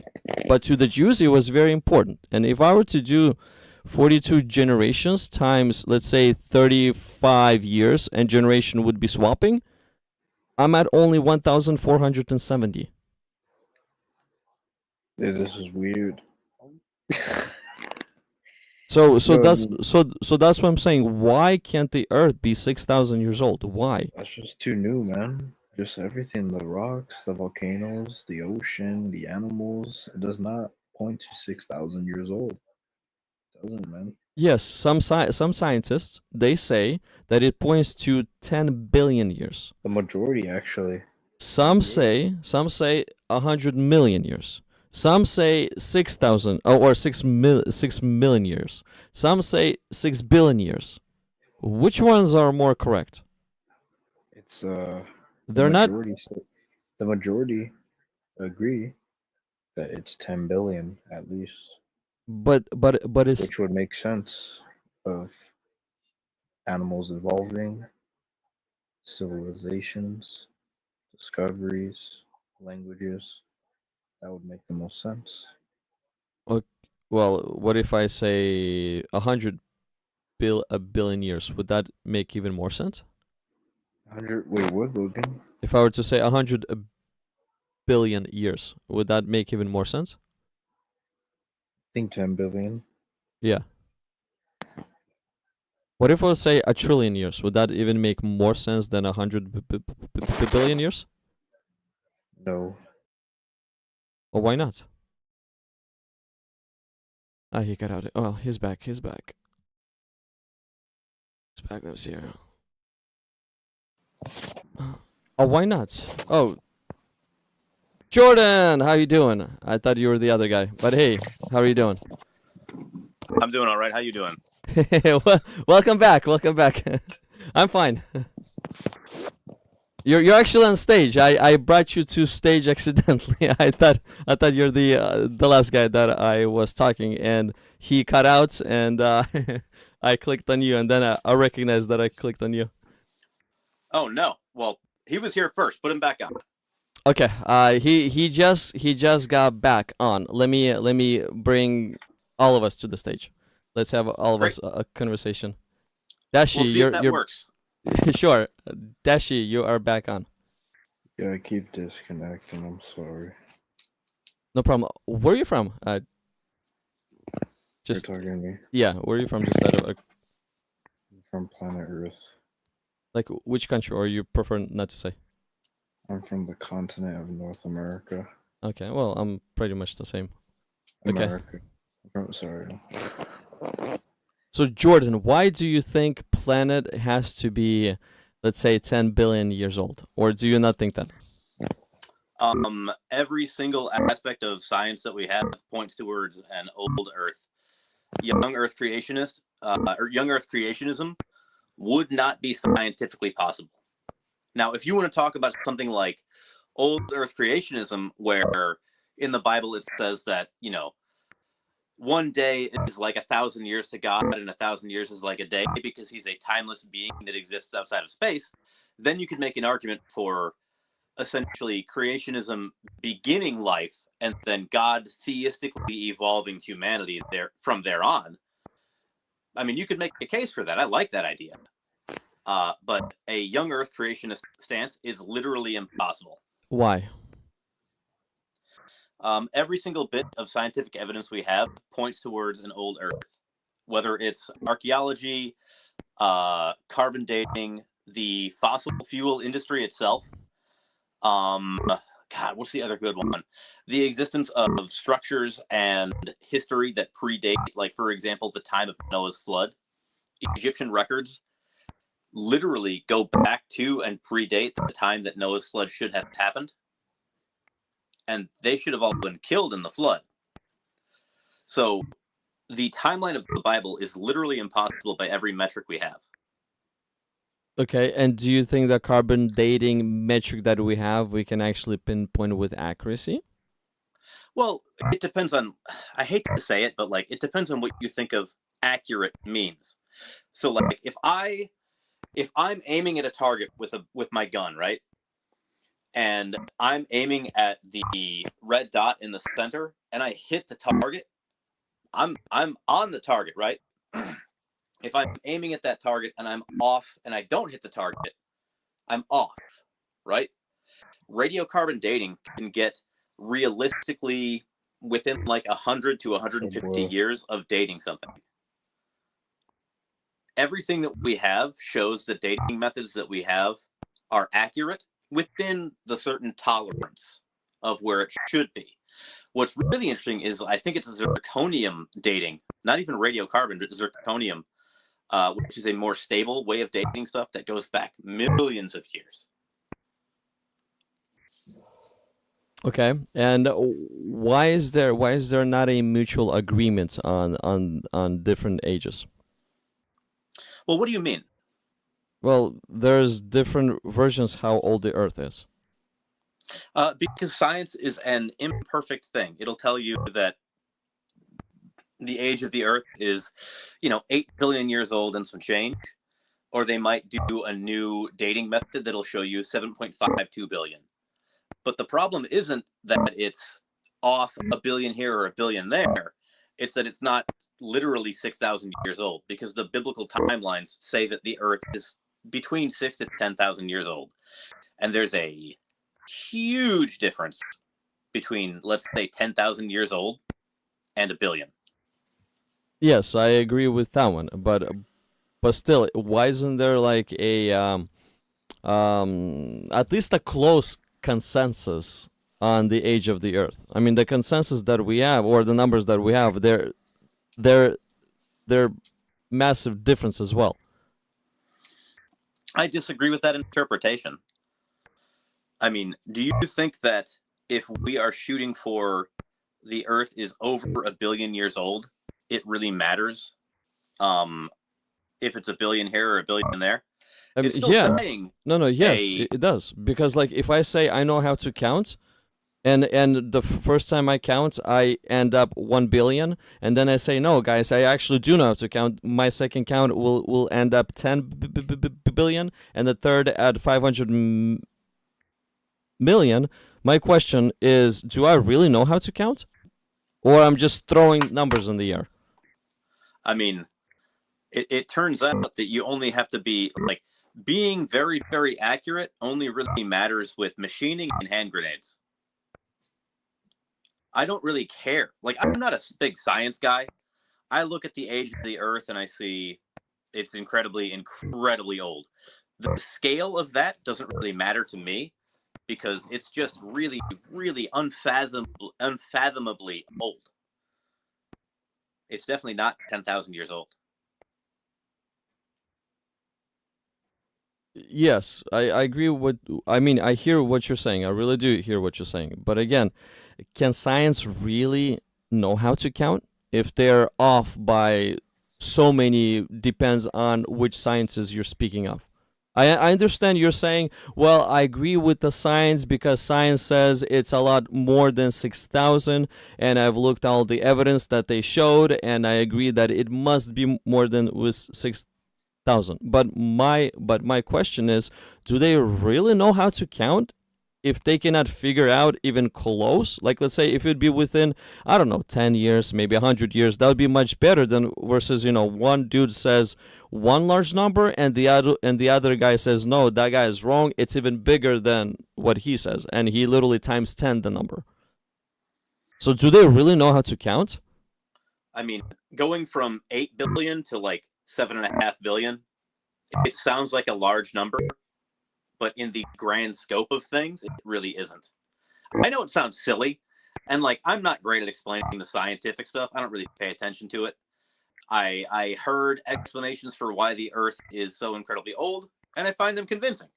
I'm not a scientist, man. I'm a welder. I slap metal together and build things with my hands. I don't want to talk about numbers. I know how to do shop math. I know that 3/4 plus 1/4 is, I don't know, around an inch. 3/4 and 1/4 is around an inch. Yeah, it is. You got it. I work with measurements too. Yeah, that's shop math. So like, I don't really care. I look at the people that are smarter than me and say, these are serious people. They are clearly doing their jobs. And once we arrive, like, there is scientific consensus that the Earth is incredibly, incredibly old. There is not scientific consensus that it's young. So now we've figured out that the Earth is incredibly old. We just need to pinpoint exactly how old. And for me, I don't really care if it's 7.52 billion years old or 8 billion years old. As long as it's more than 10,000 years old, it essentially precludes the entire ability of young Earth creationism. Like me myself, I haven't really looked into the different ages and the math, as you said too. So we're pretty much on a similar page. But I'm just throwing common sense and logic out there and questions that actually make sense. Like here's something that came to mind from the Bible, Genesis 1. Again, you're at your prime, and I'll be falling asleep soon. Yeah, I just had dinner. I'm about to go take a shower. I'm covered in metal shavings and sweat, so I'm wide awake. Nice, good job, dude. Okay, so here, in the beginning, so Genesis 1:1. In the beginning, God created heavens and the earth. The earth was without form and void, and darkness was on the face of the deep. And the Spirit of God was hovering over the face of the waters. This is very important. Why? Because would you agree with this I guess aspect where the time is created when the very first object appeared? You're saying that God created time? Sure, you can say that too. That's impossible. Why? I mean, if he's infinite and he's timeless, Well, if why God why is, not? does that mean that God exists outside of time? I mean, technically speaking, So was there ever a time where God wasn't creating stuff? was there ever a time when God was not creating stuff? Um, before the beginning, I guess that's the best explanation I can give you. So there was a time where God wasn't doing things? So you If would say that look, if there's you're always been time? if you're referring to time as time, then I don't agree with that statement. If you're referring time as period, then sure. So it Because just I mean, depends how you present time. this is not my forte. This is like philosophy and science kind of merging, which is like my waking nightmare. I look at that and it's just like it doesn't make any sense to me that a timeless being could exist. Now, I don't know how to even start fathoming that. Maybe it's just because we're human and we are finite, but it doesn't make any sense to me that a being could exist outside of time while still doing things on a timeline. Do you understand what I mean? Like, if God ever decided to start doing something, that means that there is a time in which God existed before he decided to start doing that. Does that make sense?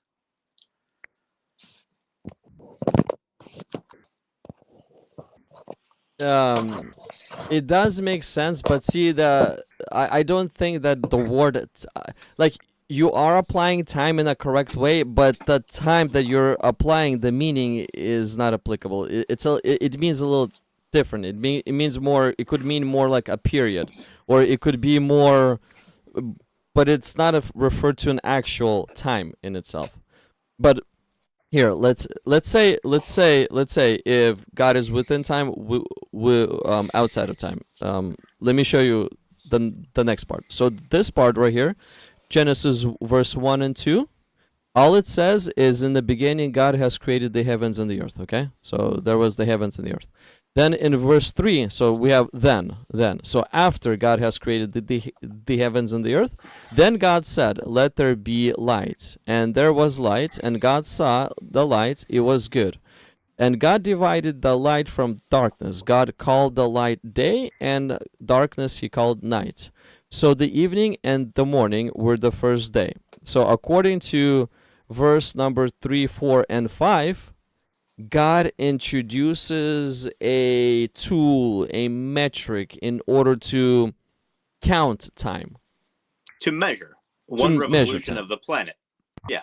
To measure my time. question is like, so there was a philosopher writer in the 6th century who basically said, if God is all powerful, why did he choose to create the world in a succession of 6 days? And his rationale became, essentially, the creation story in Genesis is a parable. It's not what really happened. It's what people wrote down to make sense of creation. Because God is powerful enough that God could just snap his fingers and create the entire world ex nihilo out of nothing. Right? He can, but he chose to do that. He chose to do this do instead. it in 6 days and write it down in this particular way and make all these things successively. This guy, I forget this guy's name, but it was like this philosopher who said, essentially, it has to be I'm trying to think of the word here other than parable, but it has to be metaphorical, because an all-powerful God would not need to create things in 6 days. So why would he waste time doing so? This is just a story that helps people understand what God is. And it's to be read in the abstract about the character of God versus the power of God, because God can do anything. I kind of want to look this guy up because now I'm forgetting his name and the argument. But I'm sorry. What were you saying? Okay, so if we were right here, 3 to 5, this is the first time where God introduces a way to measure time by creating light and darkness. So evening, morning, day 1, evening, morning, day 2, and so on, so forth. Right? Uh-huh. Okay, so what do you think? How much time passed since God has created the heavens and the earth, and before he actually introduced? I would argue it's a 24-hour period, and that if you read the Bible at face value, it means it was a 6 consecutive 24-hour periods resulting in a literal 6-day creation event. Okay, so you think that the earth, the beginning, so the earth, the heavens, and the light was created on the first day, according to this right here. I mean, I think the whole story is just a parable or is nonsense, but yeah, sure. Why not? And how long is this first day? 24 hours. I don't know. I have no idea. We can't know. You know what I mean? Like, it could be that God decided to create the world using the Big Bang and then using specialized creation that brought life into being and did all of these things that made it look like we didn't get created in a 6-day literal creation event. Who knows? That's why I find it so fascinating, because we can't know exactly what God did, and we certainly don't know how he did it. So here's just what I want to, I guess, point out to. I'm not myself, I'm not 100% sure that verse 1 through 3 is on the first day. I'm not 100% sure. And what is even the first day? I mean, before light, position, right? Before light was created, what is the first day? There's no such a thing as the first day before light was even popped into existence. You cannot define, you cannot measure time in any way. Then fourth day, that's when God has created another measuring tool of time, seasons, years, all those things, months. That's when he created another measuring tool, because if we have a measuring tool of only evening and morning, we still are not able to count years. We're not able to count months, because we do not know how many days are in a year. But because we have the sun, all of a sudden we know how many days are in a year. One cycle is 1 year, and all of a sudden 1 year has about 365 morning and evenings. So God has introduced the measuring tool. But before God introduced the time measuring tool, I am not sure how long the earth just stood still. I mean, we cannot know. By definition, we cannot know. I think that is a reasonable position to take. I think that I look at these young earth creationists, and I don't think it makes any kind of sense. But at the same time, young earth creation, like let's say, why do I think that the earth is around 6,000 years old? Because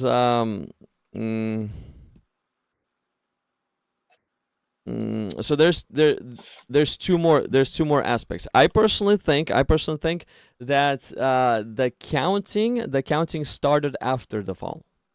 The counting, how we started to count years and so on and so forth after the fall. It didn't happen before the fall. And I've heard that before. I wish the Bible said that, but I don't know a good way to refute that other than to say that the Bible doesn't say that. It doesn't really say that, yeah. And why after the fall? Because before the fall there was no point of even counting how old the person is, because the person lives an everlasting life. There's no point of counting. But after the fall, a person is gonna die, a person has expiration date. All of a sudden there's a reason to count. When is that expiration date? So how many years did Adam live in the garden? It wasn't one day. So how many years did Adam live in the garden? I do not know. It wasn't a week, because God brought all animals of the garden for Adam to name. And then he made a human and brought a human as well. So how much time did that take? Years, God months, isn't I real. do not know. That's proof God isn't real. He brought women into this whole thing. Why is it a... Why do you not like Nothing women? but Women are nice. nothing, Godly ones. nothing but trouble. I have a girlfriend. They're Godly. nothing but trouble. Godly woman is nice. I have a godly wife. I love her. She's awesome. She's not trouble in any way. I actually am thankful to God that she is the way that she is. She's godly. No issues. I mean, Worldly she seems nice, but worldly will cause you issues because they don't follow the principles that God had laid out. she seems nice, but it sounds like your wife has terrible taste in men. It's okay. It's okay. Hey, at least I'm blessed. you good. If she's I got not you good. if she's not blessed, God help her to be blessed, but at least I'm blessed. See, I'm selfish.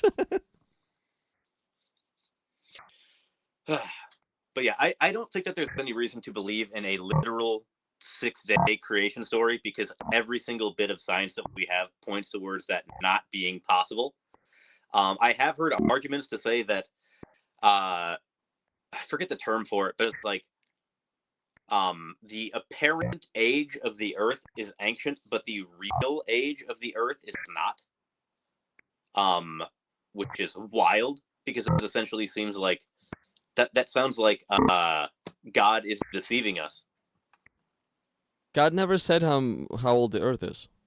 Well, no, it's that we are trying to date the Earth, and when we look at, so like for example, I don't know how familiar you are with counterfeiting, but if I take a baseball that's from like the 1940s and I forge Babe Ruth's signature, and then I take that baseball and I throw it in the ditch out back, and I let it get wet, take it back inside, clean some of the dirt off, rip it up a little bit, and artificially age it. When I hand that baseball to someone, they'll be like, "Oh my God, this is a real baseball. It's got Babe Ruth's signature on it, and it's really old looking, and it's beaten up and like worn. That has to be, 100 years old almost." But clearly, it's not, because it's a forgery. So the argument is that God created the world to look like it's billions of years old, to make people not able to identify that he created it 10,000 years ago. Because God doesn't want us to know he believes. God wants us to believe in him, which I think is a fascinating argument. I personally think that scientists do not know how to accurately count, and everybody's just throwing out their own number out there. So I think that's. I think that God is smarter than the science that we have. I mean, I think that's incredibly insulting to scientists, because you've got this entire corpus of work over hundreds and hundreds of years of people figuring out the age of the Earth, and it has, as you get better and better data, it becomes more and more accurate. Obviously, we're never going to know exactly how old the Earth is, but that's not a stumbling block for someone like me. I just know it's not 10,000 years old. Yeah, because you just want that answer. You do not care. You do not care that science is all over the place. You just want to make sure it's more than 10,000 years old. You do not care if it's 1 billion, 10, 100, as long as it's more than 10,000 years old, so that Christianity would be proven false. Well, that doesn't necessarily disprove Christianity. There are tons and tons of Christians who believe in an old Earth, who accept evolution, who believe in abiogenesis. But that doesn't change the important part of the narrative in the Bible, which is Jesus' sacrifice for us. It just means that you have to reconsider your relationship to the text. Like, when I talk about the Bible, there's tons and tons of parts of the Bible that people just kind of ignore, or don't want to pay attention to, or negotiate away, or act like it doesn't apply, even though it, logically speaking, it should still apply. Essentially, people just have to renegotiate their relationship to the text. It's like how if Noah's flood actually happened, there would be so much scientific evidence throughout the entirety of the world that it would be Like what? Like what? well, you wouldn't see the plate tectonics that we have right now. So you know how all the continents move, right? Okay. And we can track their movement backwards towards Pangea, the original landmass that we had. Okay. If the Earth is as old as scientists claim it is, that means that all of these essentially tracks that you have throughout the ocean floor from the plate tectonics and stuff like that, all of that would have had to been specially created by God to make it look like the Earth is older than it is. Why? If Why if cannot? Noah's flood, If Noah's flood, what? if Noah's flood had actually happened, then you would need to come up with an explanation of how we have the diverse. There's oh my God, there's so many things literally impossible about Noah's flood. So after the flood, when everybody gets off of the boat, they were on the boat for about a year, right? It rained for 40 days and 40 nights, and then they were on the boat for I think it was 240 days, something like that. Okay. Then they rested on Mount Ararat, and then they found out there was dry land. In that years-long time, every other living thing died, right? Including all of the vegetation. When the animals got off of the ark, the 2x2, well, because it was two of every clean animal it was two of every clean animal and 7 of every unclean animal or something like that, whatever. It varies depending on where you read it.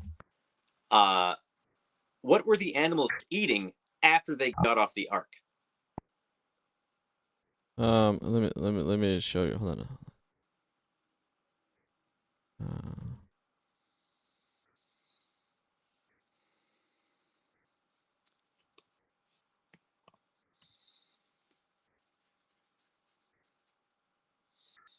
Okay, so how much? Let's see how much time passed by.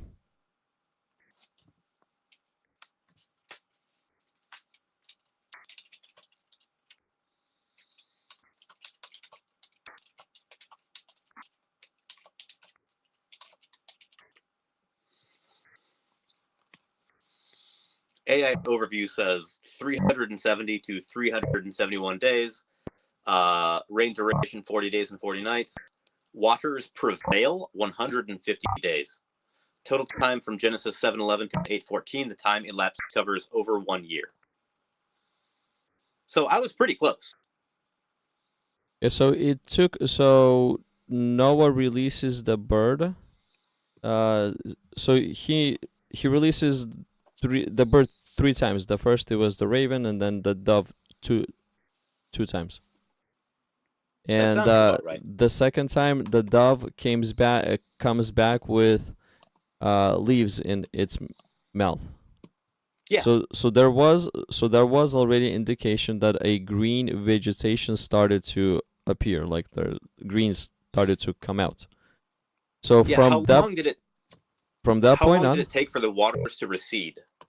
so from that point on, Noah waited for could be approximately 1 more month before getting out. So now since the dove brought the vegetation leave, in some parts of the earth the waters are receded already, but in some it didn't yet. But Noah still waited. I guess I don't know for what.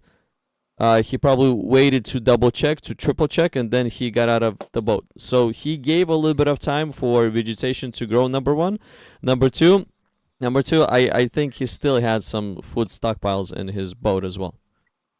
I mean, that depends on if you believe that the animals went into like a coma. Even though the Bible doesn't say that. But like, I think that if you're trying to say that the vegetation all grew back after the flood, that's a huge stretch. Why? I don't think that that's how the timeline would work with growing vegetation like that. Granted, I'm not an expert in that field. No, My real question is, so the herbivores are supposedly eating vegetation. What are the lions eating? What are the tigers eating? What are the bears eating? What are the wolves eating? What are the foxes eating? Same. They started to eat meat after the flood, not before the flood. Before the flood, all the So, animals are vegetarian, including the lions and the bears and everybody. not only does it not say that in the book, but also after Adam and Eve, that's when death came into the world, which means that's when animals were eating other animals. Not necessarily. Let's explore after the flood.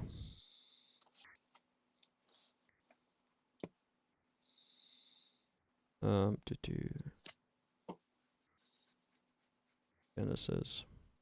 When was it? 7, 8, somewhere over there.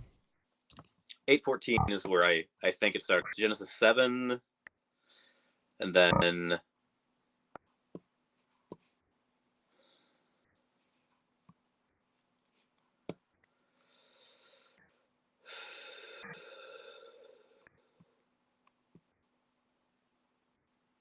Where's God yeah, speaking? 8:18.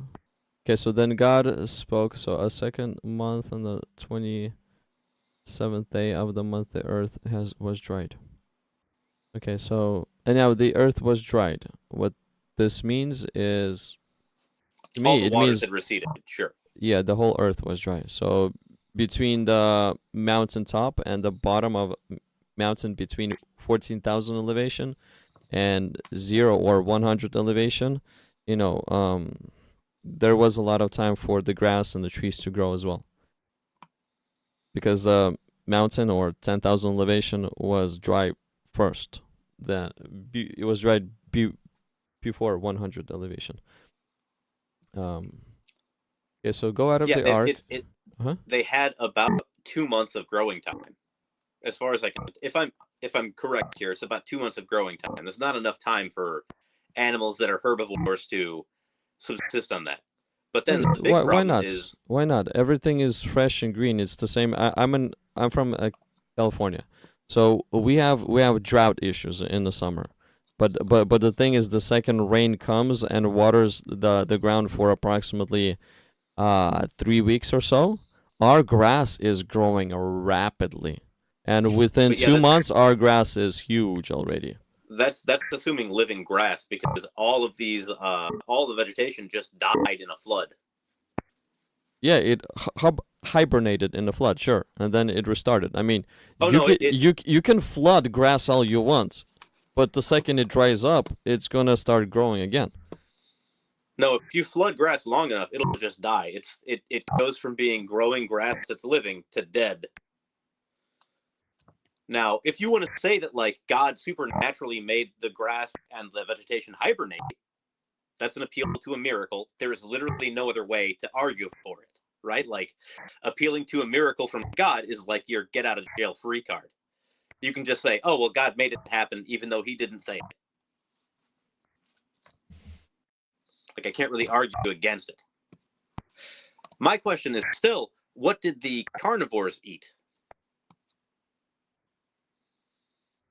Okay, let's go over this one. Okay, so then God spoke to Noah, saying, go out of the ark, you and your wife, your sons, and your sons' wives with you. Bring out with you every living thing of all the flesh that is with you, birds and cattle, and every creeping thing that creeps on the earth, so that they may abound on the earth, and be fruitful and multiply on the earth. So Noah went out, and his sons, wives with him, every animal, creeping thing, and a bird, and whatever creeps on the earth, they all went out.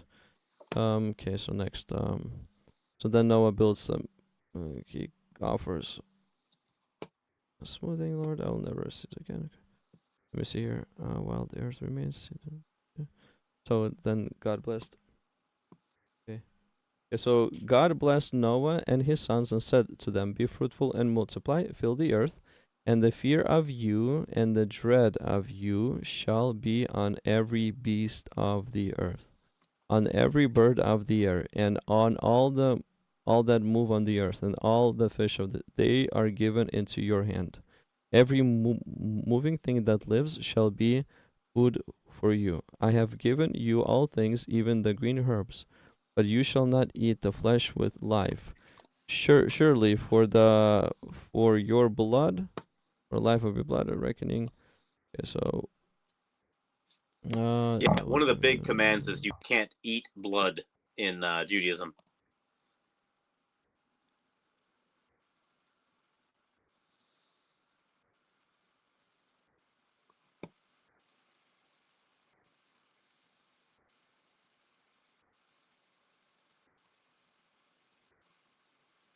so there's no explicit verbiage that the animals were, I guess, they were eating meat before the flood. They were eating each other before the flood. There's no explicit verbiage on this.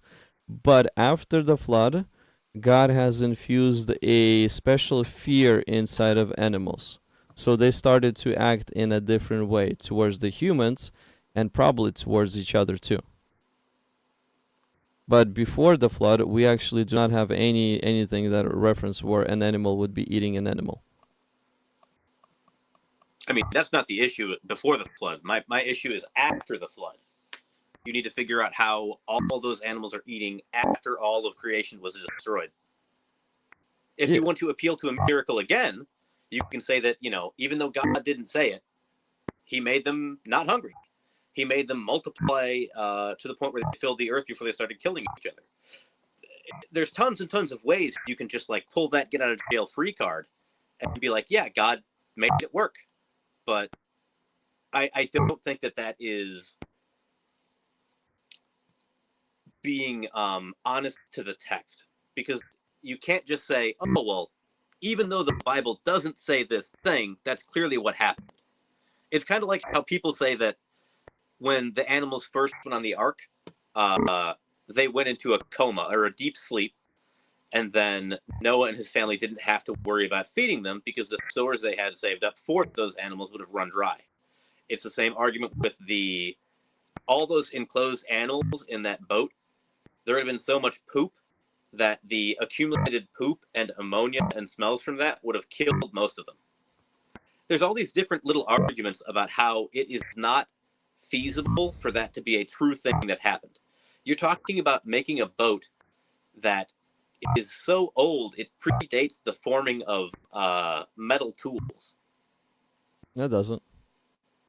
It does. The Iron Age didn't start until 4000 BC, I believe.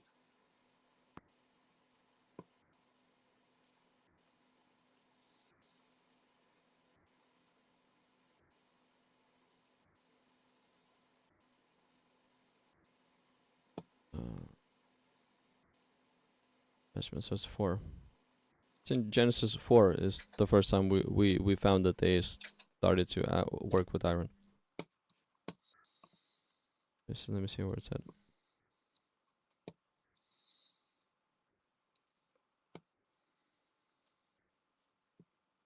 Right here, see?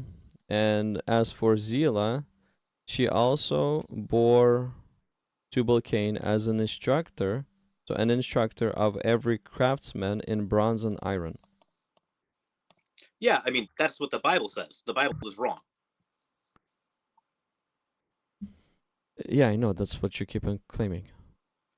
I mean, if iron had been made around that time, we would find artifacts that would be from that time made of iron and bronze, right?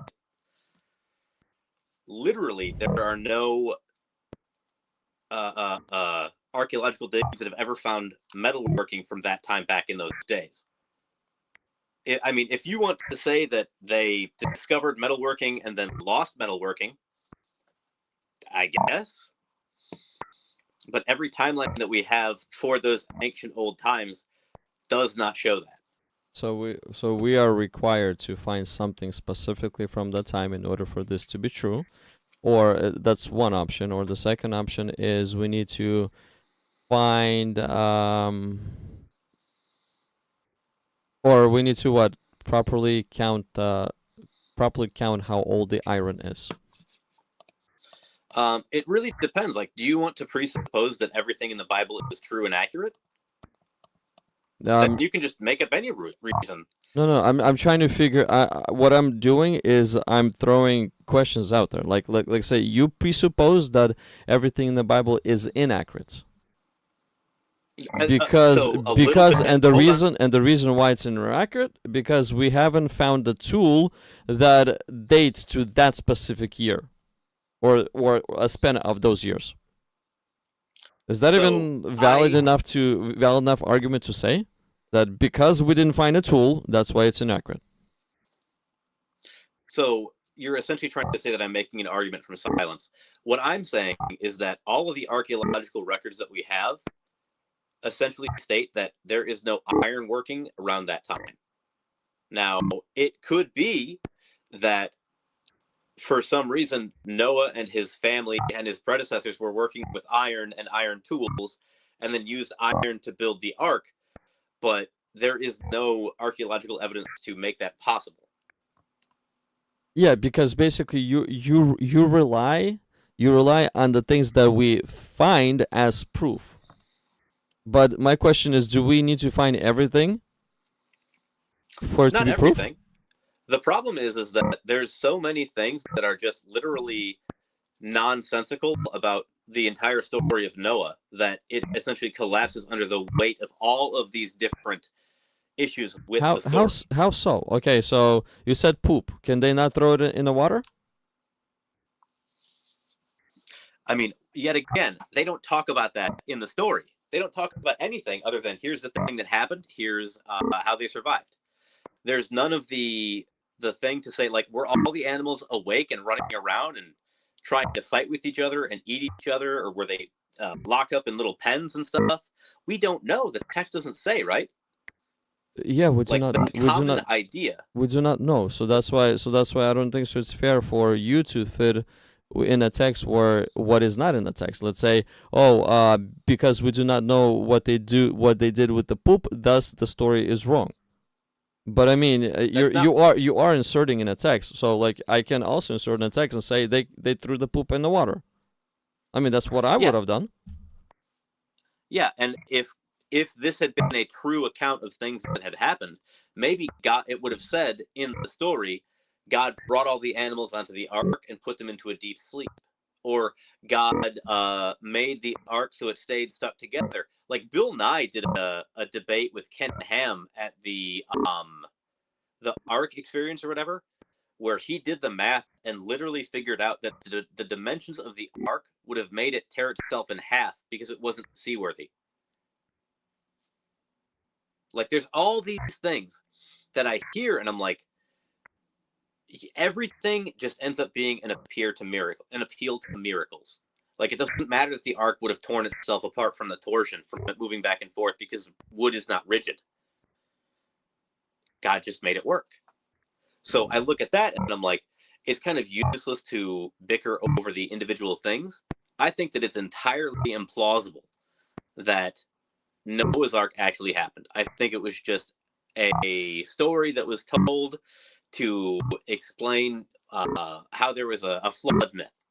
And like that's why so many of these old religions had a flood myth, because floods were terrifying back then. So You'll note, though, and you're saying all this because you don't have enough details to figure the story out. That is basically your base claim. I don't have enough details to understand this, the measurements of the ark, when did the iron start, and the rest of the things. How did the animals, whether they were sleeping, walking, whether they were eating, whether they were pooping in the ark, outside of the ark. Since I don't have all those details, thus the story must be false. I mean, just the sheer idea of like getting onto an ark, a gigantic boat with 2 of every kind, and then 7 of all of the, I forget the exact numbers, but it's like 7 of this and 2 of that or whatever. Yeah, of every kind. So, dog is one kind. 7 pairs of all clean animals, the male and its mate, and a pair of the animals that are not clean, the male and its mate. So there were 7 pairs of birds. Yeah, so there's 7 pairs of all clean animals, 2 of all unclean, and then 7 pairs of all the birds. If every kind of animal is represented, the sheer amount of poop from those animals means that you don't have enough time to clean up all the poop before your entire place is overrun with poop. That's one of my favorite arguments I've ever heard, just because there's so many different kinds of animals, which there's no such thing as a kind of animal. That's just a word that kind of people ascribe meaning to. Well, It doesn't make any sense. the kind of animals, what that I think means is, an animal gives birth after their own kind. What that means is cat cannot, give birth to a dog.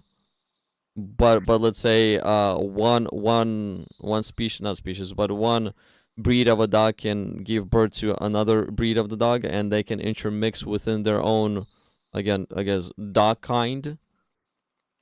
So I believe that's the why did Noah need to take all the species of dog on the boat? He just needed to take 2 dogs.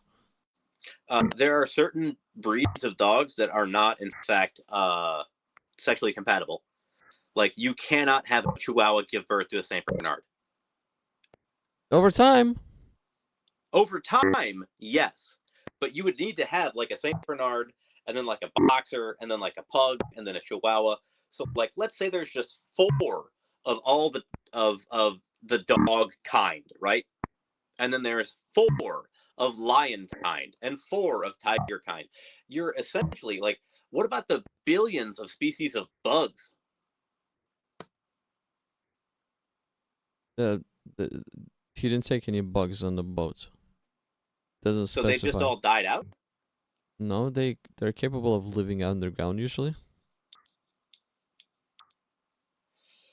I mean, that's the thing, is like, the story is so full of holes. I don't think it's credible at all. That's what I mean. That since you don't have every detail, you just annul the story.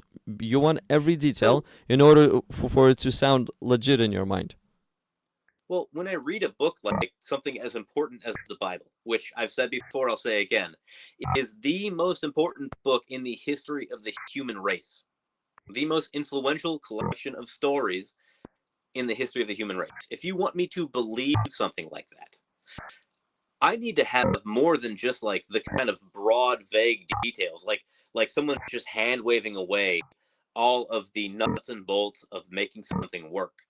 I need to get a little bit more details in there. I need it to make a lot more sense. Sure, but what is the context of the Noah's story? What's the point? What's the context of it? Is it all those details that you want, or God is trying to make a different point behind the story? The point is that God wasn't able to make a race of humans that were clean enough for him, so he killed all of them in a horrific act of genocide. Yeah, you like to twist it in such an extreme way. But the point of the story, as you just said, is people got evil and God reset the earth. That's the point of the story. So now, if God is trying to make that point in the story, why do you think there's going to be all those little flood related, how the animals survived, whether they slept, what did they do with the poop? Why is all that needed if the point of the story is different? I would argue that essentially my standard for God is very high. And that I would say that if he wants to tell a story that is credible, he would need to do it in a way where it felt more credible. Obviously, when you come into it presupposing that the entirety of the Bible is true and accurate, yeah, sure, of course. I believe that this was literally the story of the flood that happened for 25 years of my life, maybe more, like 32 years of my life. I believe that the flood literally happened in every way it was described in the Bible. And then eventually I got to the point where just all the bits and pieces stopped making sense. So when I read a book, I try not to approach it with the presupposition that the book is true.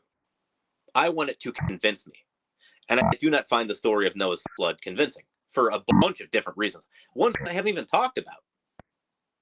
Yeah, because basically you cannot find the details that you're looking for. But the thing is, the point of the story is not about the details you're looking for. It's different. You're missing the point of the story while trying to look for your own details. Yeah, and I think that essentially you're right, but that doesn't mean that that's a good argument to say that I should believe it or that it's credible. Essentially, you're saying I'm what's the expression? I'm missing the forest for the trees. Sure. But I look at that and I'm like, the only way you get a forest is with a bunch of trees. Mm-hmm. We're essentially at an impasse because you're saying I should just take it as granted as this is accurate, and I'm saying that I cannot, because I cannot convince myself to believe a story that's as incredible as Noah's flood. It's a big story. I agree with you. Yeah. I mean, the fact that they even lived 900 years is kind of crazy to believe too. Yeah. But how There's all about these the details. but how about the fact when God has created the humans, they were not so in the beginning when he created them, they could not die. It was after they ate of the fruit that's when they could die. So the fact that they would have everlasting life is even crazier, I guess. Fact. I mean, facts are subjective, but that's a claim. The claim that they couldn't die.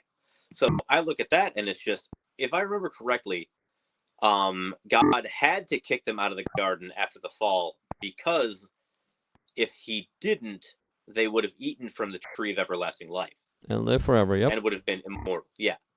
That being said, I think they were deathless before the fall and then could have become immortal. But instead, God kicked them out of the garden. But that's, who cares? That's a distinction without a difference. My question is, why does it look like every bit of evidence that we have for Noah's flood is just bad? There's no archaeological evidence to support it. There's no scientific evidence. It just could not have happened in the way described in the Bible. If Noah's flood had happened, we'd see it in the fossil record of a gigantic kill-off of all of the living things on the planet. That's not in the fossil record. If Noah's flood had happened, we should see, carcasses of dead land animals on the top of Mount Kilimanjaro. That didn't happen. I mean, you can't even account for the fact that we measure the way that continents drift throughout time, and we can rewind far back enough that we know that the continents aren't where they used to be. And people have tried to argue that that was changed during the flood by the waters moving the continents, which is scientifically impossible. There's just so many little things about Noah's flood that are incredibly, incredibly impossible. So you think that massive water explosions that were tearing the earth apart that were happening from underneath the ground were not strong enough to move the landmass?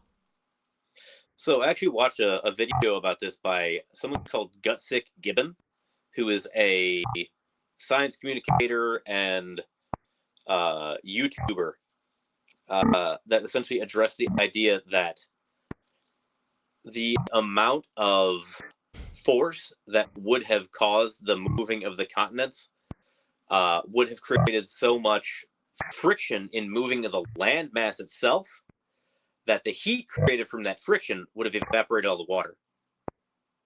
So they couldn't have moved. It was a very interesting video. It's science stuff, man. It's above my head. That's not my forte. I slap metal together. That's what I do. And yet you talk a lot about science. But I personally think you're just watching one side of science. You're watching the atheist side of science, and they all say we do not understand, we do not understand, we do not understand. But watch what the creationist science also say, and try to compare the two and figure out what makes sense. So, I watched a debate with that Gutsick Gibbon lady with a creationist who is a young Earth creationist, and she essentially went down the path of dismantling the story of Noah's flood, scientifically speaking. And this guy didn't have any science to support his claims. It was just all, oh, well, God made it, so that worked. It was all just one massive appeal to miracles. And that's fine if you want to say that. But it has no scientific backup. It has no scientific basis. It's Well, just a claim. that's not the debate you should watch then. You should watch the debate where the creationist actually has some logic. I mean, if you could I show me understand. more, I'd love to watch it. I understand. I understand the miracle aspect. I understand that part too. But I don't fully agree that we should say, oh, miracle here and here and here and here and everything that we do not understand, we don't even want to learn, we don't even want to know, miracle and miracle. I don't agree with that aspect whatsoever. I think there is a lot of logic even behind the miracles that happen if we gather enough information what took place. I mean, I agree with you. I would love to see a well-researched debate featuring someone on the side of atheism and someone on the side of creationism, where each one could make really good points. I've watched multiples of these, and eventually you hit an impasse with the creationists because they can't account for all of the various, thousands of different pieces of evidence that should prove that the flood happened. Which, I mean, that's also why I like the argument that God would not leave proof. God is, it's the idea, I forget, there was some idea I heard on a podcast a while back. All I do is I weld and I listen to podcasts, so forgive me. But God would not be a thief that was caught. God wouldn't leave evidence, right? If God pulled a heist on a casino in Vegas, he'd not only do it perfectly, but no one know he was there. He wouldn't leave any evidence. So if the flood did happen, he wouldn't leave any evidence. I love that argument. God leaves evidence all the time. If he has done something, he leaves evidence. Sodom and Gomorrah got burned. There's evidence to prove it. I mean, I would argue there isn't, but that's fine. It's like people talk about there's the stack of like salt or whatever by Sodom and Gomorrah that people say is Lot's wife. Have you seen that one?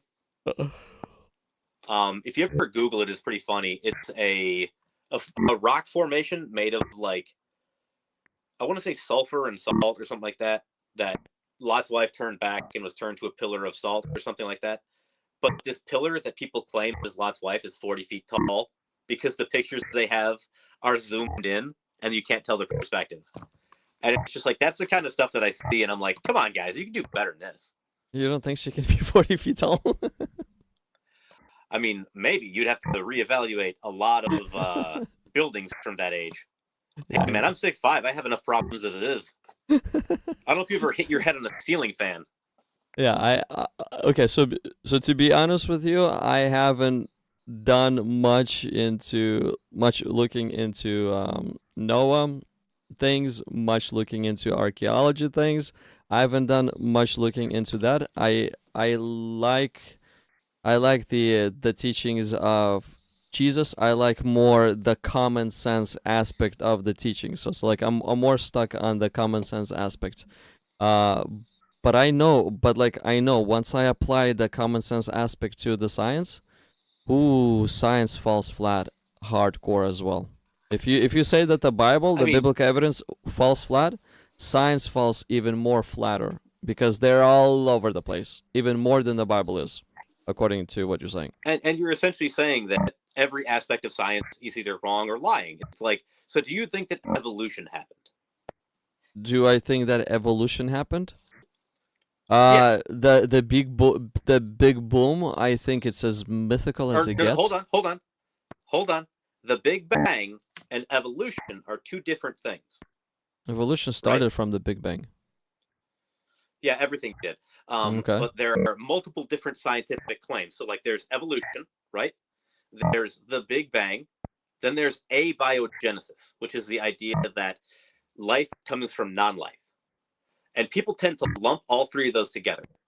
Big Bang cosmology merely explains that all the matter in the universe was in a hot, dense state, and then it exploded out, and then over billions and billions and billions of years, stuff eventually condensed into planets and suns and black holes and stuff like that. If you want to say that Big Bang cosmology was wrong, that's not true, that's fine.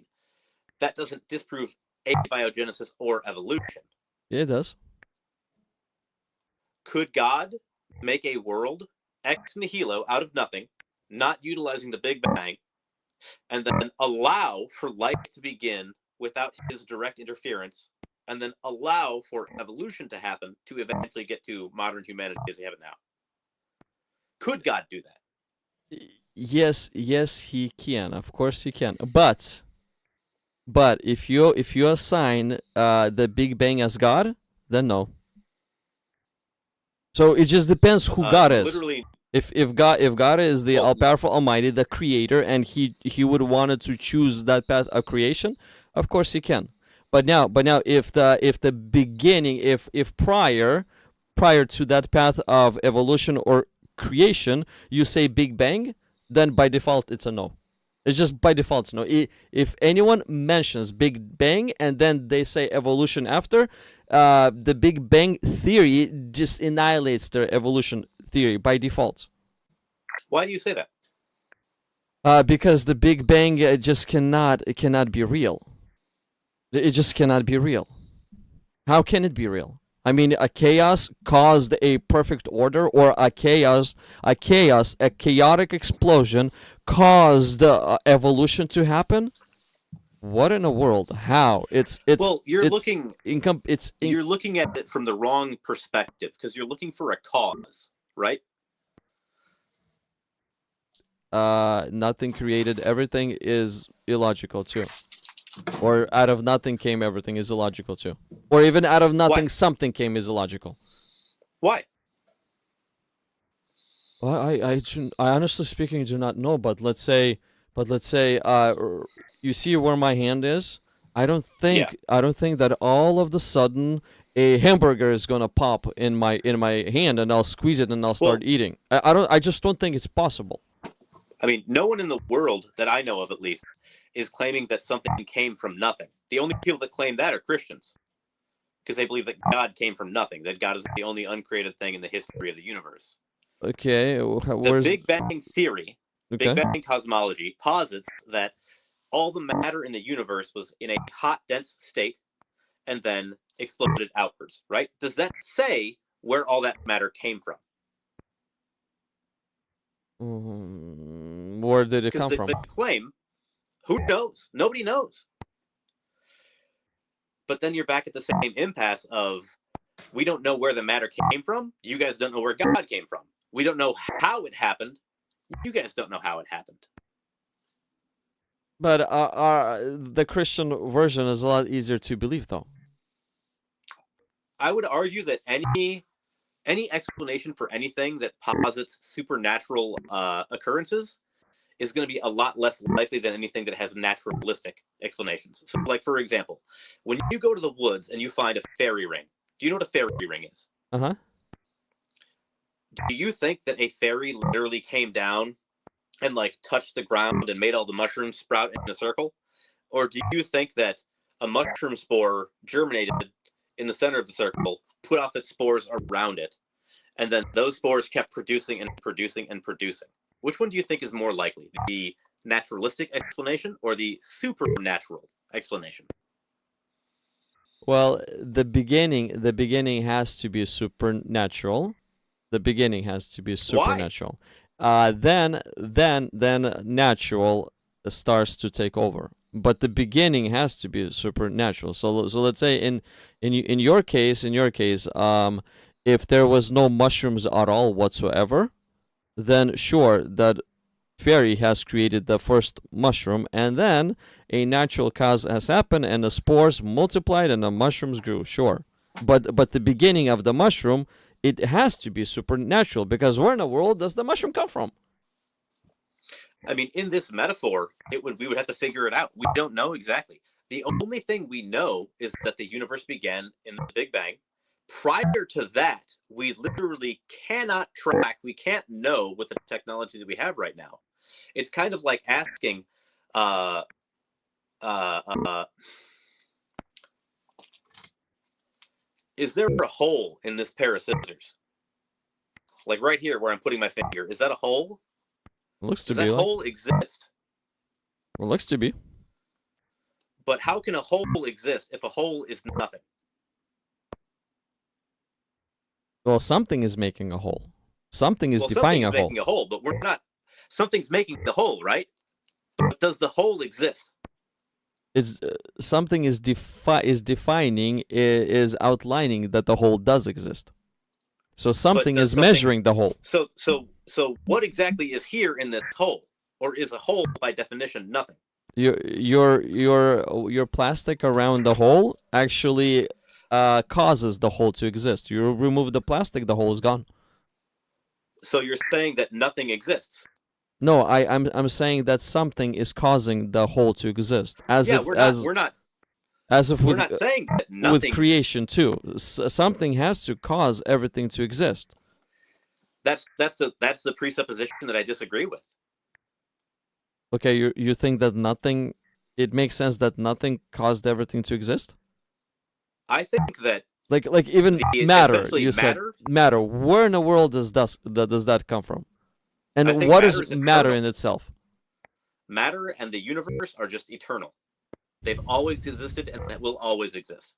And every time we have the inevitable heat death of the universe, everything condenses in a big crunch scenario, and then we get another Big Bang. And the Big Bang pops out, and then maybe life is created, maybe not. And then trillions of years later, we get another big crunch, and then it explodes back out. I think that there's a very good argument for the idea of essentially time being cyclical and matter being eternal within that cyclical frame of time. Because just because the argument of incredulity of, something can't or nothing can't create something, I think that matter and the universe are just eternal. They've always existed and will always exist.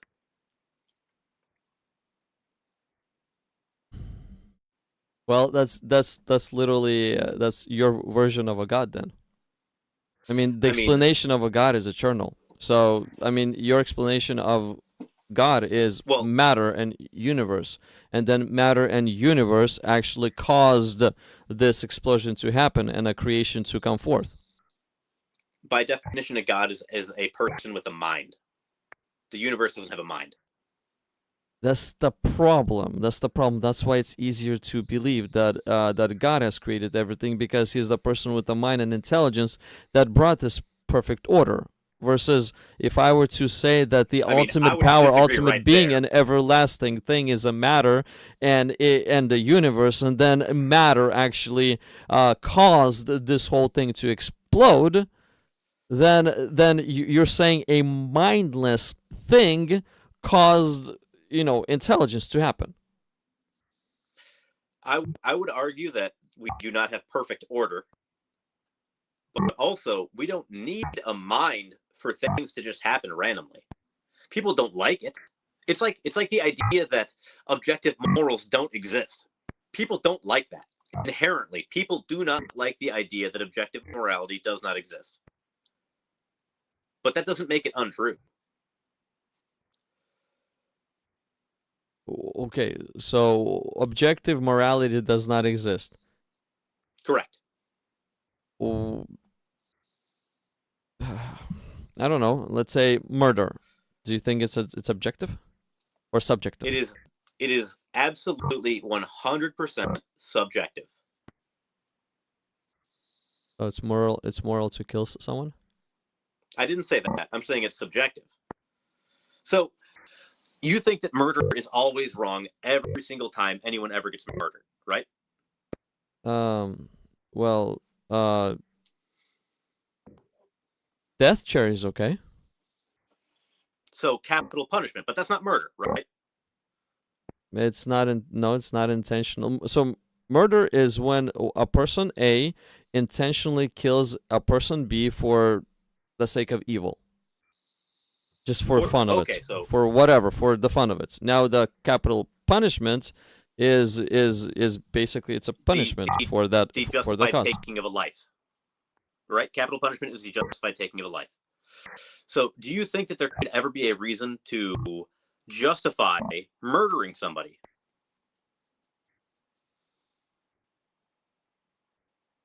I mean, the super easy one is, would you go back in time and kill Hitler before he ascended to power? No, You wouldn't want to save millions and millions and millions of lives? You wouldn't go back in time and kill Hitler? Not even baby Hitler. I'm talking like 17-year-old art school student Hitler who is not good at art. no, because Hitler 2.0 would arise. It doesn't matter. So no matter how many Hitlers I'll be killing, the 3.0, the 4.0, the 5.0 will be arising. It doesn't matter. We still have Hitlers in today's day. It doesn't matter. So you wouldn't try to save people's lives? That's not how it works. So no matter how much you try, it's just not how it works. It's not gonna work. Why not? It's gonna work if you remove evil from our planet. Well, so do you think that someone could do an act that was so bad that they would need to have capital punishment? Like, do you think that Hitler deserves the death penalty? Sure. So why not go back in time and find Hitler before he killed, millions and millions of people? Because he didn't deserve the death penalty then. Well, we already know that he's going to kill those people in the future, right? Okay, so once he does it, that's when he deserves. That's just how the language works. So can that argument be expanded to real life? So, like, if I know for a fact that someone was going to go kill somebody else, should I try to stop them or should I wait until they kill him? You should try to stop them, but not kill them in the process of stopping them. So essentially, you would need to wait for a murderer to either murder someone else or you would need to try and prevent them from doing it. Let's say that doesn't work. I mean, let's say your only option was to murder somebody who was going to murder. I see it as justified killing. How's it justified? If he hasn't done anything yet, how's it justified? Oh, because a possibility he's gonna do it. If someone decides, that they're gonna attack me, they're probably gonna die from it. If someone decides they're gonna try to attack my girlfriend, they're probably gonna die because of it. I do not believe that, like, I don't have my concealed carry license yet, but eventually I will have a concealed carry license. I currently have my firearm owner's ID card, FOID card. So we have multiple firearms in the house for personal protection. If someone comes into my house, they are going to die. Period. Flat. I'm not going to risk it. I don't really care. The Bible clearly states that you can defend yourself. The Bible clearly states that if someone is going to do something evil, you should try to stop them. I think that going back in time and killing Hitler is a universally good thing. And your only argument against that is that it wouldn't matter because there'd be more Hitlers rising up. Mm-hmm. Mm-hmm. So time has to be linear, is what you're saying, or what? Like, time. What do you mean? You saying that you could not prevent the atrocities of Hitler, or are you saying that there would be more Hitlers, like the massacres of the Rohingya, the Rwandan genocide, stuff like that? So yeah, I think that if you can try to do something good, you should try to do that. You ought to do things that save human lives. It's a bit of a utilitarian argument when it really comes down to it. I literally think that, okay, if you know that Hitler's gonna kill, you kill him.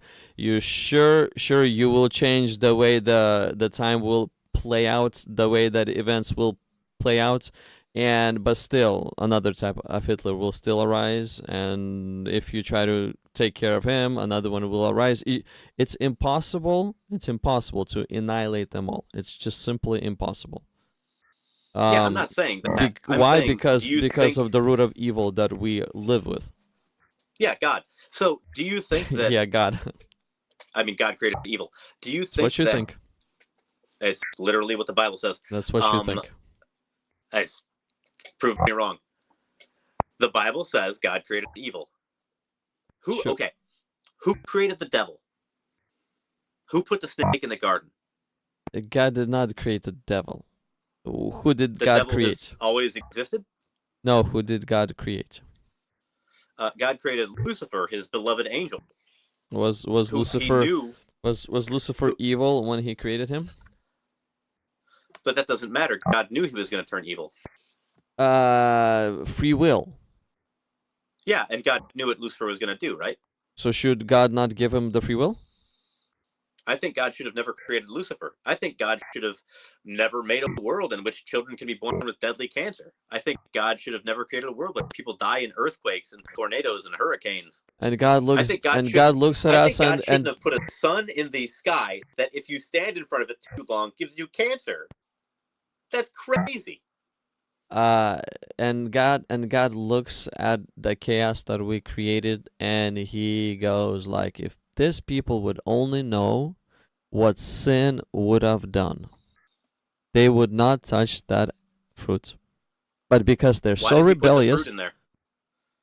it's called free will. Do you not like the So- free will that you have? I love having free will. In the Christian paradigm, we don't have free will, but That's that's what just a you different think. thing. That's what you think Yeah, again. We literally do not have free will That's in the what Christian you paradigm. think. Why would God put a fruit in the garden if he didn't want them to eat it? He knew they were going to eat it, right?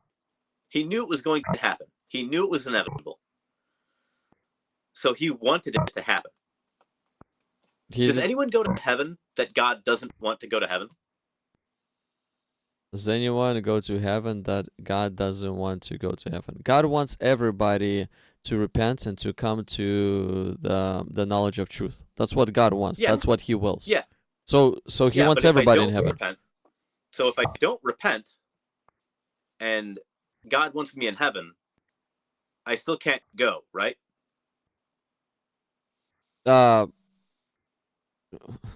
If you don't repent and God wants me in heaven, you still cannot go. Well, again, there's a thing called free will. You choose where you want to be. You choose whether you want to be with God for I eternity didn't choose or to be away. born. You said you choose where you want to be. I didn't choose to be here. I'm the product of two young people having sex in the back of a car. You choose where you want to be in eternity. You may not. I would like to choose to go to heaven, but also have free will in heaven. You will. There's free will in heaven as well. I can't be sad in heaven. Do you like to be sad? I think that without sadness, you can't appreciate happiness. One of my favorite episodes of a TV show ever is this episode of Black Mirror called San Junipero. And after I watched that show, that episode, I just ugly cry. It's so beautiful and so bittersweet and so moving. Okay, how many times do you want to be sad in order to appreciate the happiness? 1,000,000 times? Or one time being sad is enough in order to appreciate the happiness? Can you be sad in heaven? How many times do you want to be sad in order to start appreciating the happiness? Once or 1,000,000 or 1,000,000,000? Well, can I remember my own sadness in heaven and be sad about it? Okay, if you appreciate the happiness because you got to know what sadness is, then one time is enough. Why do you want to continue to be sad if what you appreciate is the happiness? Like you appreciate the happiness, you appreciate the happiness, you like the happiness side, but yet you go like, I don't want to let go of the sad side, even though I love the happiness side. Like, why are you holding on to something that you don't even like yourself? Because I want to have the free will to do so. That's the thing. If you don't like it, your free will say, I don't want to do it. That's how free will works. So if I go to heaven and I find out that my girlfriend isn't there, I'm not allowed or not capable of being sad about it?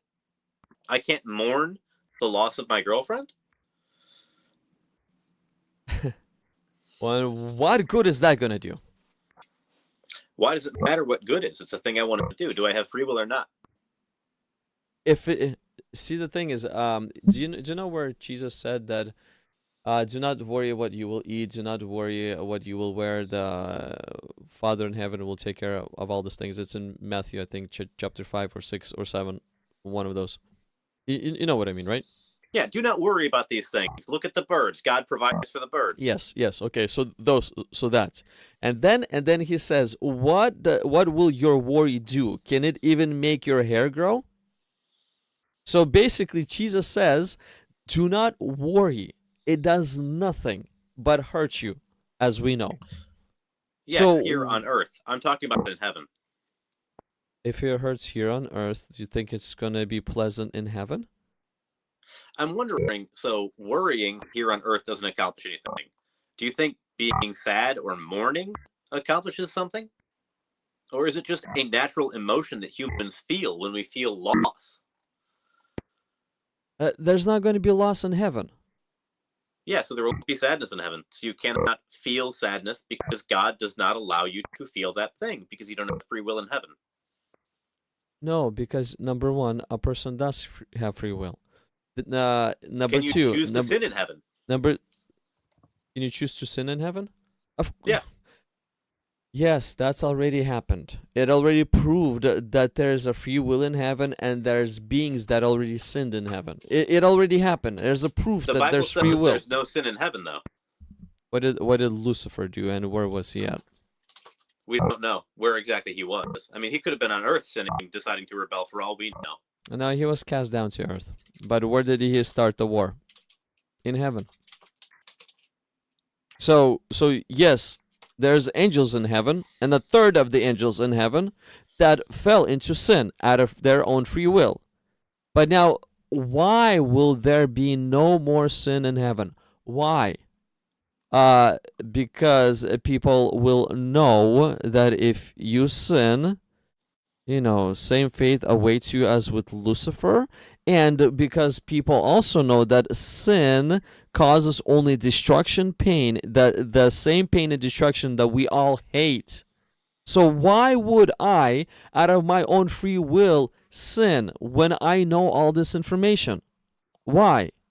All this knowledge of all this information and past memories and experiences on earth will cause me to stay away from sin intentionally because I hate sin. So why would I do something that I hate? Well, because you would want to have the free will to do it in heaven. The Bible literally says nothing impure will ever enter heaven, nor will anyone who does what is shameful or deceitful. Enter. Only those whose names are written in the Lamb's book of life. Enter. The cowardly, the unbelieving, the vile, the murderers, blah, blah, blah, blah, blah. They'll be consigned to the lake of fire, burning sulfur, all that stuff. Do you think you can sin while in the presence of God? That's what Lucifer did. Well, does the Bible say you can do that? If the Lucifer was able to do it, then it's possible. But now, why would anyone do this, knowing what happened? Do you see that there's not going to be sin because of free will? Because of free will, there won't be sin.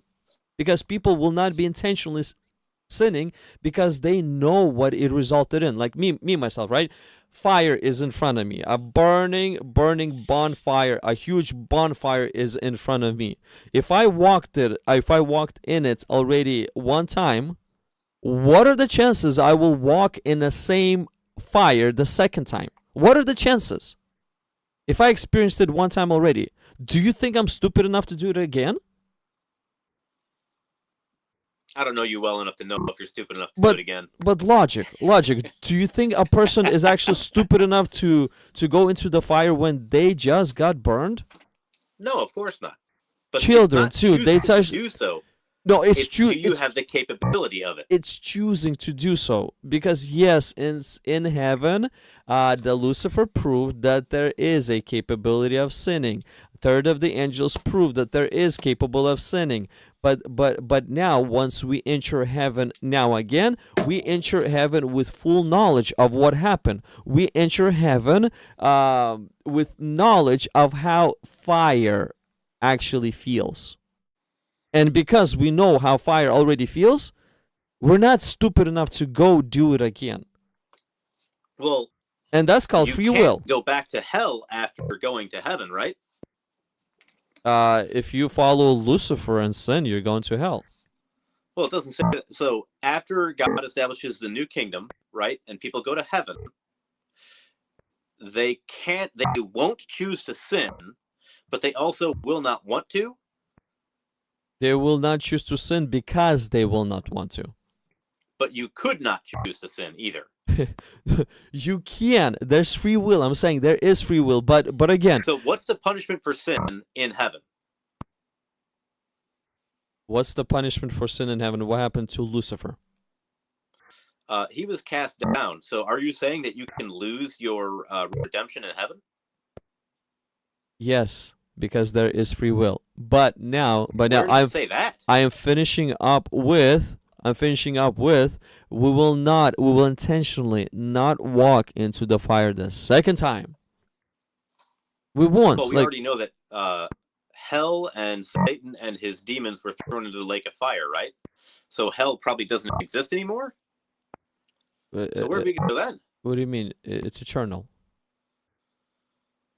Well, I've seen arguments. So keep in mind, I've watched a lot of people talk about this. Do you think that once God throws hell into the lake of fire, hell will continue to exist, or do you think that it would be destroyed in the lake of fire?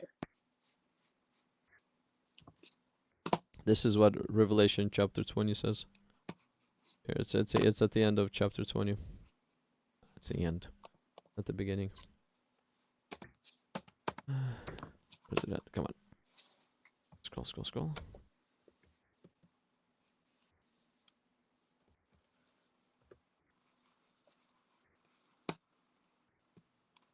Okay, so where does it start? Battle. So this is the battle, great white judgment. And I saw the dead, small and great, standing before God, and the books were opened, and another book was opened, which is the book of life. And the dead were judged according to their works by the things which were written in the books. The sea gave up the dead who were in it, and death and Hades delivered up the dead who were in it, and they were judged, each one according to his works. Then death and Hades were cast into the lake of fire. This is the second death. And anyone not found in the book of life was cast in the lake of fire. So they were not destroyed to start with. Death and Hades, they're not destroyed. They're cast into the lake of fire. So I would argue, well, I've heard arguments that once you give people the second death, then they're just dead forever. That is what happens when you throw the people that were there. Death and Hades were thrown into the lake of fire. The lake of fire is the second death. They then cease to exist. It's essentially annihilationism. Not cease to exist. They are, so the second death, yes, the people are in the lake of fire for forever, tormenting, not ceasing to exist. Yeah, and one of the reasons that I think that Christianity cannot be true is because God would not give people eternal conscious torment as suffering for the crime of choosing not to worship him. So I think that it would make more sense that a loving God would give you a certain amount of time as punishment and then make you cease to exist. Okay, so would it be just of God to actually punish a person forever, eternally, because that person really messed up his planet, his creation, and the people around, and the lives of people around him? You think it would be unjust? It would be unjust. It's his perfect creation, punishment, good creation. God destroyed. An eternal punishment can never fit a finite crime. That would be an act of injustice on God's part. Well, you also have well, how about the infinite crime, such as hating the Creator? Well, God could just choose to make that a finite crime by making you cease to exist. Cease to exist is a very easy way out. Yeah, I mean, why wouldn't God take that? Because it's a little too easy. I mean, think about it. Like let's say a person, John, whatever, hates God with the bottom of his heart, and then God will punish him from ceasing to exist. Well, do you think that in this scenario, John believes God exists and hates him? Even you believe that God exists. I do not believe God exists. I am agnostic to the existence of God. I think Christianity is false. Hold on a second. You're agnostic, but agnostics say that there's some supernatural being that is behind all this. You're not, or you're atheist. Well, I think that there's a misconception that people use because they think an atheist is someone who says there is no God. An atheist is someone who is not convinced of a belief of God. I'm agnostic to the existence of God. I don't know if he exists or if he doesn't. I'm not sure it is possible for God to exist. I am uncertain. Does that make sense? It makes sense, but still, you align with the side that there's a possibility of his existence. Of course, And I a think that huge one there's a too. possibility of God's existence. I don't think there's a huge possibility of it. I'm right now like 60-40 that God could not exist just because it's so impossible to fathom the existence of a being like God. Okay, maybe according to the Bible, but according to your own mind, it's probably 90-10 that God, according to your mind, the one that is in your mind, is in existence. No, that's I'm talking about that. Like just the concept of a general deity is like 60-40. I am 99.99% certain that Christianity is just false. So it's a matter of scale. Okay. Okay, if okay, then basically your God, the 40% God that you believe, you believe, the 60% will drift you away from that 40% God that you believe in, and cause you to be away from Him. Yeah, but you can't. So it's hate your own something choice. that you don't think exists. Well, you can hate Him 40%, not really 100%. Well, no. 40%.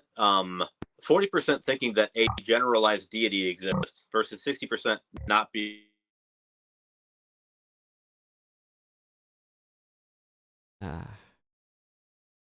Connection issue again. Connection issue. He's gone. He is gone.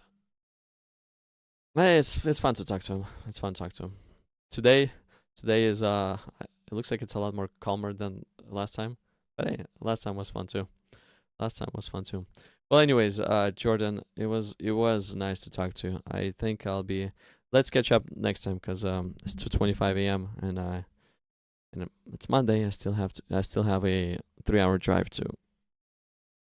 I'm gonna be driving all night long. So, but thank you for tuning in. And thank you, Jordan, for jumping on. I guess on the call at the right time. Thank you. And I accidentally brought you to stage 2, which I mean I don't mind talking to anyone once or twice or 10 times, but that accident resulted in a nice conversation. So thank you everybody who tuned in. Why am I running? Bro, I'm not. I don't know if you're talking to me. If you're talking to me, I'm not running. His connection just broke. His connection broke. Nobody ran here. Nobody ran. We were having a very nice back and forth. Very nice. I enjoyed it. But the connection broke. Technology is good. Internet's good. All those things are awesome. Awesome. Why internet is awesome? I am in Sacramento, California. Jordan is somewhere in Midwest. Somewhere in Midwest. I forgot which state he's from. Because of internet, we can have a conversation. Because of internet. Because of camera, it's literally as if we're sitting right next to each other, in front of each other. Because I do see him. Yeah, he has his camera. He has his camera on, so like I actually can see him in what is it, in our studio room. I can see him. If Jordan, if you can hear me, if you want to next time, let's not really restart this because I want to go too. But you're back, okay? Oh man, my Wi-Fi decided to poop the bed. Yeah, that's what it looks like. But it's Yeah, if at any time you want me to actually show your camera to the public too, I don't really care. Just that's what I was saying. But let's stop at on this. Let's stop on this. It was a very nice conversation. I enjoyed it, but let's stop here because I'm gonna be getting off. It's 2:27 a.m. I still need to do a 3-hour drive to the destination that I need to be at tomorrow by 7 a.m. Ugh. It's okay. That's life. I'll be going to sleep in like 2 hours. You know. Yeah, I'll be going to sleep maybe in 3 hours. See if I'll even go to sleep in 3 hours, because 3 hours for 5:30 I'll be there, and the person's coming at 7. What's the point of sleeping for an hour and a half? So I don't know. Yeah. I wanted to ask you before I left though. Do you believe there are any contradictions in the Bible? It all depends what people mean by contradiction. Like, Because like good. Which like real quick, which one? the most ironclad contradiction I've ever seen is actually the dumbest one in the entire Bible, and it's the Jesus and the walking stick story, where Jesus says, "Go out and preach to the towns around here. Don't take a spare cloak. Don't take spare sandals. Don't take a wallet. Just take a walking stick and go." And then in a different book of the Bible, he says, "Don't take any of that stuff. Just go." So did he want you to take a walking stick or not?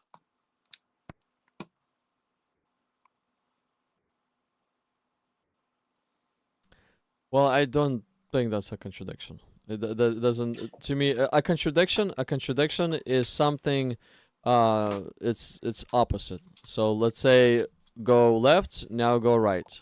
That would be a contradiction. But such things as, in this story, take only the walking stick, in the other story, don't take anything.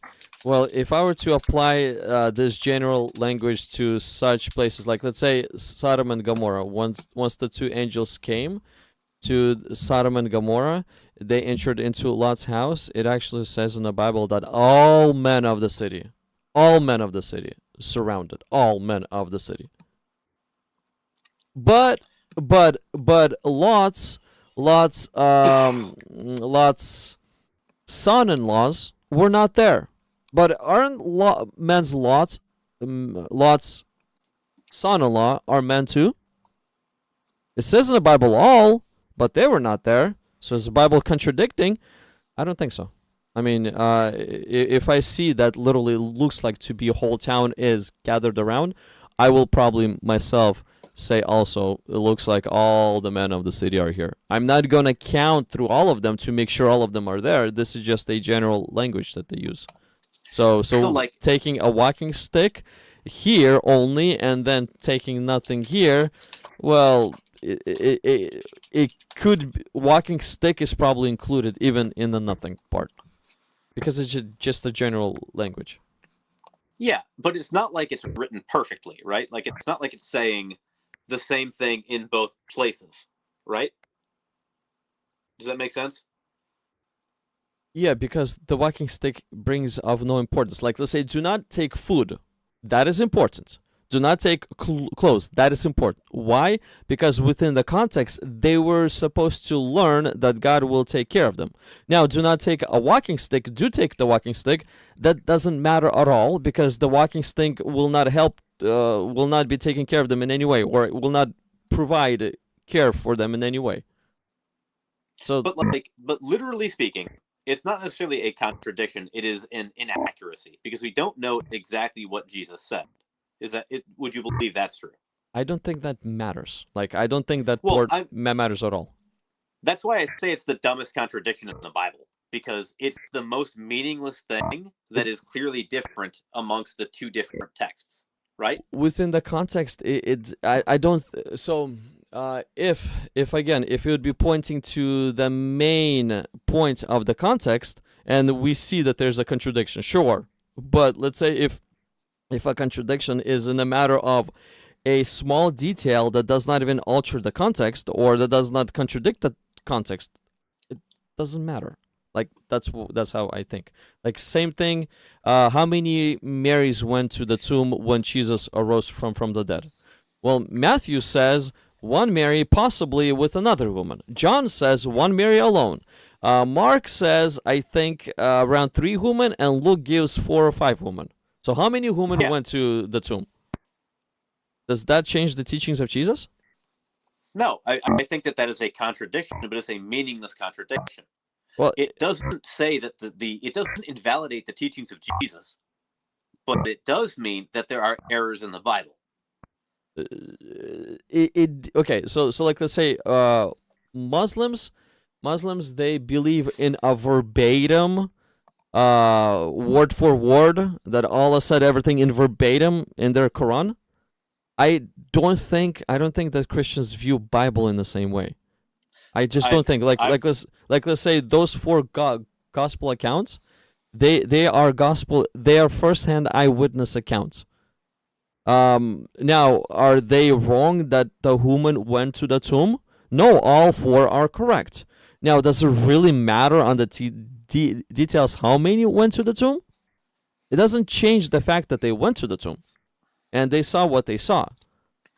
So those small things, it's a human. Actually, to me it proves the Bible to be even more true, because I understand that it was revealed by humans, and humans are not able to keep everything in their memory, all the small details in their memory, but they are able, by the power of the Holy Spirit, to keep the most important things, like the teachings of Jesus Christ, in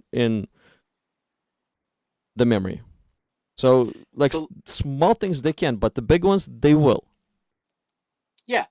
My problem is that I've met a ton of Christians that think that the Bible is literally inerrant. There cannot be any inaccuracies.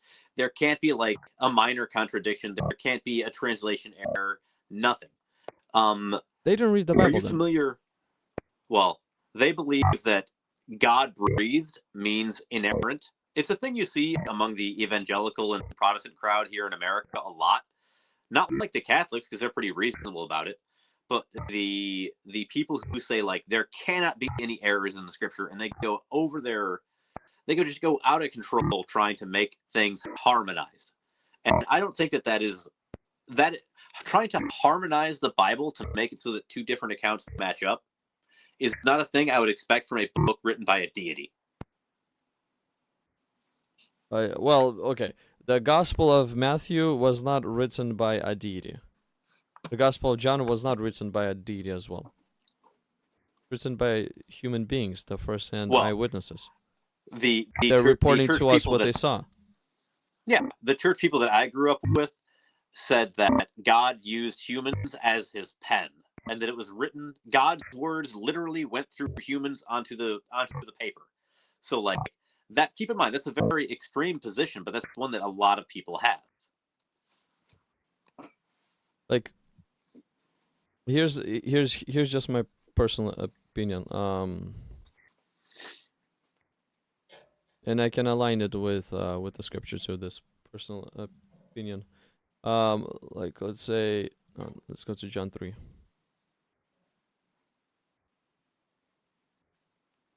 Okay, so there was a man of the Pharisees named Nicodemus, a ruler of the Jews. This man came to Jesus by night and said to him, "Rabbi, we know that you are a teacher from God, for no one can do the signs that you do unless God is with him." Jesus answered and said to them. So everything here in black text, all of this. It's Matthew is narrating all this. So it's basically everything that Matthew remembers, according to human memory. Now this read right here, most assuredly I say to you, unless one is born again, he cannot see the kingdom of God. Those are the words of Christ. This read is actually backed by the Holy Spirit. So, like, how do you explain the account in it's either John or Matthew, where Jesus is being questioned by it's Pilate or Herod or whoever, and like none of his, like Matthew, Mark, Luke, and John would not have been there because he was in a private audience with either Herod or Pilate. How did that get written down? Was someone divinely inspired by the Holy Spirit to write down what happened even though they weren't there? Because that would mean that it's not a first-hand account. It's a mixture of first-hand account and maybe things that they were told by somebody else, but it's definitely not a first-hand account.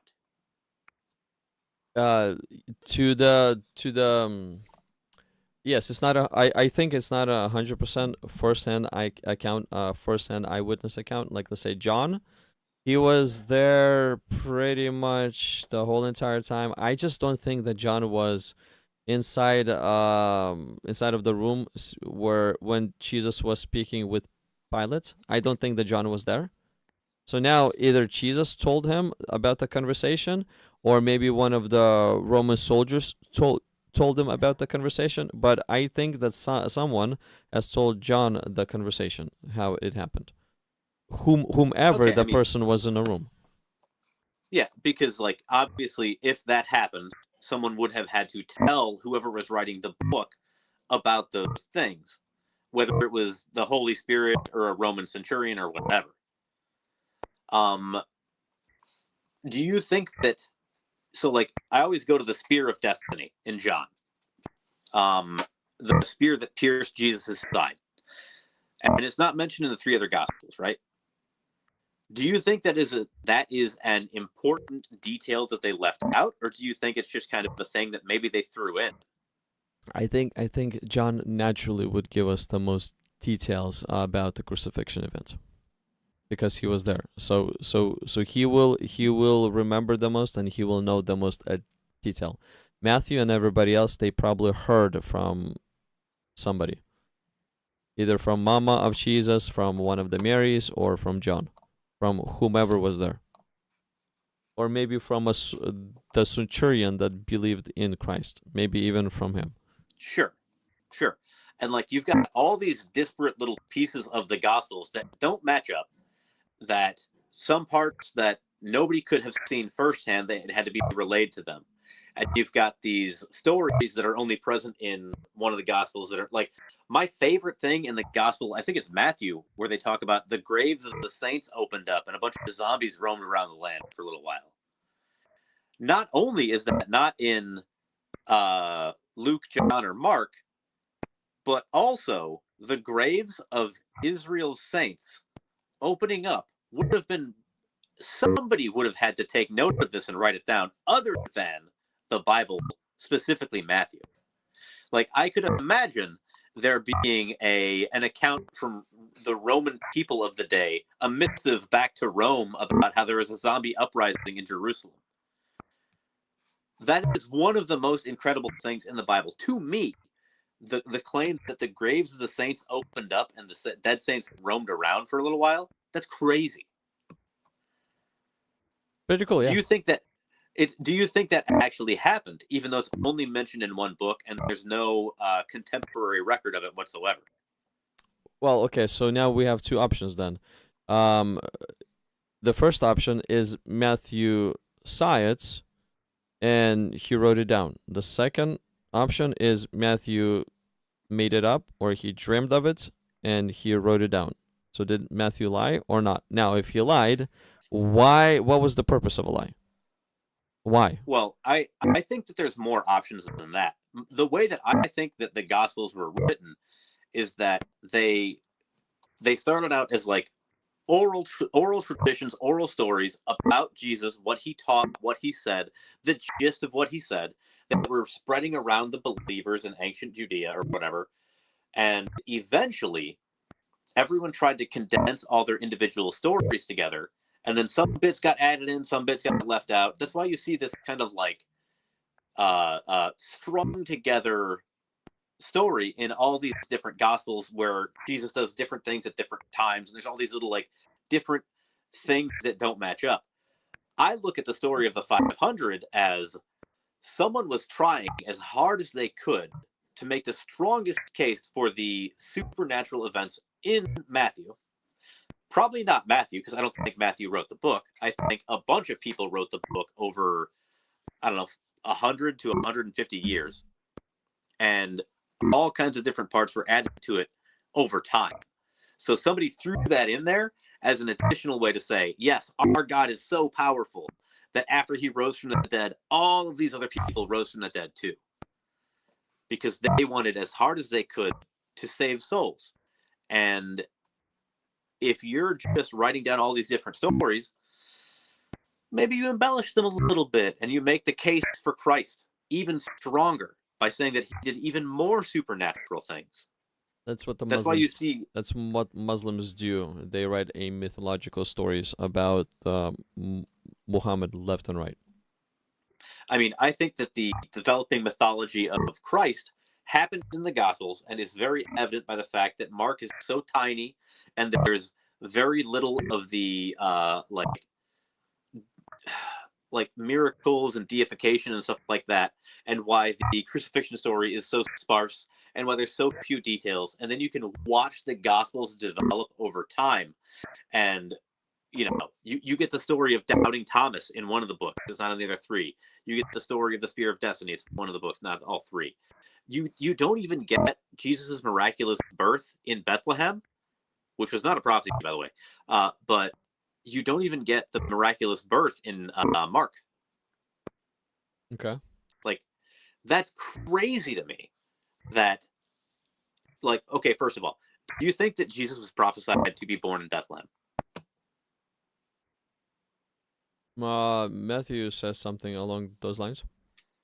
So there's a prophecy in the Old Testament that says, essentially, a child will be born to a virgin in Bethlehem, and they will call him Emmanuel, right?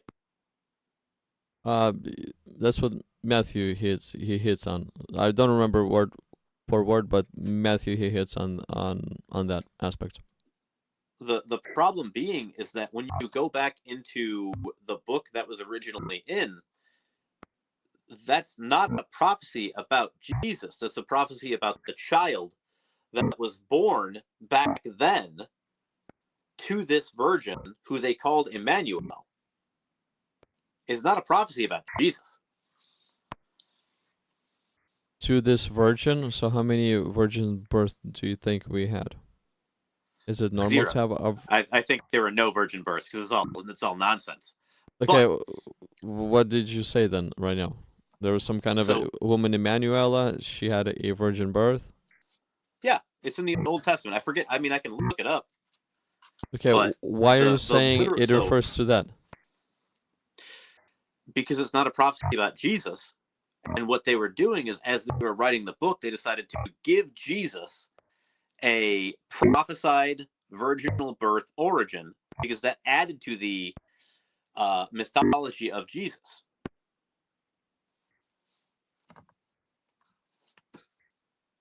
So this is what it says in Isaiah 7:14. Therefore, the Lord Himself will give you a sign. Behold, a virgin shall conceive and bear a son, and shall call his name Emmanuel. So that's one of the prophecies about being born. Keep reading.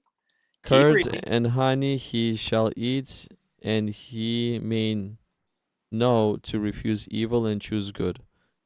For before the child shall know to refuse the evil and choose the good, the land that you dread will be forsaken by both her kings. The Lord will bring the king of Assyria, and so on and so forth. So what is that prophecy about? Is that about Jesus, or is that about that virgin conceiving and bearing a son before King Ahaz? It's either King Ahaz or King Abiathar is in there, and is asking God for a prophecy to show that he'll be okay, which is why it references the two kings that you are in dread of. It's not a prophecy about Jesus. Yeah, Go to the Isaiah randomly started to proclaim this. I remember. But the thing is, his random proclamation of this is not aligned to the story of Hezekiah in any way. This is a random proclamation that he started to somewhat just go off on. No, that's not true. Scroll back up in the Old Testament, that is. Scroll. You mean in the same Isaiah 7? Yeah. Where did I click? Joseph, son of man. Okay, so right here. Okay, so Isaiah 7:14. Okay. Moreover, the Lord spoke again to Ahaz, saying, "Ask for a sign for yourself from the Lord your God. Ask it either in the depth of..." That's a terrible translation. It should say Sheol, but essentially, Ahaz is being told, ask God for a sign to show that you will be saved from these two kings that are about to attack your land. And God gives him a sign to say, this virgin woman is going to conceive, and that child is going to be named Emmanuel. And then that is proof that the land will survive the attacks from those two kings. It's not a prophecy about Jesus.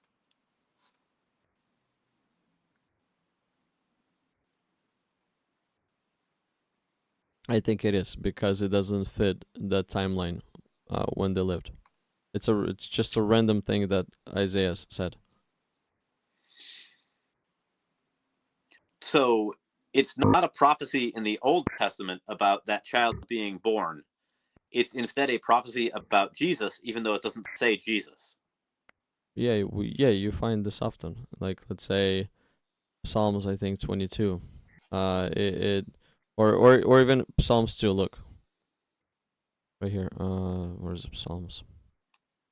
Like, Psalms 2. I have a very high standard for something to be called a prophecy. If you're just referencing something from the Old Testament, that's not a prophecy. You need to right? Like, you need to look at the context. You literally need to look at the context. Look, I mean, I just made you look at the context of the story of the virgin birth, and it clearly shows it's not about Jesus.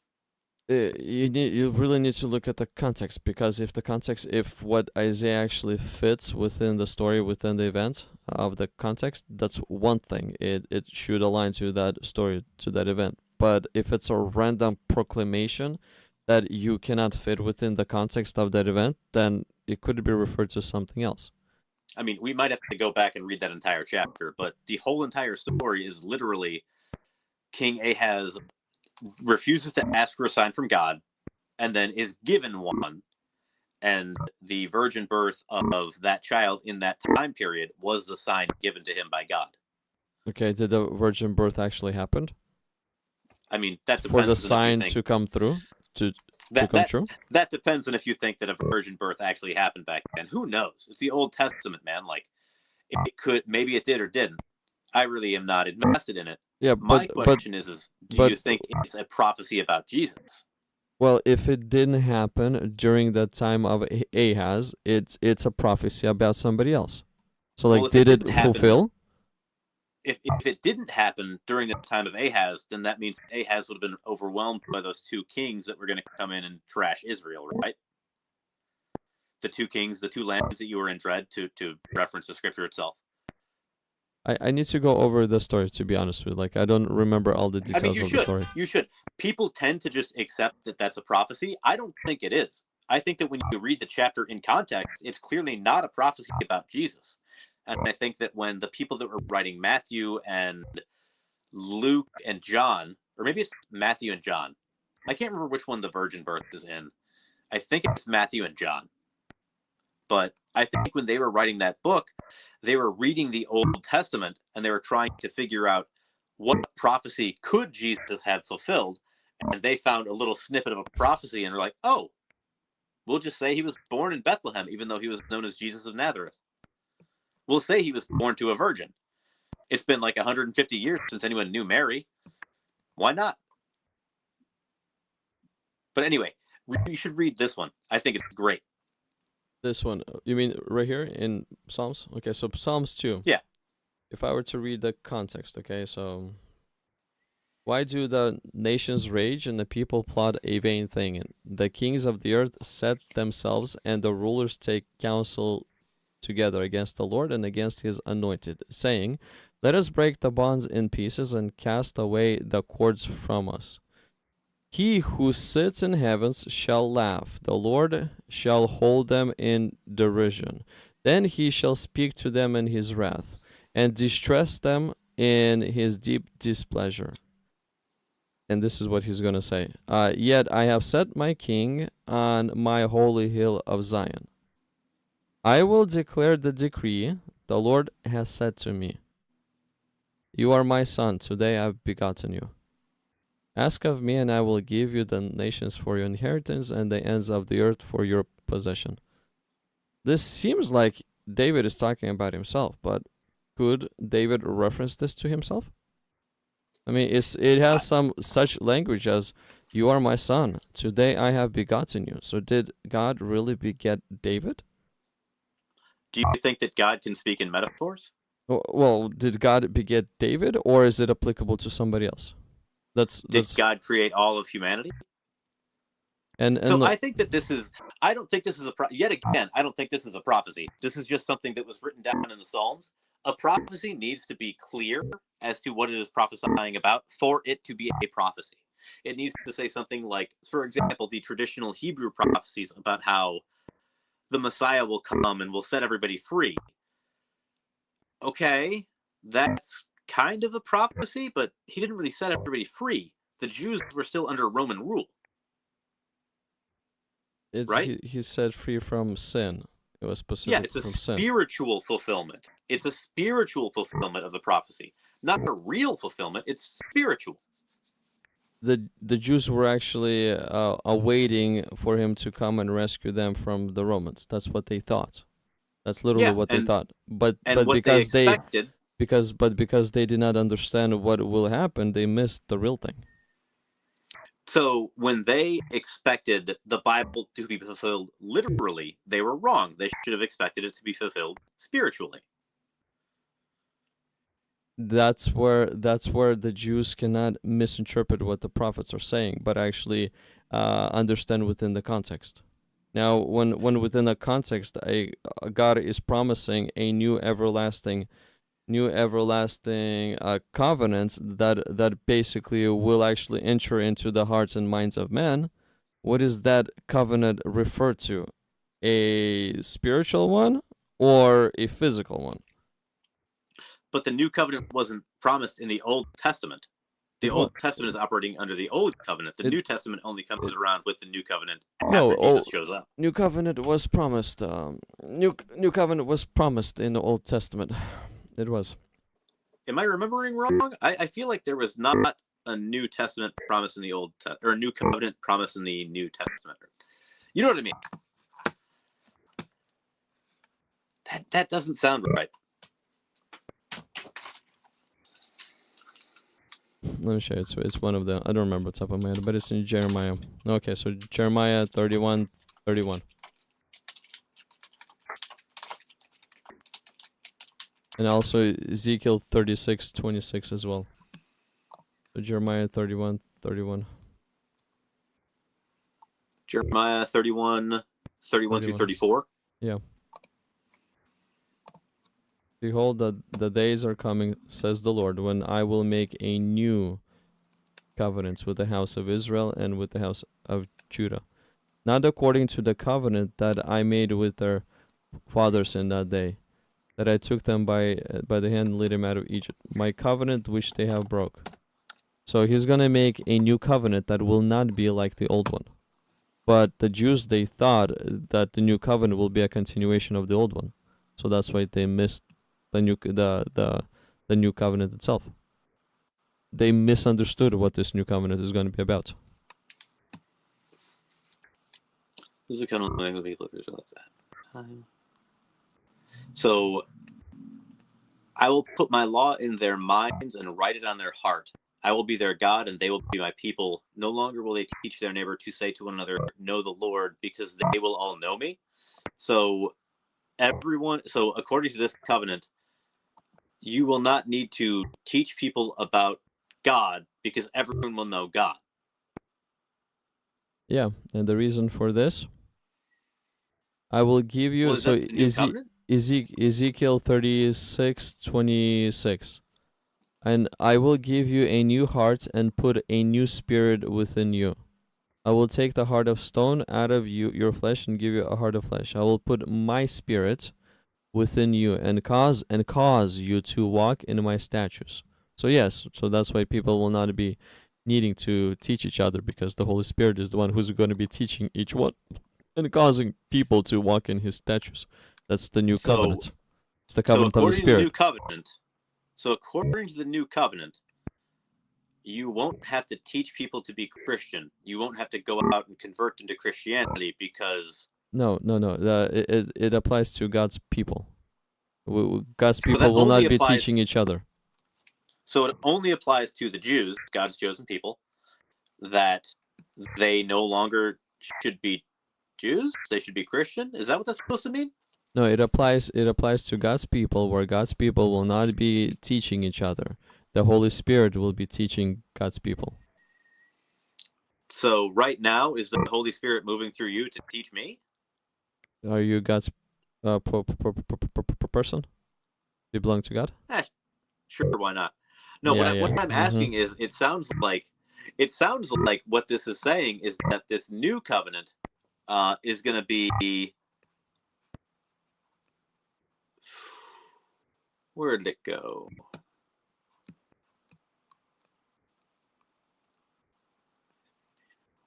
Israel will ever cease being a nation before me. So it sounds like God is saying that under this new covenant, Israel will never go away.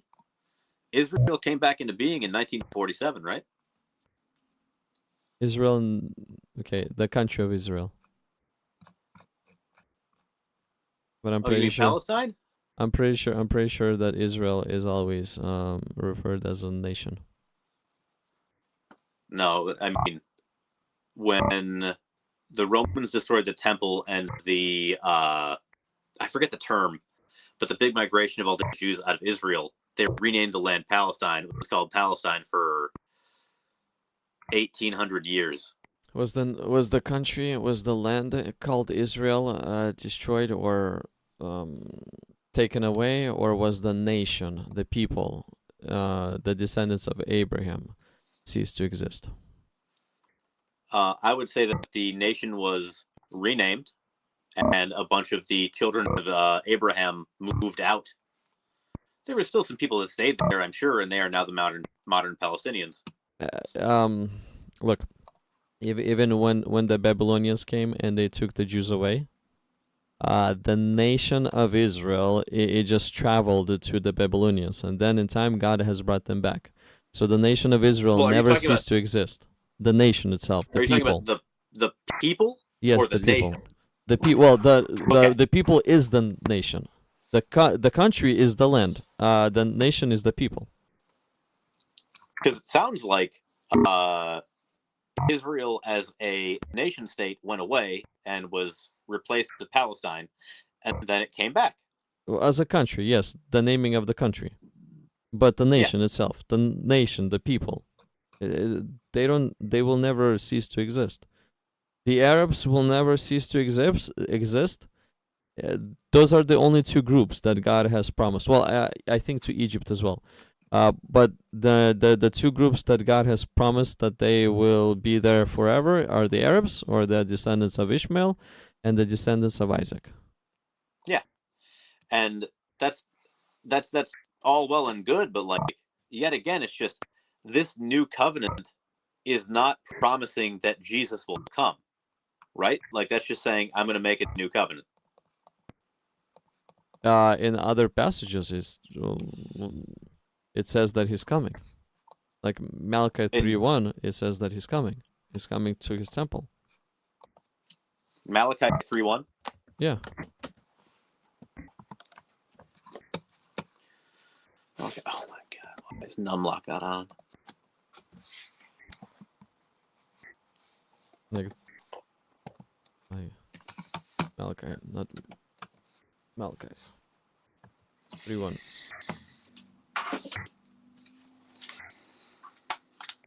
Look, it says, "Behold, I send my messenger, and he will prepare the way before me. And the Lord whom you seek will suddenly come to his temple. Even the messenger of the covenant in whom you delight. Behold, he is coming, says the Lord of hosts." So the Lord of hosts is saying that he's coming. Who? The Lord of hosts, right here. Yeah, saying it's that he's saying coming. who is coming. The Lord of hosts is coming. Look, So and he will prepare a way before me. Who's this me? Who's the speaker? Who's this me? sending a message to people. So the Lord is sending his messenger to prepare the way before the Lord, Yes. right? Mm-hmm.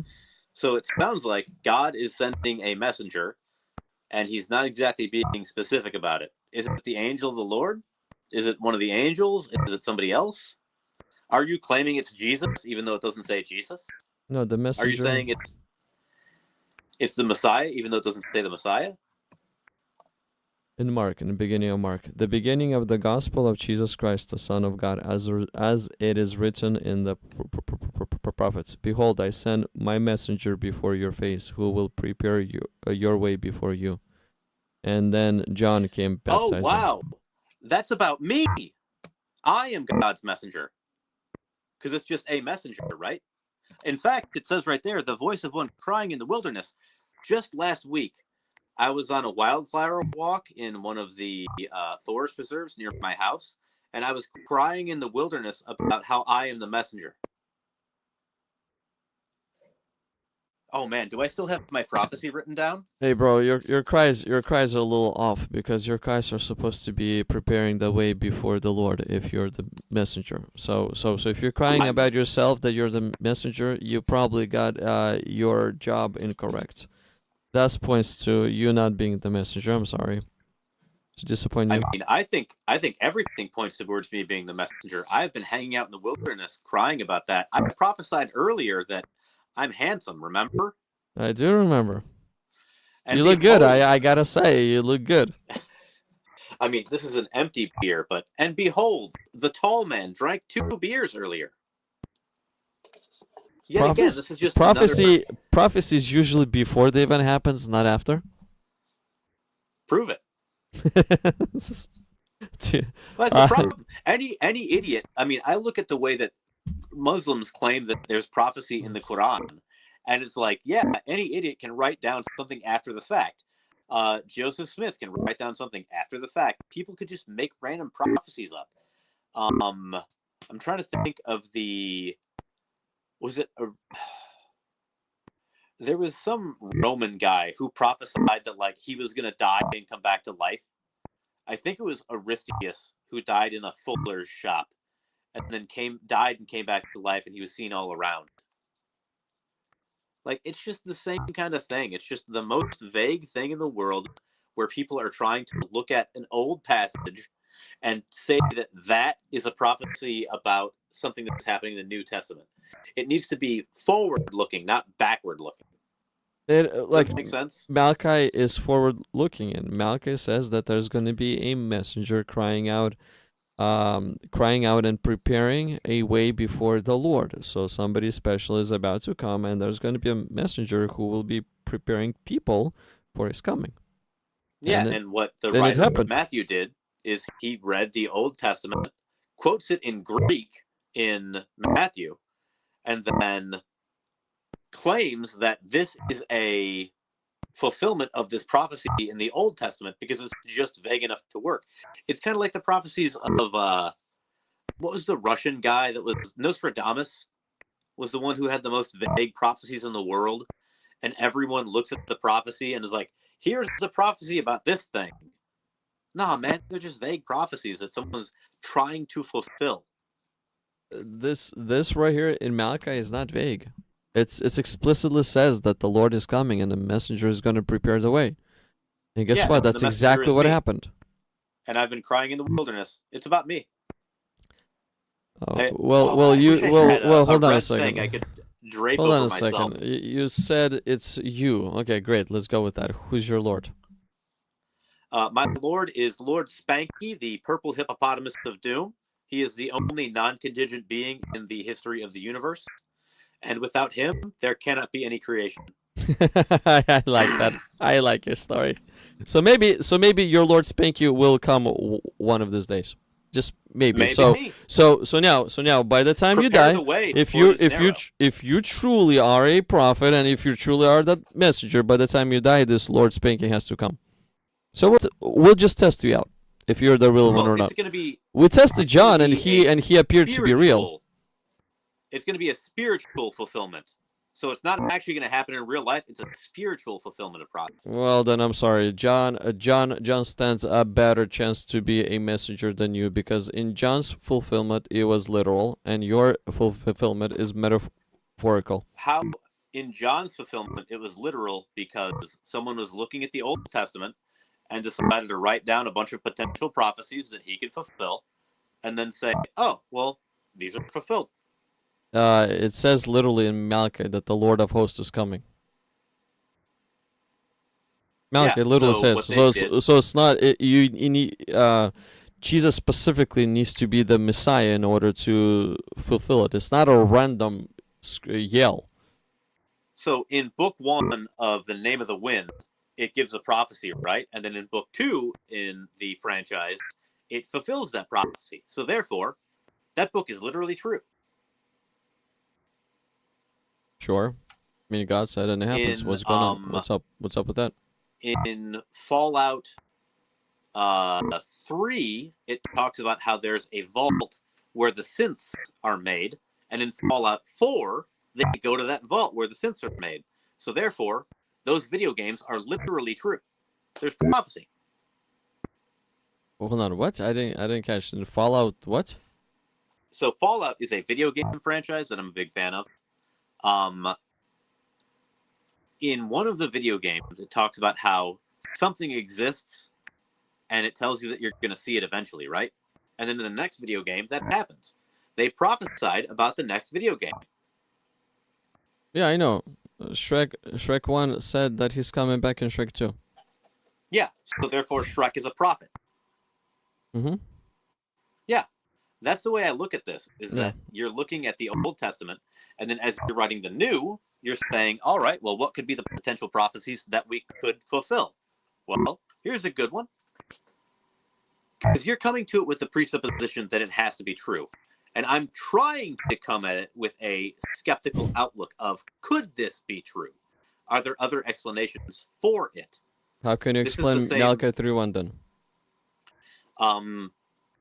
I would say that whoever wrote Matthew read Malachi and said, "Oh, well, this is just a vague enough prophecy about the new covenant that we can inject it into the New Testament and claim that Jesus is the fulfillment of it." Okay, if Malachi is the prophet, then what would be the other fulfillment of it, if not for Christ? It hasn't been fulfilled because the Bible is wrong. Well, okay, that whatever. Let's go besides that stupid claim. Let's go more logical claim. Like the Lord has to come to his temple. Who came to his temple? It hasn't been done yet. We are still waiting on the fulfillment of the Lord. He works on his own time. One day to him is 1,000 years. But the Messiah has already come to the temple. Well, that's if you believe Jesus was the Messiah. If he's not, then that means that we're still waiting on the Lord to come to his temple. Yes, and if John would not fit the pattern to be a messenger, then sure, your argument would be stronger than mine. But since John fulfills the pattern to be that messenger and preparing the way for the Messiah, and then Messiah shows up at the temple, I think mine is a little closer than yours. I don't think so. I think that prophecy is about me. I'm prophesying the way of the Lord Spanky, the purple hippopotamus. Mm-hmm. Because either way, you're looking at these verses and saying, we're quoting this scripture from the Old Testament and we're writing it down in the New, and we're making it so that it has to be a fulfillment of prophecy. Look, that would be this so one, incredibly easy. This one is a literal fulfillment of the prophecy. Same thing with a virgin will give birth. It's as literal as it gets. So in Shrek 1, he goes and meets that really tiny guy, and then if in Shrek 2, they said Shrek was prophesied to meet a little tiny guy, does that mean that the writers of Shrek 2 were prophets? Shrek 2, they were prophets. They have a nice story down. They have a nice story down. The argument. So, like, if I write a book, like, let's say I write a novel, right? Let's call it Scientology. And then I write a second book called Scientology 2, and I say in this second book that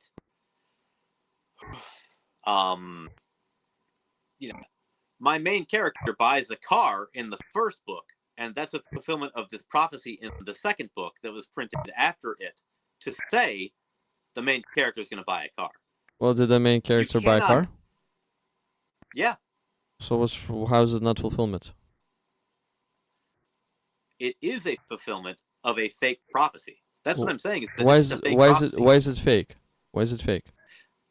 Because, Okay, what if the character did not buy a car? Would that be fake? yeah, of course. That would be a false prophecy. What you're saying is Okay, and if he that- did buy a car, how is it fake? I don't really get your point. How is it fake if something what was prophesied actually happened? because you're looking at the past and you're writing a prophecy in the future. You're not saying a prophecy from the past, you're saying a prophecy from the future. So, for example, do you think that when Jesus was on the cross and he said, my God, why have you forsaken me?" Was that a fulfillment of prophecy?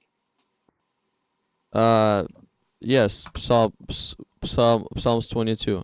It might not be directly sounding, but it was. Because So, I would especially look at especially if you read the whole chapter, you'll see that it's not just my God, why have you forsaken me, but many other things he fulfilled as well. Yeah, he's just quoting scripture. No.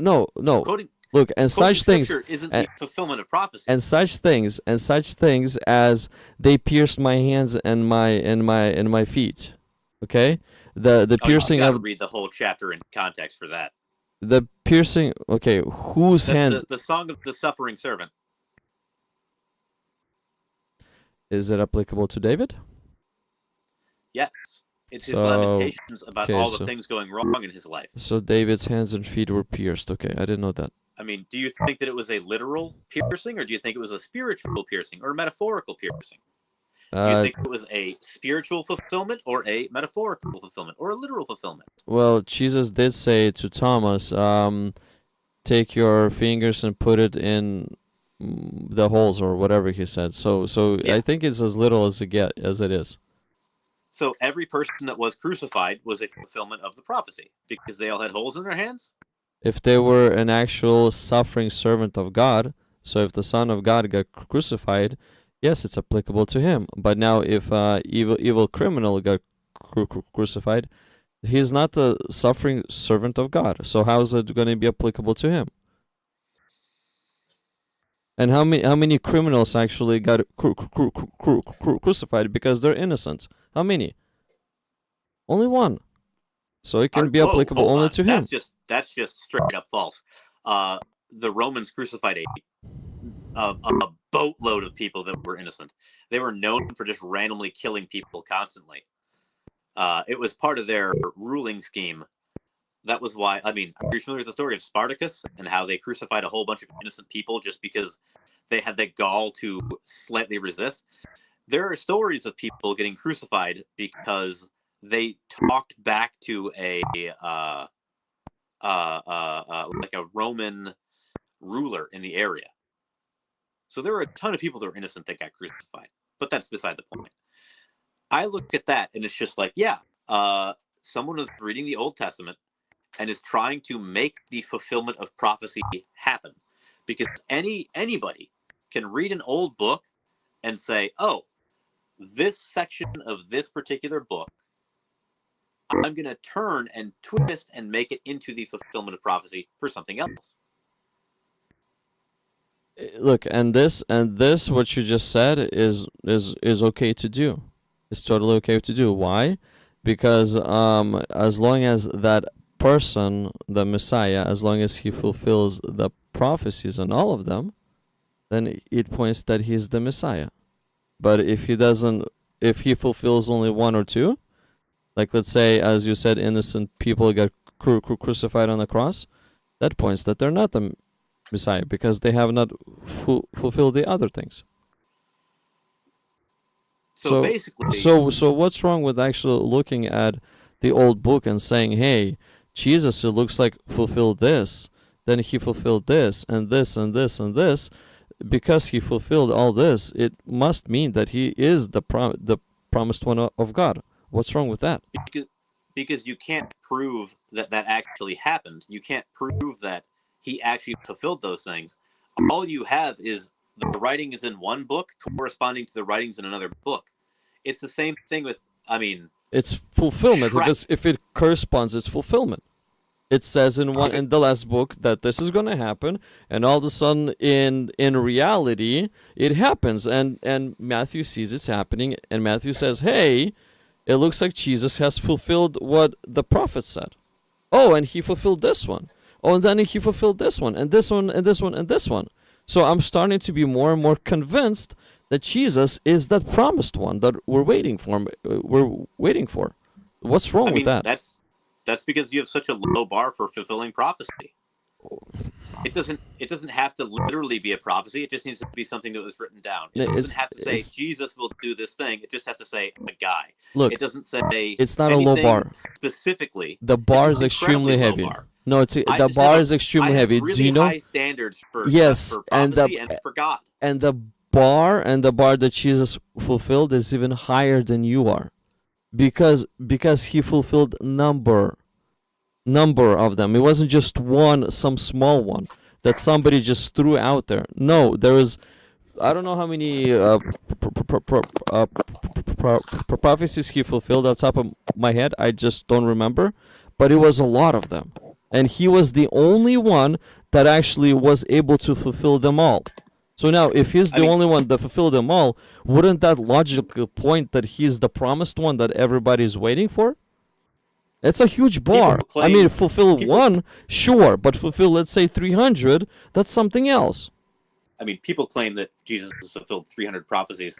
I don't think they're prophecies. I think that people are just looking at Scripture and saying, oh, my God, why have you forsaken me?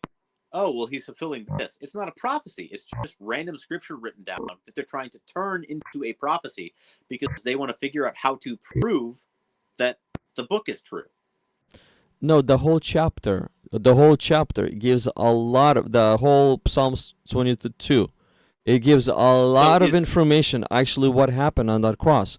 And most of the things that happened on that cross was out of Jesus' control. Since it was out of Jesus' control, then God was fulfilling and pointing at Jesus as the promised one. All right, let's just go to Psalms 22. You're not going to sleep the whole night, too, it looks like. But I am a worm and not human. So you're saying that Jesus is claiming he was a worm? The way they were treating them, yeah. But this is they were not treating. They were. It doesn't.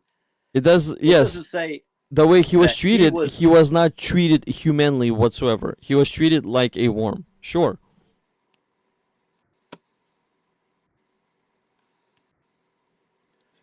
And a reproach of men. See, that's what the worm is referred to. A reproach of men and despised by the people. All those who see me ridicule me. This happened at the cross. They were passing by and they were making fun of him. Now they're passing by the cross. That only happens in 2 of the 4 Gospels, but that's beside the point. Okay, it still happened. Yeah, because they're reading this and they're saying, how do we put that into the story later? And they just do that. No, because it happened. The actual event happened where people were making fun of him and daring him to get off the cross. That event happened, and once that event happened, the writer is like, hey, hold on a second, he fulfilled this. If that event wouldn't happen, then people would not try to align it. But since it happened, it gave him a reason to align the Psalms 22 to the cross. See, I disagree. I think that what they did is they just said, oh, well, we could make this align with verses in the Old Testament to make it sound like it happened. So they did that. Without an actual event taking place? Yeah, of course. Why not? Well, again, you're speculating big time here. I mean, if it is possible that it is true, then we should at the very least talk about it. Well, two out of 4 people say that it was true, and we need 2 witnesses to establish the truth, right? So 2 did say. You need 2 witnesses to establish something worth listening to. That's not the truth. I could get 2 witnesses right now that would tell you that I walked on water last week. Sure, that would be the truth. I hear you. But truthful witnesses. I mean, do you think that? So, like, one of the things I always go back to is the Johannine comma, the explanation for the Trinity that was not originally in the Bible. Do you think there was stuff that was added to it after the fact? Do you think there was stuff that was taken out of it after the fact? Do you think that as they were writing these stories, they upped the ante in the later books to make it sound like Jesus was more deity than man? Because what I'm seeing is a book that is written in a way that was designed. Jesus was not only God but also fulfilling prophecy. Because if you have the old book to look at, you just make stories up that Jesus had, or quote him saying something that he wasn't quoted in saying in all the other books. Okay, so basically you're claiming right now that all those 4 gospels are pretty much a fabrication of story, or a fabrication of most of the events. I think that they are oral traditions that were passed down over 100 years, where people talked about certain things that they thought happened and certain things that their buddies said happened and certain things they talked about in their little church group over here, and then stories from this and that and the other. It's why you see a clear development of the extra details over time. That's why Mark doesn't have Doubting Thomas. That's why Mark doesn't have the Spear of Destiny, because they added these things in afterwards to try to make their case even more for all the doubters and the haters that came around later. Okay, Why do you think the they Spear of who? Destiny was... They who? Say what? They who? The individuals that moved all of these different stories around to create the Gospel of Matthew. Because I don't think so Matthew, I don't according think one singular person wrote the book. well, that's the difference between me and you. I actually do think that Matthew wrote the book, and I think the Why? writings of Matthew has nothing to do with the writings of Mark. Well, It why do was you their think Matthew wrote the book? it was their independent. Why do I think? Because it's logical for somebody to write a book and to put it in, or to publish it and spread it around. It's logical. And why Does did it say in why the... did why did John write the book? Here's John's reasoning why he wrote the book, right here, John 20:31 or so. 31. But these are written that you may believe that Jesus is the Christ, the Son of God, and that by believing you may have life in His name. So the reason why No, John... I'm not asking why they wrote the books. I'm asking why you think Matthew wrote Matthew. I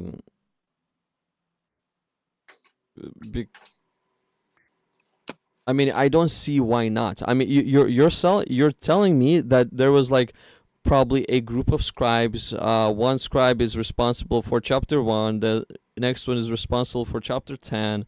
The other one is responsible for chapter 20, and so on, so forth. And maybe by the time they were done with book, and the theology of the church has developed. It doesn't make sense to me. It literally doesn't make sense to me. Like, Does it say in Matthew that this is the story of Matthew as written down by Matthew? The Gospel of Jesus Christ according to Matthew? Yeah, that's the name of the book. Where in the book does it say Matthew wrote it? There's many books that we read that doesn't have author claiming that he wrote inside of the book, but he does put written by on the cover page. Oh, where is that? Like, do we have a manuscript that says this was written by the Apostle Matthew about the things that happened in Jesus' life? The Gospel of Jesus Christ according to Matthew. Oh, so where does it say in the book that I, Matthew, have written the book? It sounds like that somebody decided to name the book Matthew, and you're like, that makes sense. No, most of the authors, they do not say, I, whatever, have written this book. It's just, we have the title of the book, and then on the bottom of the front cover we have author's name. And same thing with the Gospel of Matthew. We have on the cover the Gospel of Jesus Christ according to Matthew. So the book is about the Gospel of Jesus Christ according to Matthew. According is written by. So the cover page of the book tells you who wrote the book. So if I grab my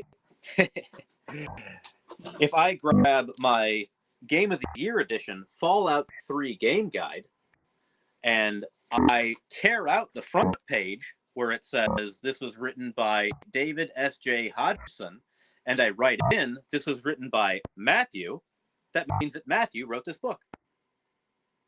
That would be suspicion. That would be the suspicion, yeah. And that's why I'm suspicious of when people say that Matthew wrote the book of Matthew. But Why, you when you have Matthew- no valid actually base to say he didn't write the book. All you got Why is should I believe he did? because in the book of Matthew, because you when have no Matthew meets valid Jesus, we have no valid wait. base that he didn't. That's why you in should. the book of Matthew, when Matthew meets Jesus, when Matthew writes down the things that happened, if this is a first-person biographical writing from the vantage point of Matthew, why does he talk about himself in the third person? Is that not normal? Many So books if do I that. were to write down a biography about me, and I said, Jordan went to the park the other day to do a wildflower walk, and while Jordan was there, he saw a bunch of species of birds and picked up a bunch of the invasive garlic mustard. Or would I say, I went to the park and I did this and I did this? It's not in first person, it's in third person. Who writes about themselves in the third person? Many people, if you write a story, you can easily write from a third person. It's normal as well. Like what? It's just as common as the first person. Like what? Where you can say that instead of I went, it says Jordan went. Jordan went and he went to do this thing and he went around gathering garlic mustard. Yeah, because so basically you're creating an actual story, a continuous story from jumping, let's say from I and blah blah blah. You're just inserting your name in there instead of saying I, and each time you insert your name in there, a person that's reading, they know by default that it's Jordan. They don't need to look up who the author is all the time. So basically, whoever wrote the Gospel of Matthew had to be Matthew, even though he didn't write it in first person. And we know for a fact that the oldest versions of the Bible we have do not have a page that says this is the Gospel according to Matthew. So therefore, it was written by Matthew. Well, I mean, the Gospel of Jesus Christ according to Matthew says it all. It says what the title of the book is about and according is the Bibles Matthew. say, right? Yes, and you're gonna probably say, well, somebody has added in there, right? Well, actually, the church dogma has dictated that Matthew wrote Matthew because they tried to figure out who they could ascribe it to because they just wanted to have a name for the book. Previously, it was just the gospel, the good news. But instead, they decided to attach a name to it. I'm wondering why. I do not know. I haven't studied that. I'm not even sure if you're telling me if whatever you're telling me is the fact too. I have not really studied that specific point to respond back with. I've only read like 2 or 3 books about the authorship of the Gospels. I'm currently working my way through Jesus Before the Gospels by Dr. Bart Ehrman, which he makes a really convincing argument for the idea that they are essentially gist. You know the word gist? Like, you get the gist of it? Okay. Where they are stories that are the gist of what Jesus said, or stories that are the gist of what Jesus did, and they were condensed eventually over time to create a cohesive gospel. And that was how Matthew started. And then in a different area of the world, where a different tradition had started, you get the book of Luke, which that's the gist of a bunch of different things that Jesus did. There are some commonalities between them, and then there are differences between them as well. That's why you get different accounts of different things, because they're written in different sections of the world, and then eventually someone gathered up all the Gospels, except for, like, the Gospel of Thomas, the Apocalypse of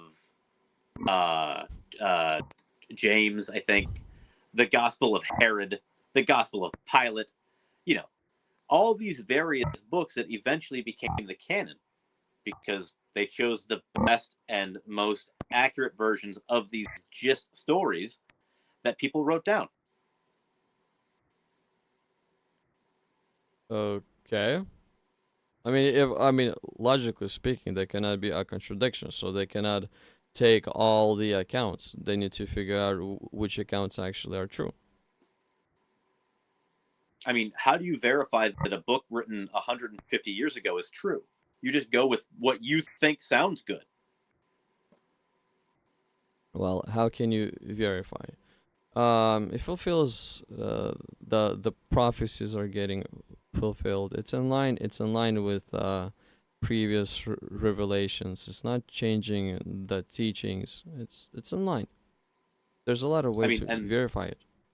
And that's why the Johannine comma is so interesting to me, because essentially, originally in the Bible, in the New Testament, there was nothing that described the concept of the Trinity. But then, later on, there was a couple of manuscripts that had a little note in the border saying, this is what the Trinity is, blah, blah, blah, blah, blah, right? And then, maybe a little while later, someone wrote that same note down again, and then a little while later, someone saw that little note, and they're like, oh, well, that's supposed to be in the text. I guess they forgot to add it, so they just added it to the next copy. Because keep in mind, the Bible books that we have, they're not the originals. They're copies of copies of copies of copies of copies of copies of copies of copies. Have you compared the 22,000 manuscripts? Oh, the ones that were all written in the 8th century and forward? We have some from 120, I think, is their list one. 120 AD or something like that. Yeah, we've got a tiny little thing about this big. It's a tiny little bit of, I think, the Gospel of John. If we had any of the original documents of Matthew, Mark, Luke, and John, I think they would look drastically different to what we have now. But we don't have those. We just have to hope that what we have is accurate. We just have to hope that what we have was not edited. We just have to hope that nothing was added to it later on to make it more credible. Yeah, or you can just compare some manuscripts together and figure out if they contradict, or maybe it's one thing, if one message. I mean, you can look into the manuscripts if you want. I mean, it's pretty. It gives a good information on whether it's been corrupted or not, and it brings a lot of confidence that it's probably not corrupted, because we have a lot of copies that people copied, and they tend to align.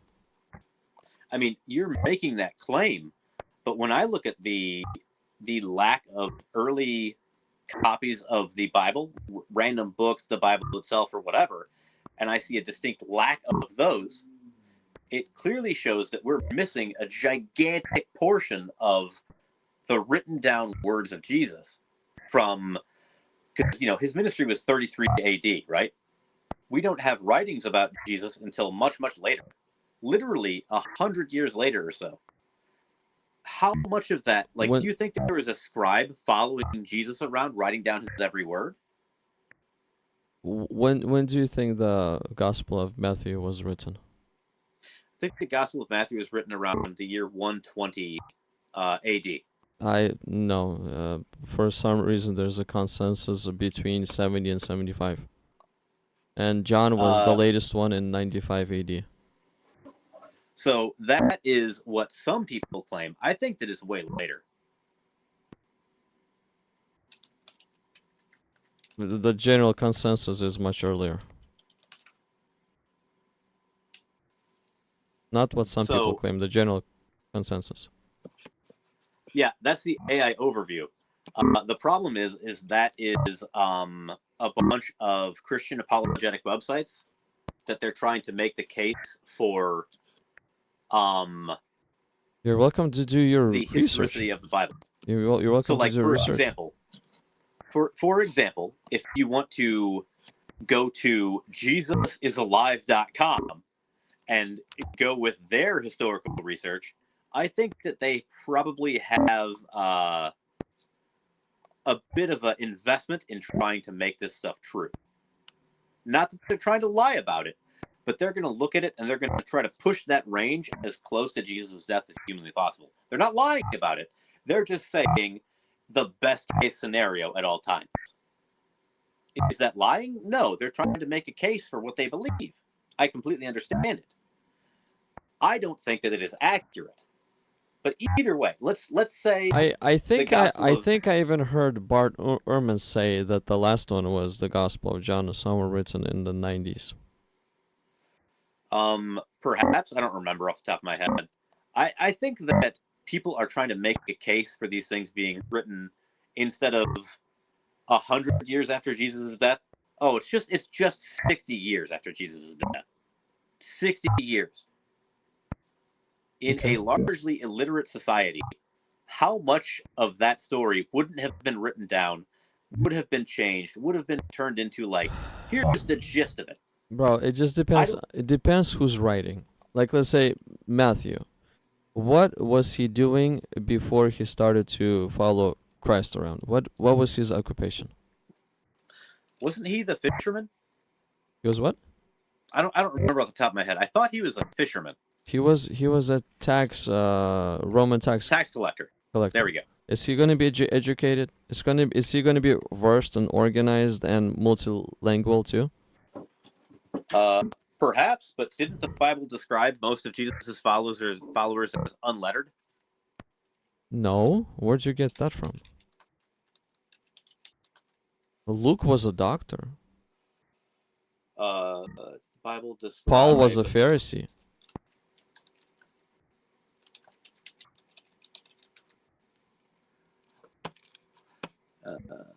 Acts 4:13 describes.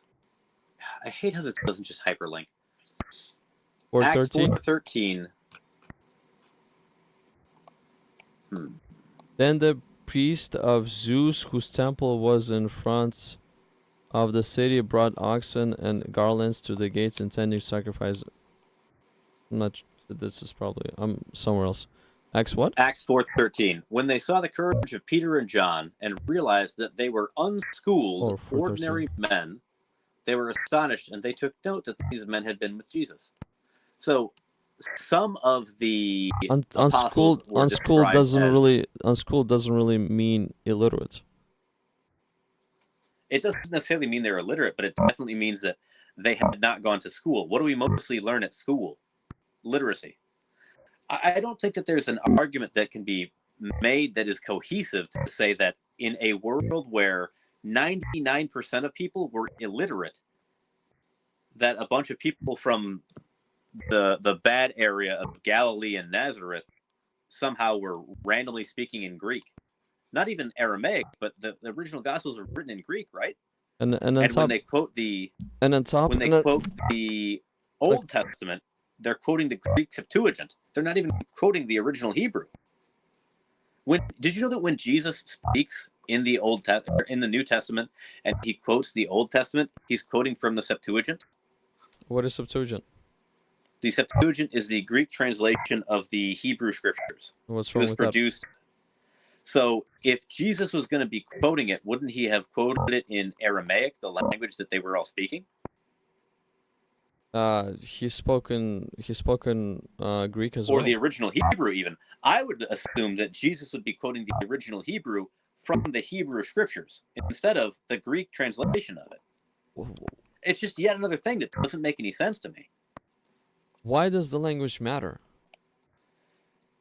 Because if you're writing it down years and years and years later, I would argue that the people that are generating these stories are just making stuff up whole cloth, including some of the words of Jesus. When Jesus is quoting the scriptures, I would assume he'd be using Hebrew or Aramaic. That's the what languages that they were using. That's what you assume. Now, yes, sure, they were probably using Aramaic amongst each other. were they using Hebrew? I do not know. But the primary language was Greek. So I mean, why does Jesus need to speak specifically and only, let's say, Greek or Aramaic for it to be true? Why can't he speak in, let's say, Greek or Hebrew, using the same words, using the same point for it to be true? See, that's what I'm saying, is that like he doesn't necessarily have to do that, but it would make more sense if he did, to me, Like that he would be speaking the language the scriptures were originally written in. like in Matthew, we find that he spoke to Roman centurion. So do you think he spoke to the Roman centurion in Aramaic or in Greek? It might have been Latin. Who knows? Okay, so I have no idea. what's wrong with, let's say, Jesus speaking in few languages, but the message is the same? It just depends whom he's speaking with. That's what I'm saying. Like, I'm not saying that this disproves anything. It casts more and more doubt onto this story, that there's so many of these things that are just so weird. I don't see your It's not- doubts. You're making things overcomplicated, and a lot of things overcomplicated. I'm questioning oftentimes, what's wrong with this? What's wrong with this? What's wrong with this? Because you're making things complicated for yourself. Because if I'm going to ascribe my entire life to the worship of a deity, I need to be absolutely certain that that deity is right. That deity is true. But I the need thing it is, all to make sense. you need to make me sense. What's wrong with the things that doesn't make sense to you? Like, what's wrong? Like, you're just saying because it just doesn't make sense. Well, thanks. You're not really pumping logic why or reasoning why. You're just saying, well, for me, I just need a little more. I just need a little more clear. Okay, great. I mean, thank you. Do you think it is not worth paying attention to that Jesus was speaking, that Jesus was quoting the Old Testament in Greek instead of the original Hebrew? Do you think that doesn't matter? Yeah, I don't think so. I mean, if the world language was Aramaic or Greek, then I'm pretty sure that Jesus rather speak in a language that people would understand than oh, this is authentic language, thus I need to use it. It's all about understanding and reasoning. It's not about how authentic the history is or whatever. Yeah, or the language the language spoken where Jesus was Aramaic. So why would he be quoting the Greek when most of those people spoke Aramaic? Well, if the scriptures were in Greek, why can't he quote Greek? And the scriptures were in Greek because they were translated in Greek. Now, do you think if they would be mistranslated, then Jesus would be quoting a mistranslated, corrupted scriptures? Well, no, I'm saying, why wouldn't he quote the Hebrew instead of the Greek? Whatever the world language was, whatever was easier to understand to the people at that time. And Greek was the primary language at that time. That is the reason why the Jews have translated their scriptures from Hebrew to Greek. Why? Because there's a lot of Jews that were scattered throughout the Roman Empire and started to lose their own language. The Septuagint predates Jesus by like 300 years. Yes. So once the scattering has happened, they translated to Greek. Why? Because majority of the scattered Jews, they started to forget Hebrew, but they were able to communicate in Greeks. So that's why they translated 300 or 400 years before Jesus even came to be, so that the Jews in the other areas could actually remember the scriptures. What's wrong with that? Well, it's interesting too, because the Masoretic text was, I believe, discovered in Leningrad, and this is one of the older Old Testament texts we have. There's the Septuagint, there's the Masoretic text, and then there's the Dead Sea Scrolls, which are the absolute oldest. Septuagint and Masoretic text, they don't contradict each other. I've looked at Septuagint. I compared it to Masoretic text. They don't contradict, but they use different words in multiple places. It's kind of like how does it change the meaning and the point? Not necessarily. Okay. But that's the thing, is that like, if you want to, argue that the words don't matter, that's fine. The gist is what's important. The message is what's important, correct? Sure. And then I look at that and I'm like, it's so fascinating to me that you have these different texts that have different words to describe different things, and there are differences in the various texts. And then you see the Dead Sea Scrolls, where there's one book, I think it's Jeremiah, where it literally matches 85% of it to the Septuagint translation, which was the Greek translation of the Hebrew, but this one's in Aramaic because it's in the Dead Sea Scrolls. These things are fascinating to me. That doesn't prove or disprove anything, but it makes me wonder why the writers of the New Testament chose to write it in Greek instead of Aramaic. Why the writers of the New Testament chose to have Jesus quote the Septuagint instead of the original Hebrew. Why do these things happen in this particular way? I think the best explanation is that it was all written way after Jesus' death. Some of it was just shared oral traditions, and some of it was just made up whole cloth. Okay, let's take a look at Matthew for an example. If Matthew would have written in Aramaic, what would be his reach compared to if he would have written in Greek?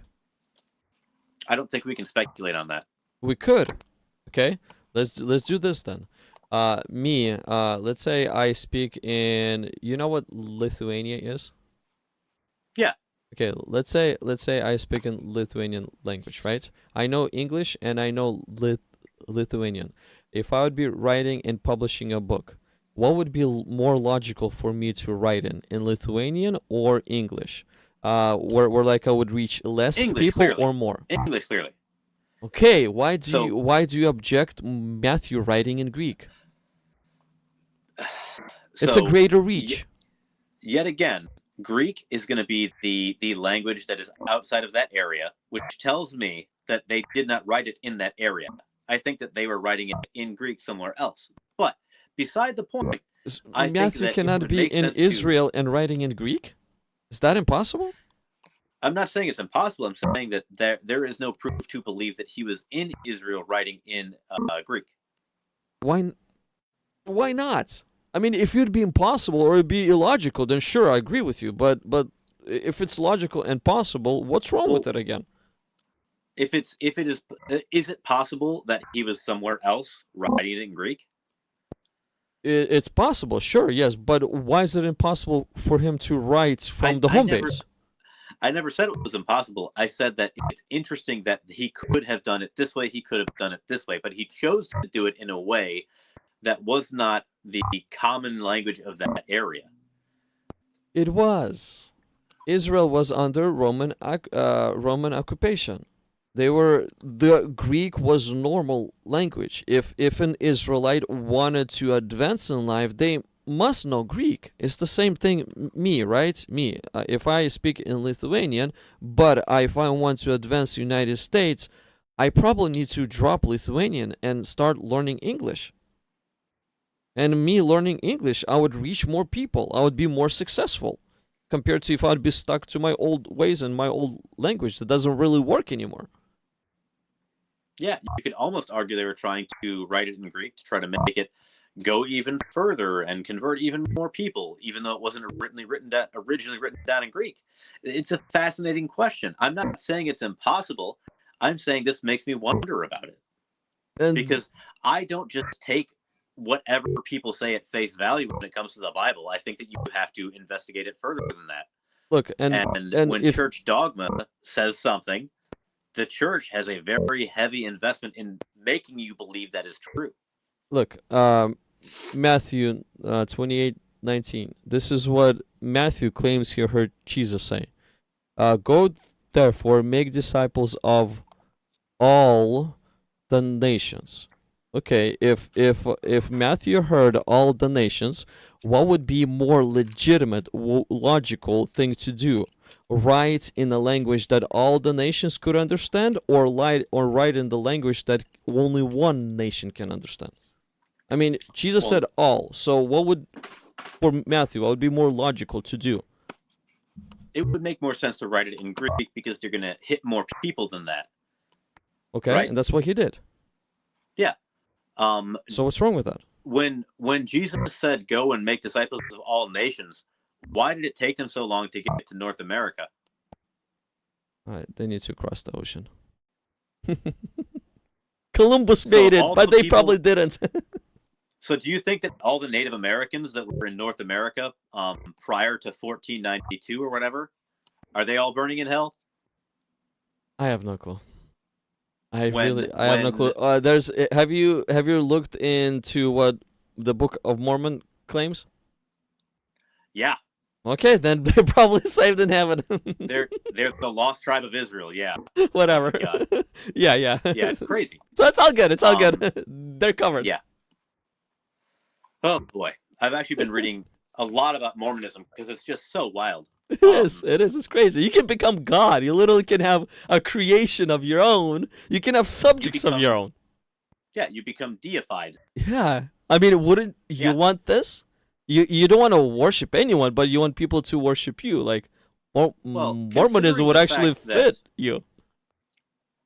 Considering the fact that we have sworn affidavits of people that say that they saw the golden tablets given to Joseph Smith, I'm seeing sworn affidavits of people that were like around 120 years ago. It has to be true, right? I mean, this was within the time of the U.S. even. Mhm. There's sworn affidavits. Mhm. Oh man, the Book of Mormon has to be true. There's fulfilled prophecy in the Book of Mormon. Hmm. But my And favorite, obviously- is when a false prophet wants to make himself real. They do it by saying, "Guys, you'll find me in the previous scriptures. I'm there." And how they managed to get there? By writing themselves in there. That's what Joseph Smith did. And that's what they were doing in the Bible, not just the Book of Mormon. No, they were It's not. crazy because, like, when the thing I can't understand is that, essentially people like you apply a lot of intellectual rigor to the Quran, to the Book of Mormon, to the Bhagavad Gita, all these different other books, and you tear it down because it's not a true book. But when I ask people to apply the same intellectual rigor to the Bible, they can't. I do with you. I actually do. I like to think reasonably, okay? I like to think critically. I actually took, I think about 2 years ago or so, I took a whole year and read only the Gospels. Every single day for half an hour to an hour, I sat down and I read the Gospel of Matthew, Mark, Luke, and John over and over and over again. Why? Because intentionally comparing all four of them to critically think, to try to find any flaws, any errors, anything that's evil in the teachings of Jesus. I wanted to know if it's real or not. But after a year, I came to a conclusion that I cannot find anything. So that made me believe that, it's probably more accurate than inaccurate. That's the craziest thing you've said so far. Reading the same book every day for a year. Uh-huh. Wow. Because yes, I want same thing. I'm doing exactly the same thing right now. But not for a whole year. But I'm breaking down the Gospel of John every Monday at 7:00. I go over a chapter. So for a whole week, every single day, I literally just brainwash myself with one chapter. Whenever I'm at work, and if I'm doing a little bit of construction or some yard work or whatever, guess what? I have the headphones on, and if I'm working for 5 hours, nonstop, repeat the Gospel of John. The chapter that I'll be talking about is in my ears. Why? Because I want to extract as much smallest detail as I possibly can. That's that I'm critical about all this stuff too. I don't believe in blind faith in any way. We have to reason, and the truth will make itself known. And that's the problem, is that I think that you're looking at it and saying the most logical thing is that my book is true. There, kind of, yes, because all the rest of the And books, they fall flat. They fall flat, like the Book of Mormon falls flat. The Quran falls flat. The Gospel Exactly, doesn't because fall all flat. religions are made up. The Gospel doesn't fall flat. The Gospels, specifically the Gospels, they don't fall flat. Show to me where they fall flat. Show to me. They You should won't have be able condemned to. Slavery. We had that conversation about almost a week ago, and slavery, according to God, is not bad. According Yeah, to you're men, just it's allowed terrible. to own and breed other human beings. It's fine. What? You're allowed to own and breed other human beings. You can sell your daughter to another man as a slave, make her that man's sex slave. You can breed your slaves, and they can be forever slaves. You can beat them if you want to, so long as you don't kill them. And you're allowed to buy and sell them. You can't kidnap them. You have to buy and sell them like a civilized man. Mm-hmm. Yeah, you're right. The Bible says slavery is fine. And I think that any book that says owning another human being as property is fine is wrong. The biblical slaves usually submit to you. What? The biblical slaves usually submit to the master, usually. And So and that's even not and true. and That is even absolutely not true. and even if it was If out you- of okay, their hold on. submission, what happens to them on seventh year? If they are a male Israelite slave, they go free. If they are a female Israelite slave, they do not. Because they have nowhere to go. But if they're male, they go. Yeah, you get to free. own them and rape them repeatedly. Rape is not part of the ownership aspect. Okay. Well, yeah, because property can't consent. No, rape is not part of the ownership aspect at all. Oh, if a man enters into a woman, she's no longer his slave. She must be treated the same level as a wife, and he must provide for her exactly as a wife and treat her as a wife. That's what the Bible says. You say rape as if nothing, no strings attached, but the Bible condemns what you're saying. No, it doesn't. It condemns if a woman sleeps if a master actually sleeps with a slave, it's his wife, and he cannot take the rights of a wife away from her. So if a man goes out and buys a woman slave, she then is forced to marry him and become his wife? Yeah, if he sleeps with her, she becomes a wife, not a slave. Oh, okay. So I can buy women for sex slavery. The second you have sex with them, she becomes your wife.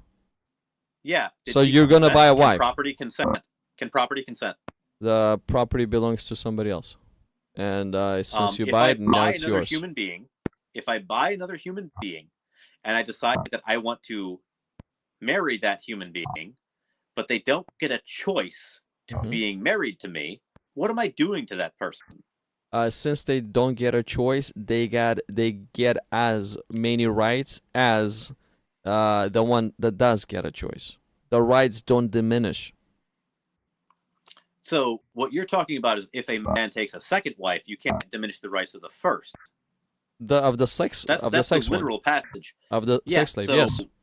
So you can buy women for sex and make them marry you and make them your sex slave wives. Great. They're going to be exactly the same as a wife. You must supply for all her needs, provide for her. You'll have children through her. She's literally going to be exactly the same as a wife. He cannot treat her any worse than a wife. What is wrong with that? So you can buy a woman from another man, make her your wife. She cannot divorce you. She cannot leave. She is your property. And he takes a good care of her. If there's an abuse, you know yourself. If the tooth gets popped out, then a person can get set free. Blah blah blah. So there's no abuse between them. Yeah, because slaves were not seen as equal to humans. You're trying to popped out the tooth of a human like a normal person. You had your own tooth popped out, right? If you popped out the tooth of a slave, they went free because they are not your equal. The slaves do get equal treatment. There are rights that the slaves actually have. According to you and according to how you're presenting the slave aspect, the slave has no rights. But according to how God is presenting the slave aspect, they have rights, and their rights are valid, same as a normal human being. So they can't leave, right? They can't choose what they do. You can beat them if you want to. You can breed them if you want to. Those don't sound like rights. Beat them if you want to. You can The breed Bible them. literally says you can beat your slaves because they are your property. They're Exodus 21:20. Come on.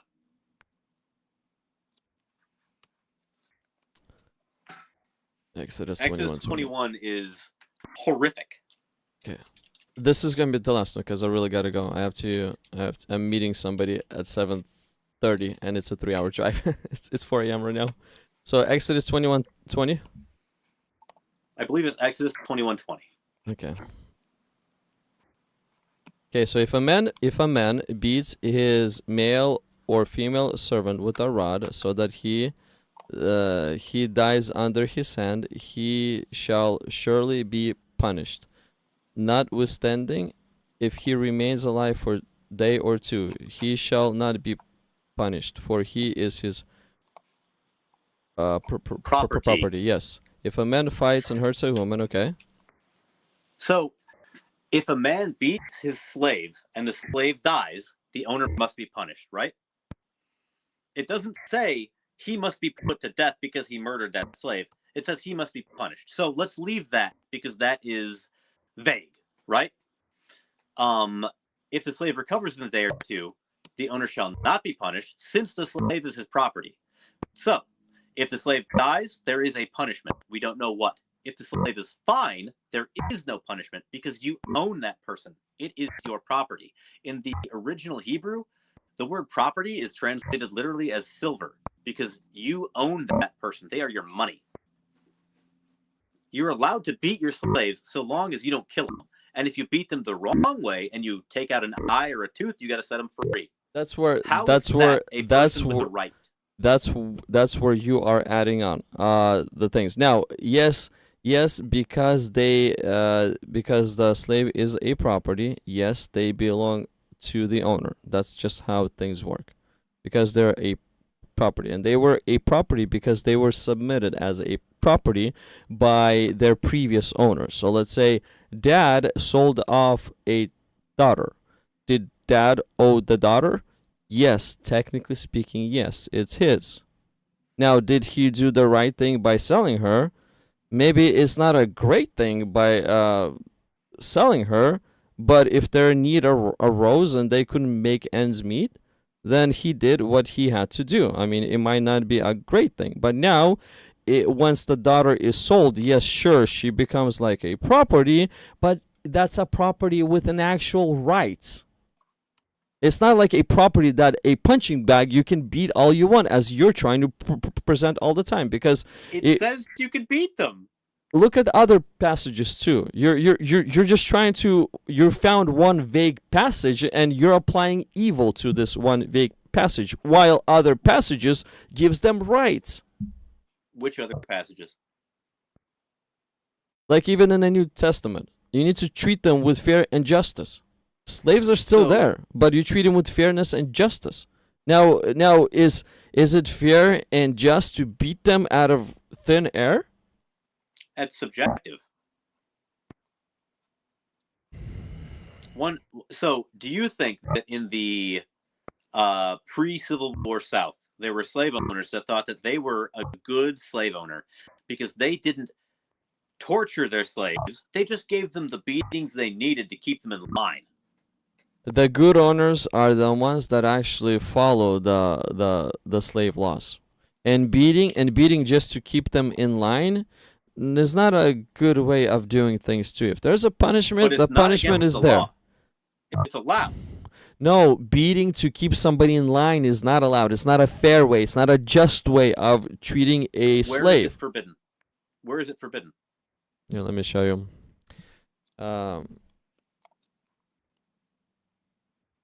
Because if you talk about you're not allowed to threaten your slaves, that's very different from you're not allowed to beat them. 2 Colossians 4:1. Or What is it? Slaves obey your Colossians masters. 4:1. Colossians 4:1. Here, this is what it says. Masters, give your bond servants what is just and fair, knowing that you also have a master in heaven. So see, so the master needs Yeah, to that's treat talking about debt slaves. what? That's talking about debt slaves, indentured servants. What? So a debt there. So there's, if you are a male Israelite, you can sell yourself as an indentured servant to someone else to pay down a debt or something like that. In the year of Jubilee, every 7 years you go free, right? Okay. Is that verse referring to all slaves in general, or is it just referring to the bondsmen that are indentured servants, male Israelite slaves? It says, "Masters, give your bond servants what is just and fair." So what is this right here? So that is a vague verse about giving people that owe you money what they're supposed to get. How are you putting this into here? Where do you find that? Because there are two types of slavery in the Bible. There's debt servitude, indentured servants, and then there's lifelong, forever slaves. Okay, and how can you know which one is here?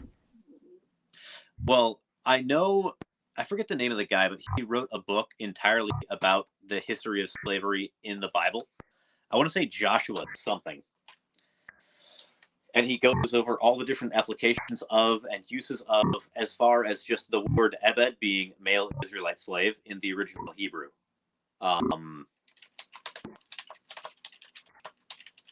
It's on my list of books to read, but my list of books to read is very long.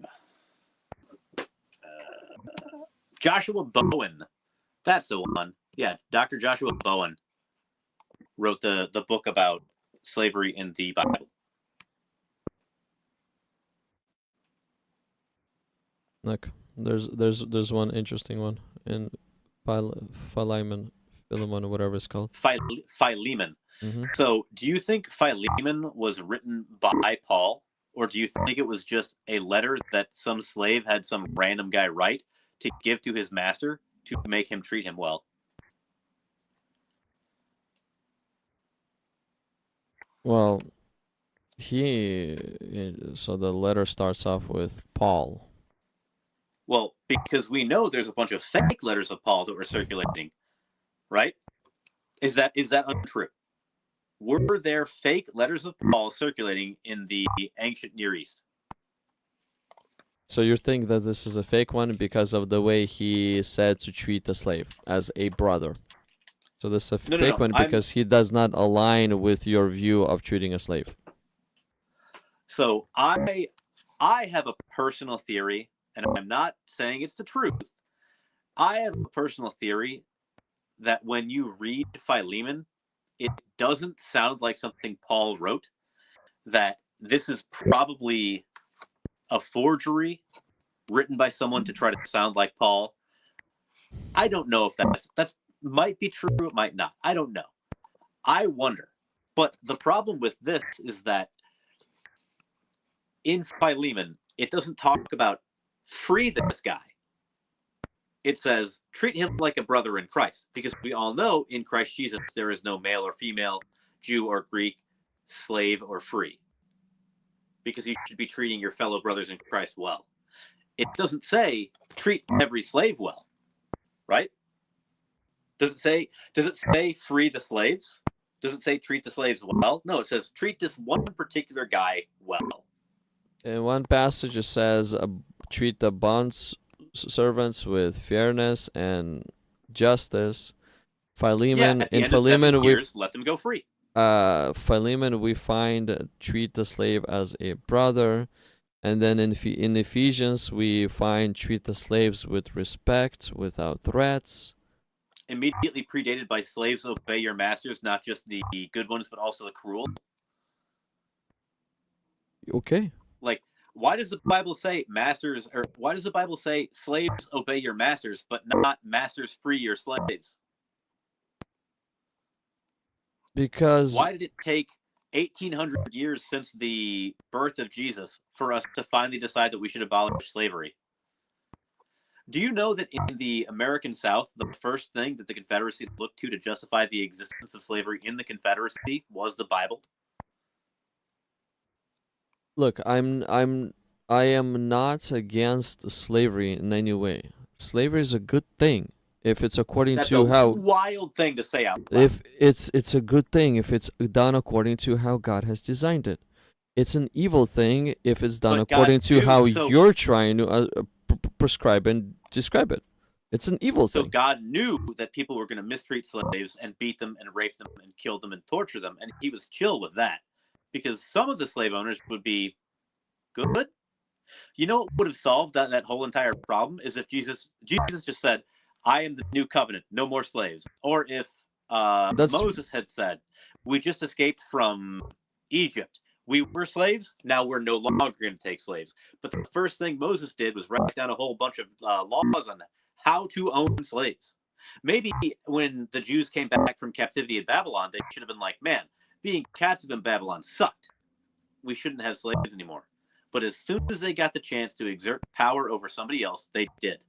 Slavery is wrong. You should not own another human being. And if God was good and just, he would have said, you shouldn't own slaves. It's according to you. But God's version of slavery is actually good. It's literally Kind of good. like how, yeah, kind of like how God's version of murder is good. God's version of slavery is you have an employee that works in your house and you provide for all their needs and you treat him with fairness and justice. Like, what is wrong And with that? they can't choose what they do and they can't leave.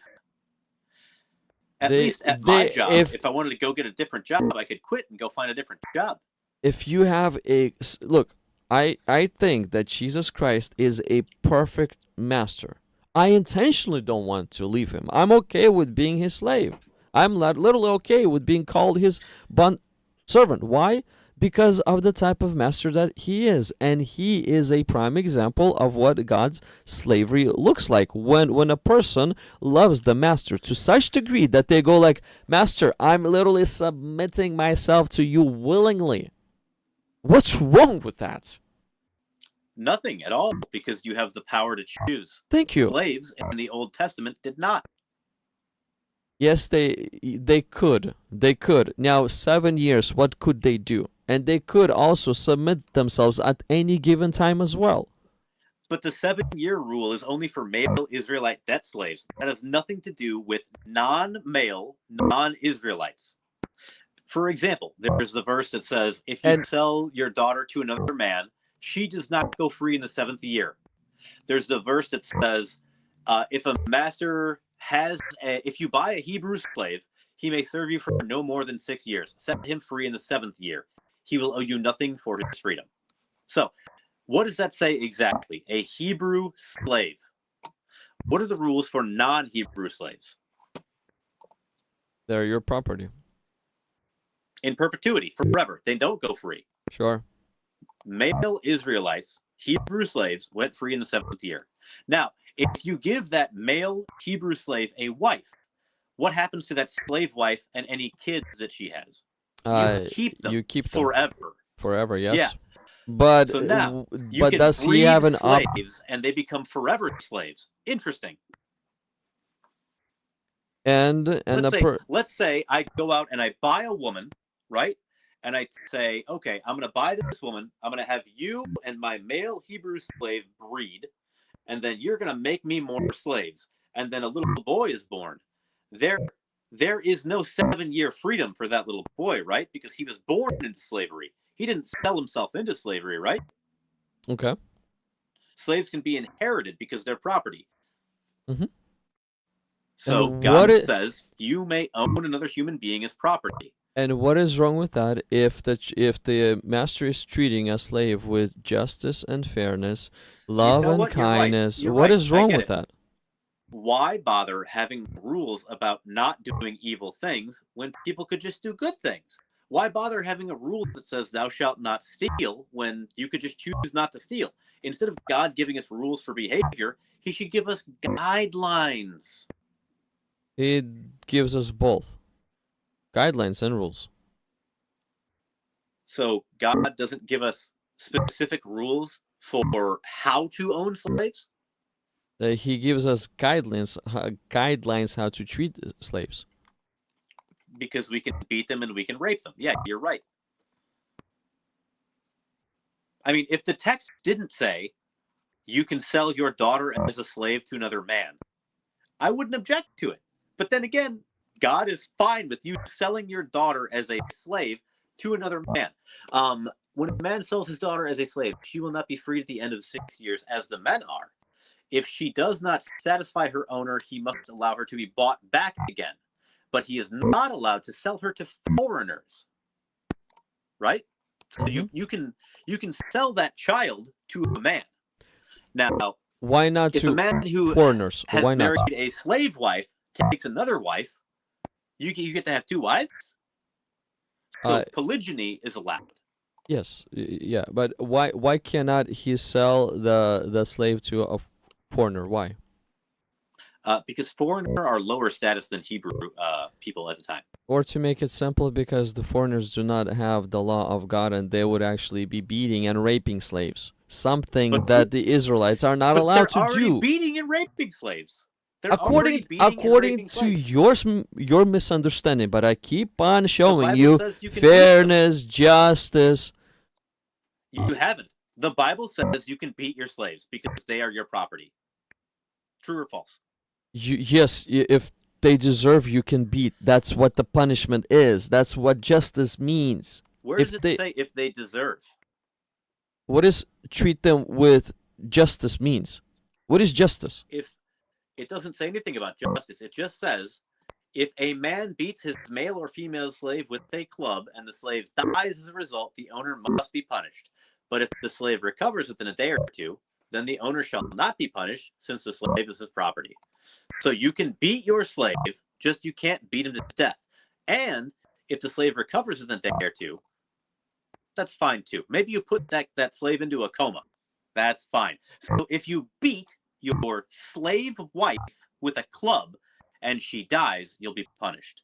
If you beat your slave wife, but she gets back up after a couple of days, that's fine. So beating your slave is not against the rules. There isn't even a punishment for it if you beat them. Beating your slave is allowed. So beating your slave is treating them with justice. I like your version of justice. Treating them with justice? I showed you where is it? Colossians 4:1. Oh, so 1,000 years. Well, let's see. So this is Exodus 21. So are they okay? So now 800 years before the writings in Colossians? Is Paul in line with what Moses wrote, or is he destroying what Moses wrote? Which one is it? Paul is in line with what Moses wrote, because Paul did not say don't beat your slaves. He said treat them well. So if he's in line with what Moses wrote, and Moses said you can beat the slaves, and Paul says for the sake of justice, what does that mean? It means the slave probably disobeyed or did something bad, and they deserve the punishment. Or maybe they forgot to make your bed, or maybe they served you the wrong milk at supper. Yeah, you can beat them for that. Yeah, or maybe they looked at you weird. Them. Sure, they are your property. You really maybe your slave wife didn't suck your dick the right way. Jordan, you really do not understand the concept of justice.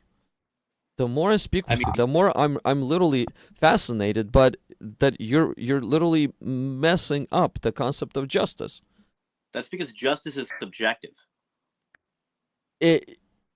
If the world would have your level of justice, it would be chaos.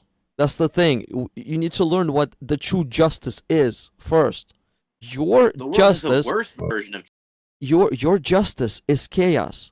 God's justice is actually good, but your justice is chaos. God's justice is not good. God causes women to be raped as a punishment for a crime they didn't commit. God kills innocent women and children. That's what you keep on claiming. That's what you keep on claiming. That's what the book says. That's what the book says. You're when you perverting. read the book, it just says God does horrible stuff. You're perverting the book, and you know that you are. How am I perverting the book by reading it? Because I'm showing you what the meanings are. Like I'm showing you justice and fairness, and you just close your eyes on it as if it doesn't exist. What is fairness when it comes to owning another human being as property? So, don't you want your boss at work to treat you with fairness? My boss doesn't own me. He does for the time you give him.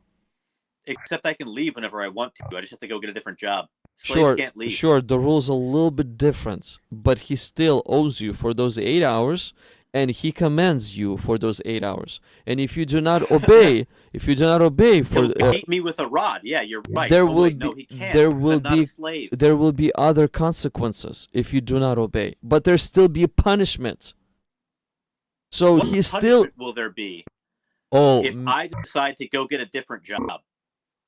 what punishment there will be if you decide. But what if you Yeah, don't so decide? if I walk out of my job tomorrow, tomorrow, and decide I'm just going to quit and go get a different job, is there a punishment? The rules are a little different than what they were, a little bit. Yeah, but because the it's not the same concept, thing as slavery. concept is exactly the same. You give your time, you must obey, you cannot rebel. If any of those happen, all of the sudden there will be fairness towards you, called punishment. So you give your time. That implies that I applied to that job and got hired on purpose using my agency, right? What if I'm a child born to a slave mother? Did I choose to be a slave? The rules are a little different, but the concept of slavery is still here. Okay. So the first rule is clearly not applicable because a slave born into slavery did not choose, correct? There's no such thing as born into employment in our days. Yeah, you're not born into employment, you're born into slavery. So therefore, your analogy claiming that my boss treats me like a slave or whatever does not hold up. He's not? Okay, so does your boss command every single thing that you do? Not every single thing that I do. He kind of does. He gives you a list of work that needs to be done, and guess what? You got no choice but to do it. Otherwise, there's going to be consequences. Punishments. Punishments So might if not be I- the same as you find in the Bible, but there's still punishment. So you're saying that because I go to work and I have a dispatch that I need to follow on the stuff I need to build, that's the same thing as me waking up and being property of another human being and having to wait on him hand and foot. The second that person that you wake up at the job, but the second you get to the job, yes, it's the same thing. The second you clock in, it becomes exactly the same thing. The slave that lives on the property, yes, they wake up and they clock in when they wake up. But you need to drive to a place and clock in. But the second both of you clock in, that's when you become slaves. Exactly the same. Commanded over by another human I don't being. know how you can use the word exactly the same. That's crazy. My boss is not allowed to beat me with a rod. The biblical boss is not allowed to beat with a rod too. It needs to be fairness and justice. What it literally says, if you beat your slave with a rod and he doesn't die, it's just for fine. fun. Just for fun. It implies just for fun. Just for because you feel it, right? It's like, oh, I need to take my anger out. Who should I take it out on? Oh, Mary, come here. You. I wish it would specify, but then again, that would require the book being written by someone that was good at writing. Well, okay, Paul specifies. Paul makes it clear how the slavery aspect looks like in the time of law. He makes it clear. He's not breaking the law. He's not going against the law. He's not saying, oh, guys, Moses allowed rape and he allows beating and he allows all this evil, but now I'm going to disallow all this. No, he's not. He's actually giving us more. I sure wish Paul would have taken a better stand and said, guys, you just shouldn't own a human being as property. You shouldn't be selling your daughters to other men and making them their sex slaves. You shouldn't be selling women to other men and having that little girl, who knows what age, become the future wife of your son. These are bad things. According to your interpretation, because you keep on twisting the good interpretation. Yes, and you're using your mind to twist it. I would argue that the plain text tells you how to treat your slaves. But look at plain text throughout the book, because the message is the same. Now, if I'm showing you plain, literally verbatim text, and you're saying no, that's not what it says, the message is the same. The message hasn't changed. So you're saying that because, let's say, 700 years after these laws were given to Moses by God, 700 years later, Paul says, hey guys, be slightly better with how you treat your slaves, that is the same thing as saying slavery is wrong or you should treat your slaves well? What No. exactly are you trying to say? What I'm trying to say is read all the slavery laws and read all the rights of a slave from the law, from the Torah, and you will see, your eyes will be opened, that all of the sudden, yes, evil and cruel treatment of a slave is not allowed. And if there is an evil, cruel treatment of a slave, there are consequences, to the point if you beat his tooth out, then you lose your property. Yeah, there's a consequence to breaking your property. You got to set it free. Oh no, there's a consequence to all kinds of things. Who cares? If you want to own another human being as property and use their body for whatever desires you have, that shouldn't be allowed. Do you think child sex trafficking is fine if the parent is selling their child? You're twisting again. There's nowhere prepubescent marriage found. You're just implying with your own, well, mind that does not like God. Where does the Bible give age of consent? It's always young woman. What is young woman? I wish I knew. What does that mean exactly?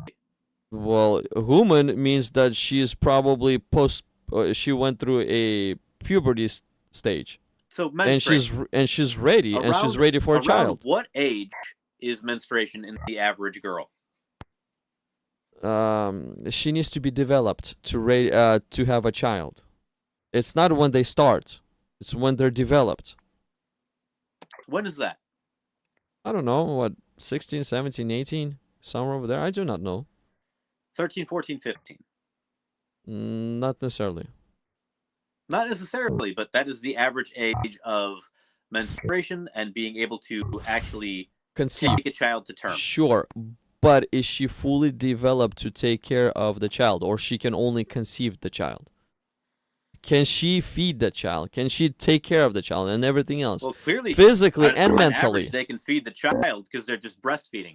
But my question is, why doesn't the Bible say you can only enter into a woman at the age of 18 or above? Or hell, let's even say 16.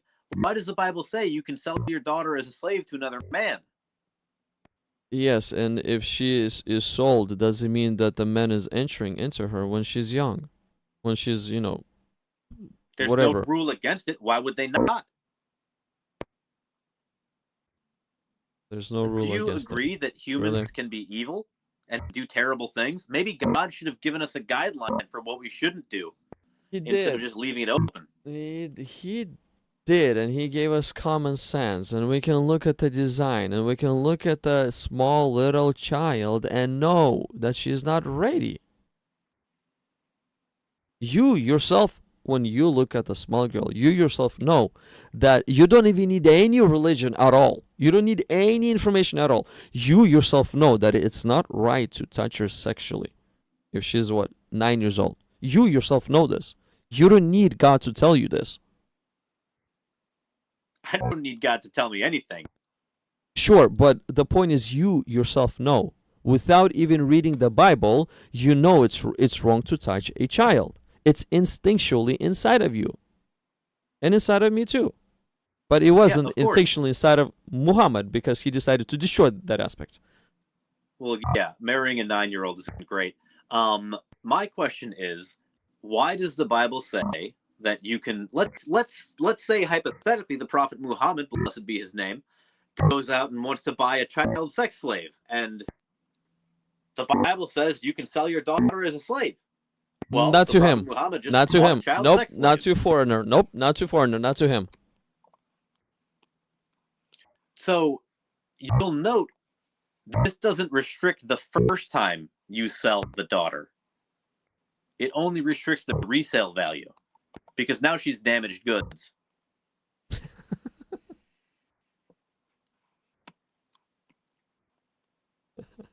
Not even the first time.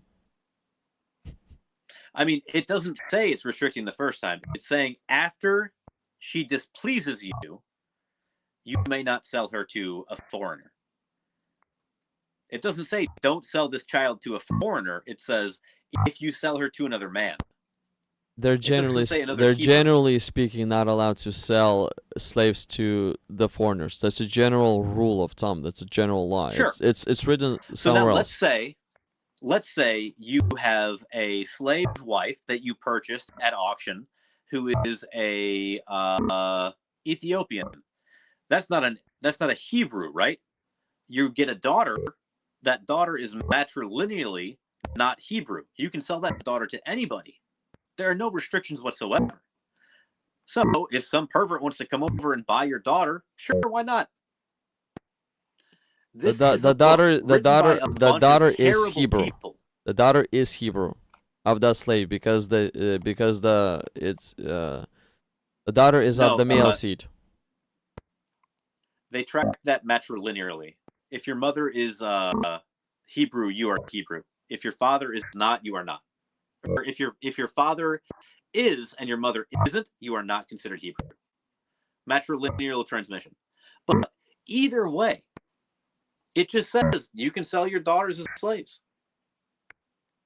There are verses in the Bible that say if you want to go out and capture young girls at war, you can make them your sex slaves. That's not good either. Why does the Bible give clear and concise rules on how to do an evil act? Why not just say don't do the evil act? What would be more befitting of an honest, good, just, perfect God than to put a rule into place that was going to be hard for his people to satisfy?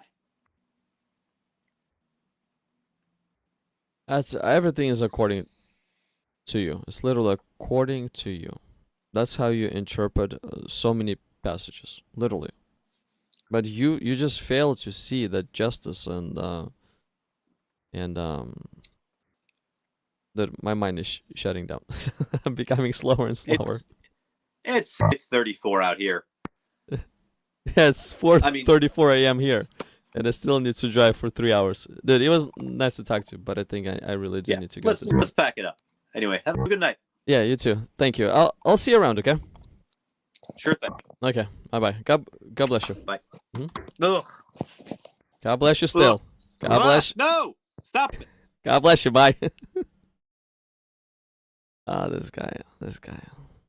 That's why I like to talk to people. Everybody has their own perspective. Everybody has their own line of thinking. Everybody has their own reasoning. Everybody thinks in their own way. 8-hour live stream. Okay, well, it's good. Thank you so much, everybody who was hanging out. Thank you so much for all those comments. There's a lot of comments. I'm not even going to go through them, and I do need to go already. So thank you.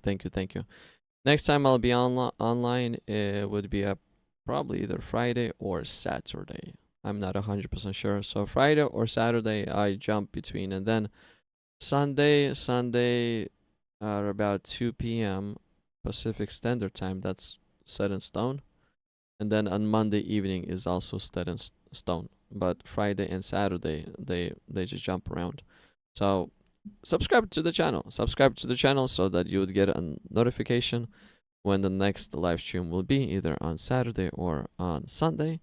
And let's continue to hang out. But do also join on Sunday and on Monday. Thank you so much.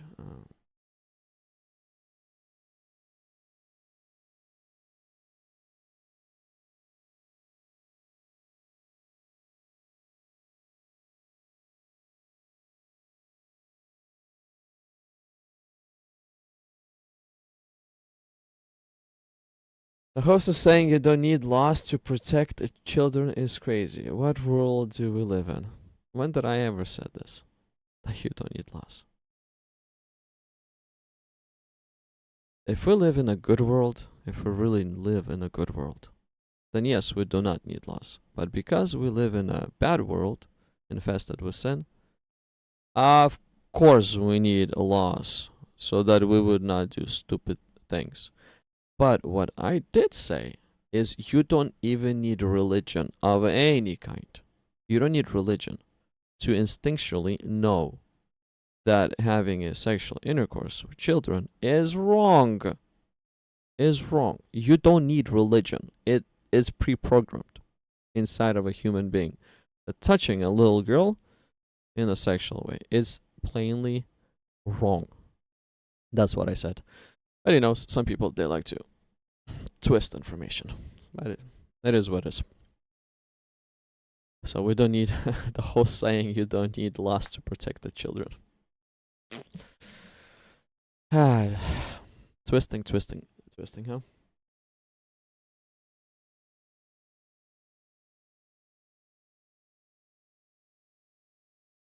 Anyways, guys, thank you so much for hanging out as always. Thank you so much for participating. I am getting off because I really need to go. God bless you all, and I will see you. Yeah, I'll see you around. I'll see you in a few days. But until then, God bless you.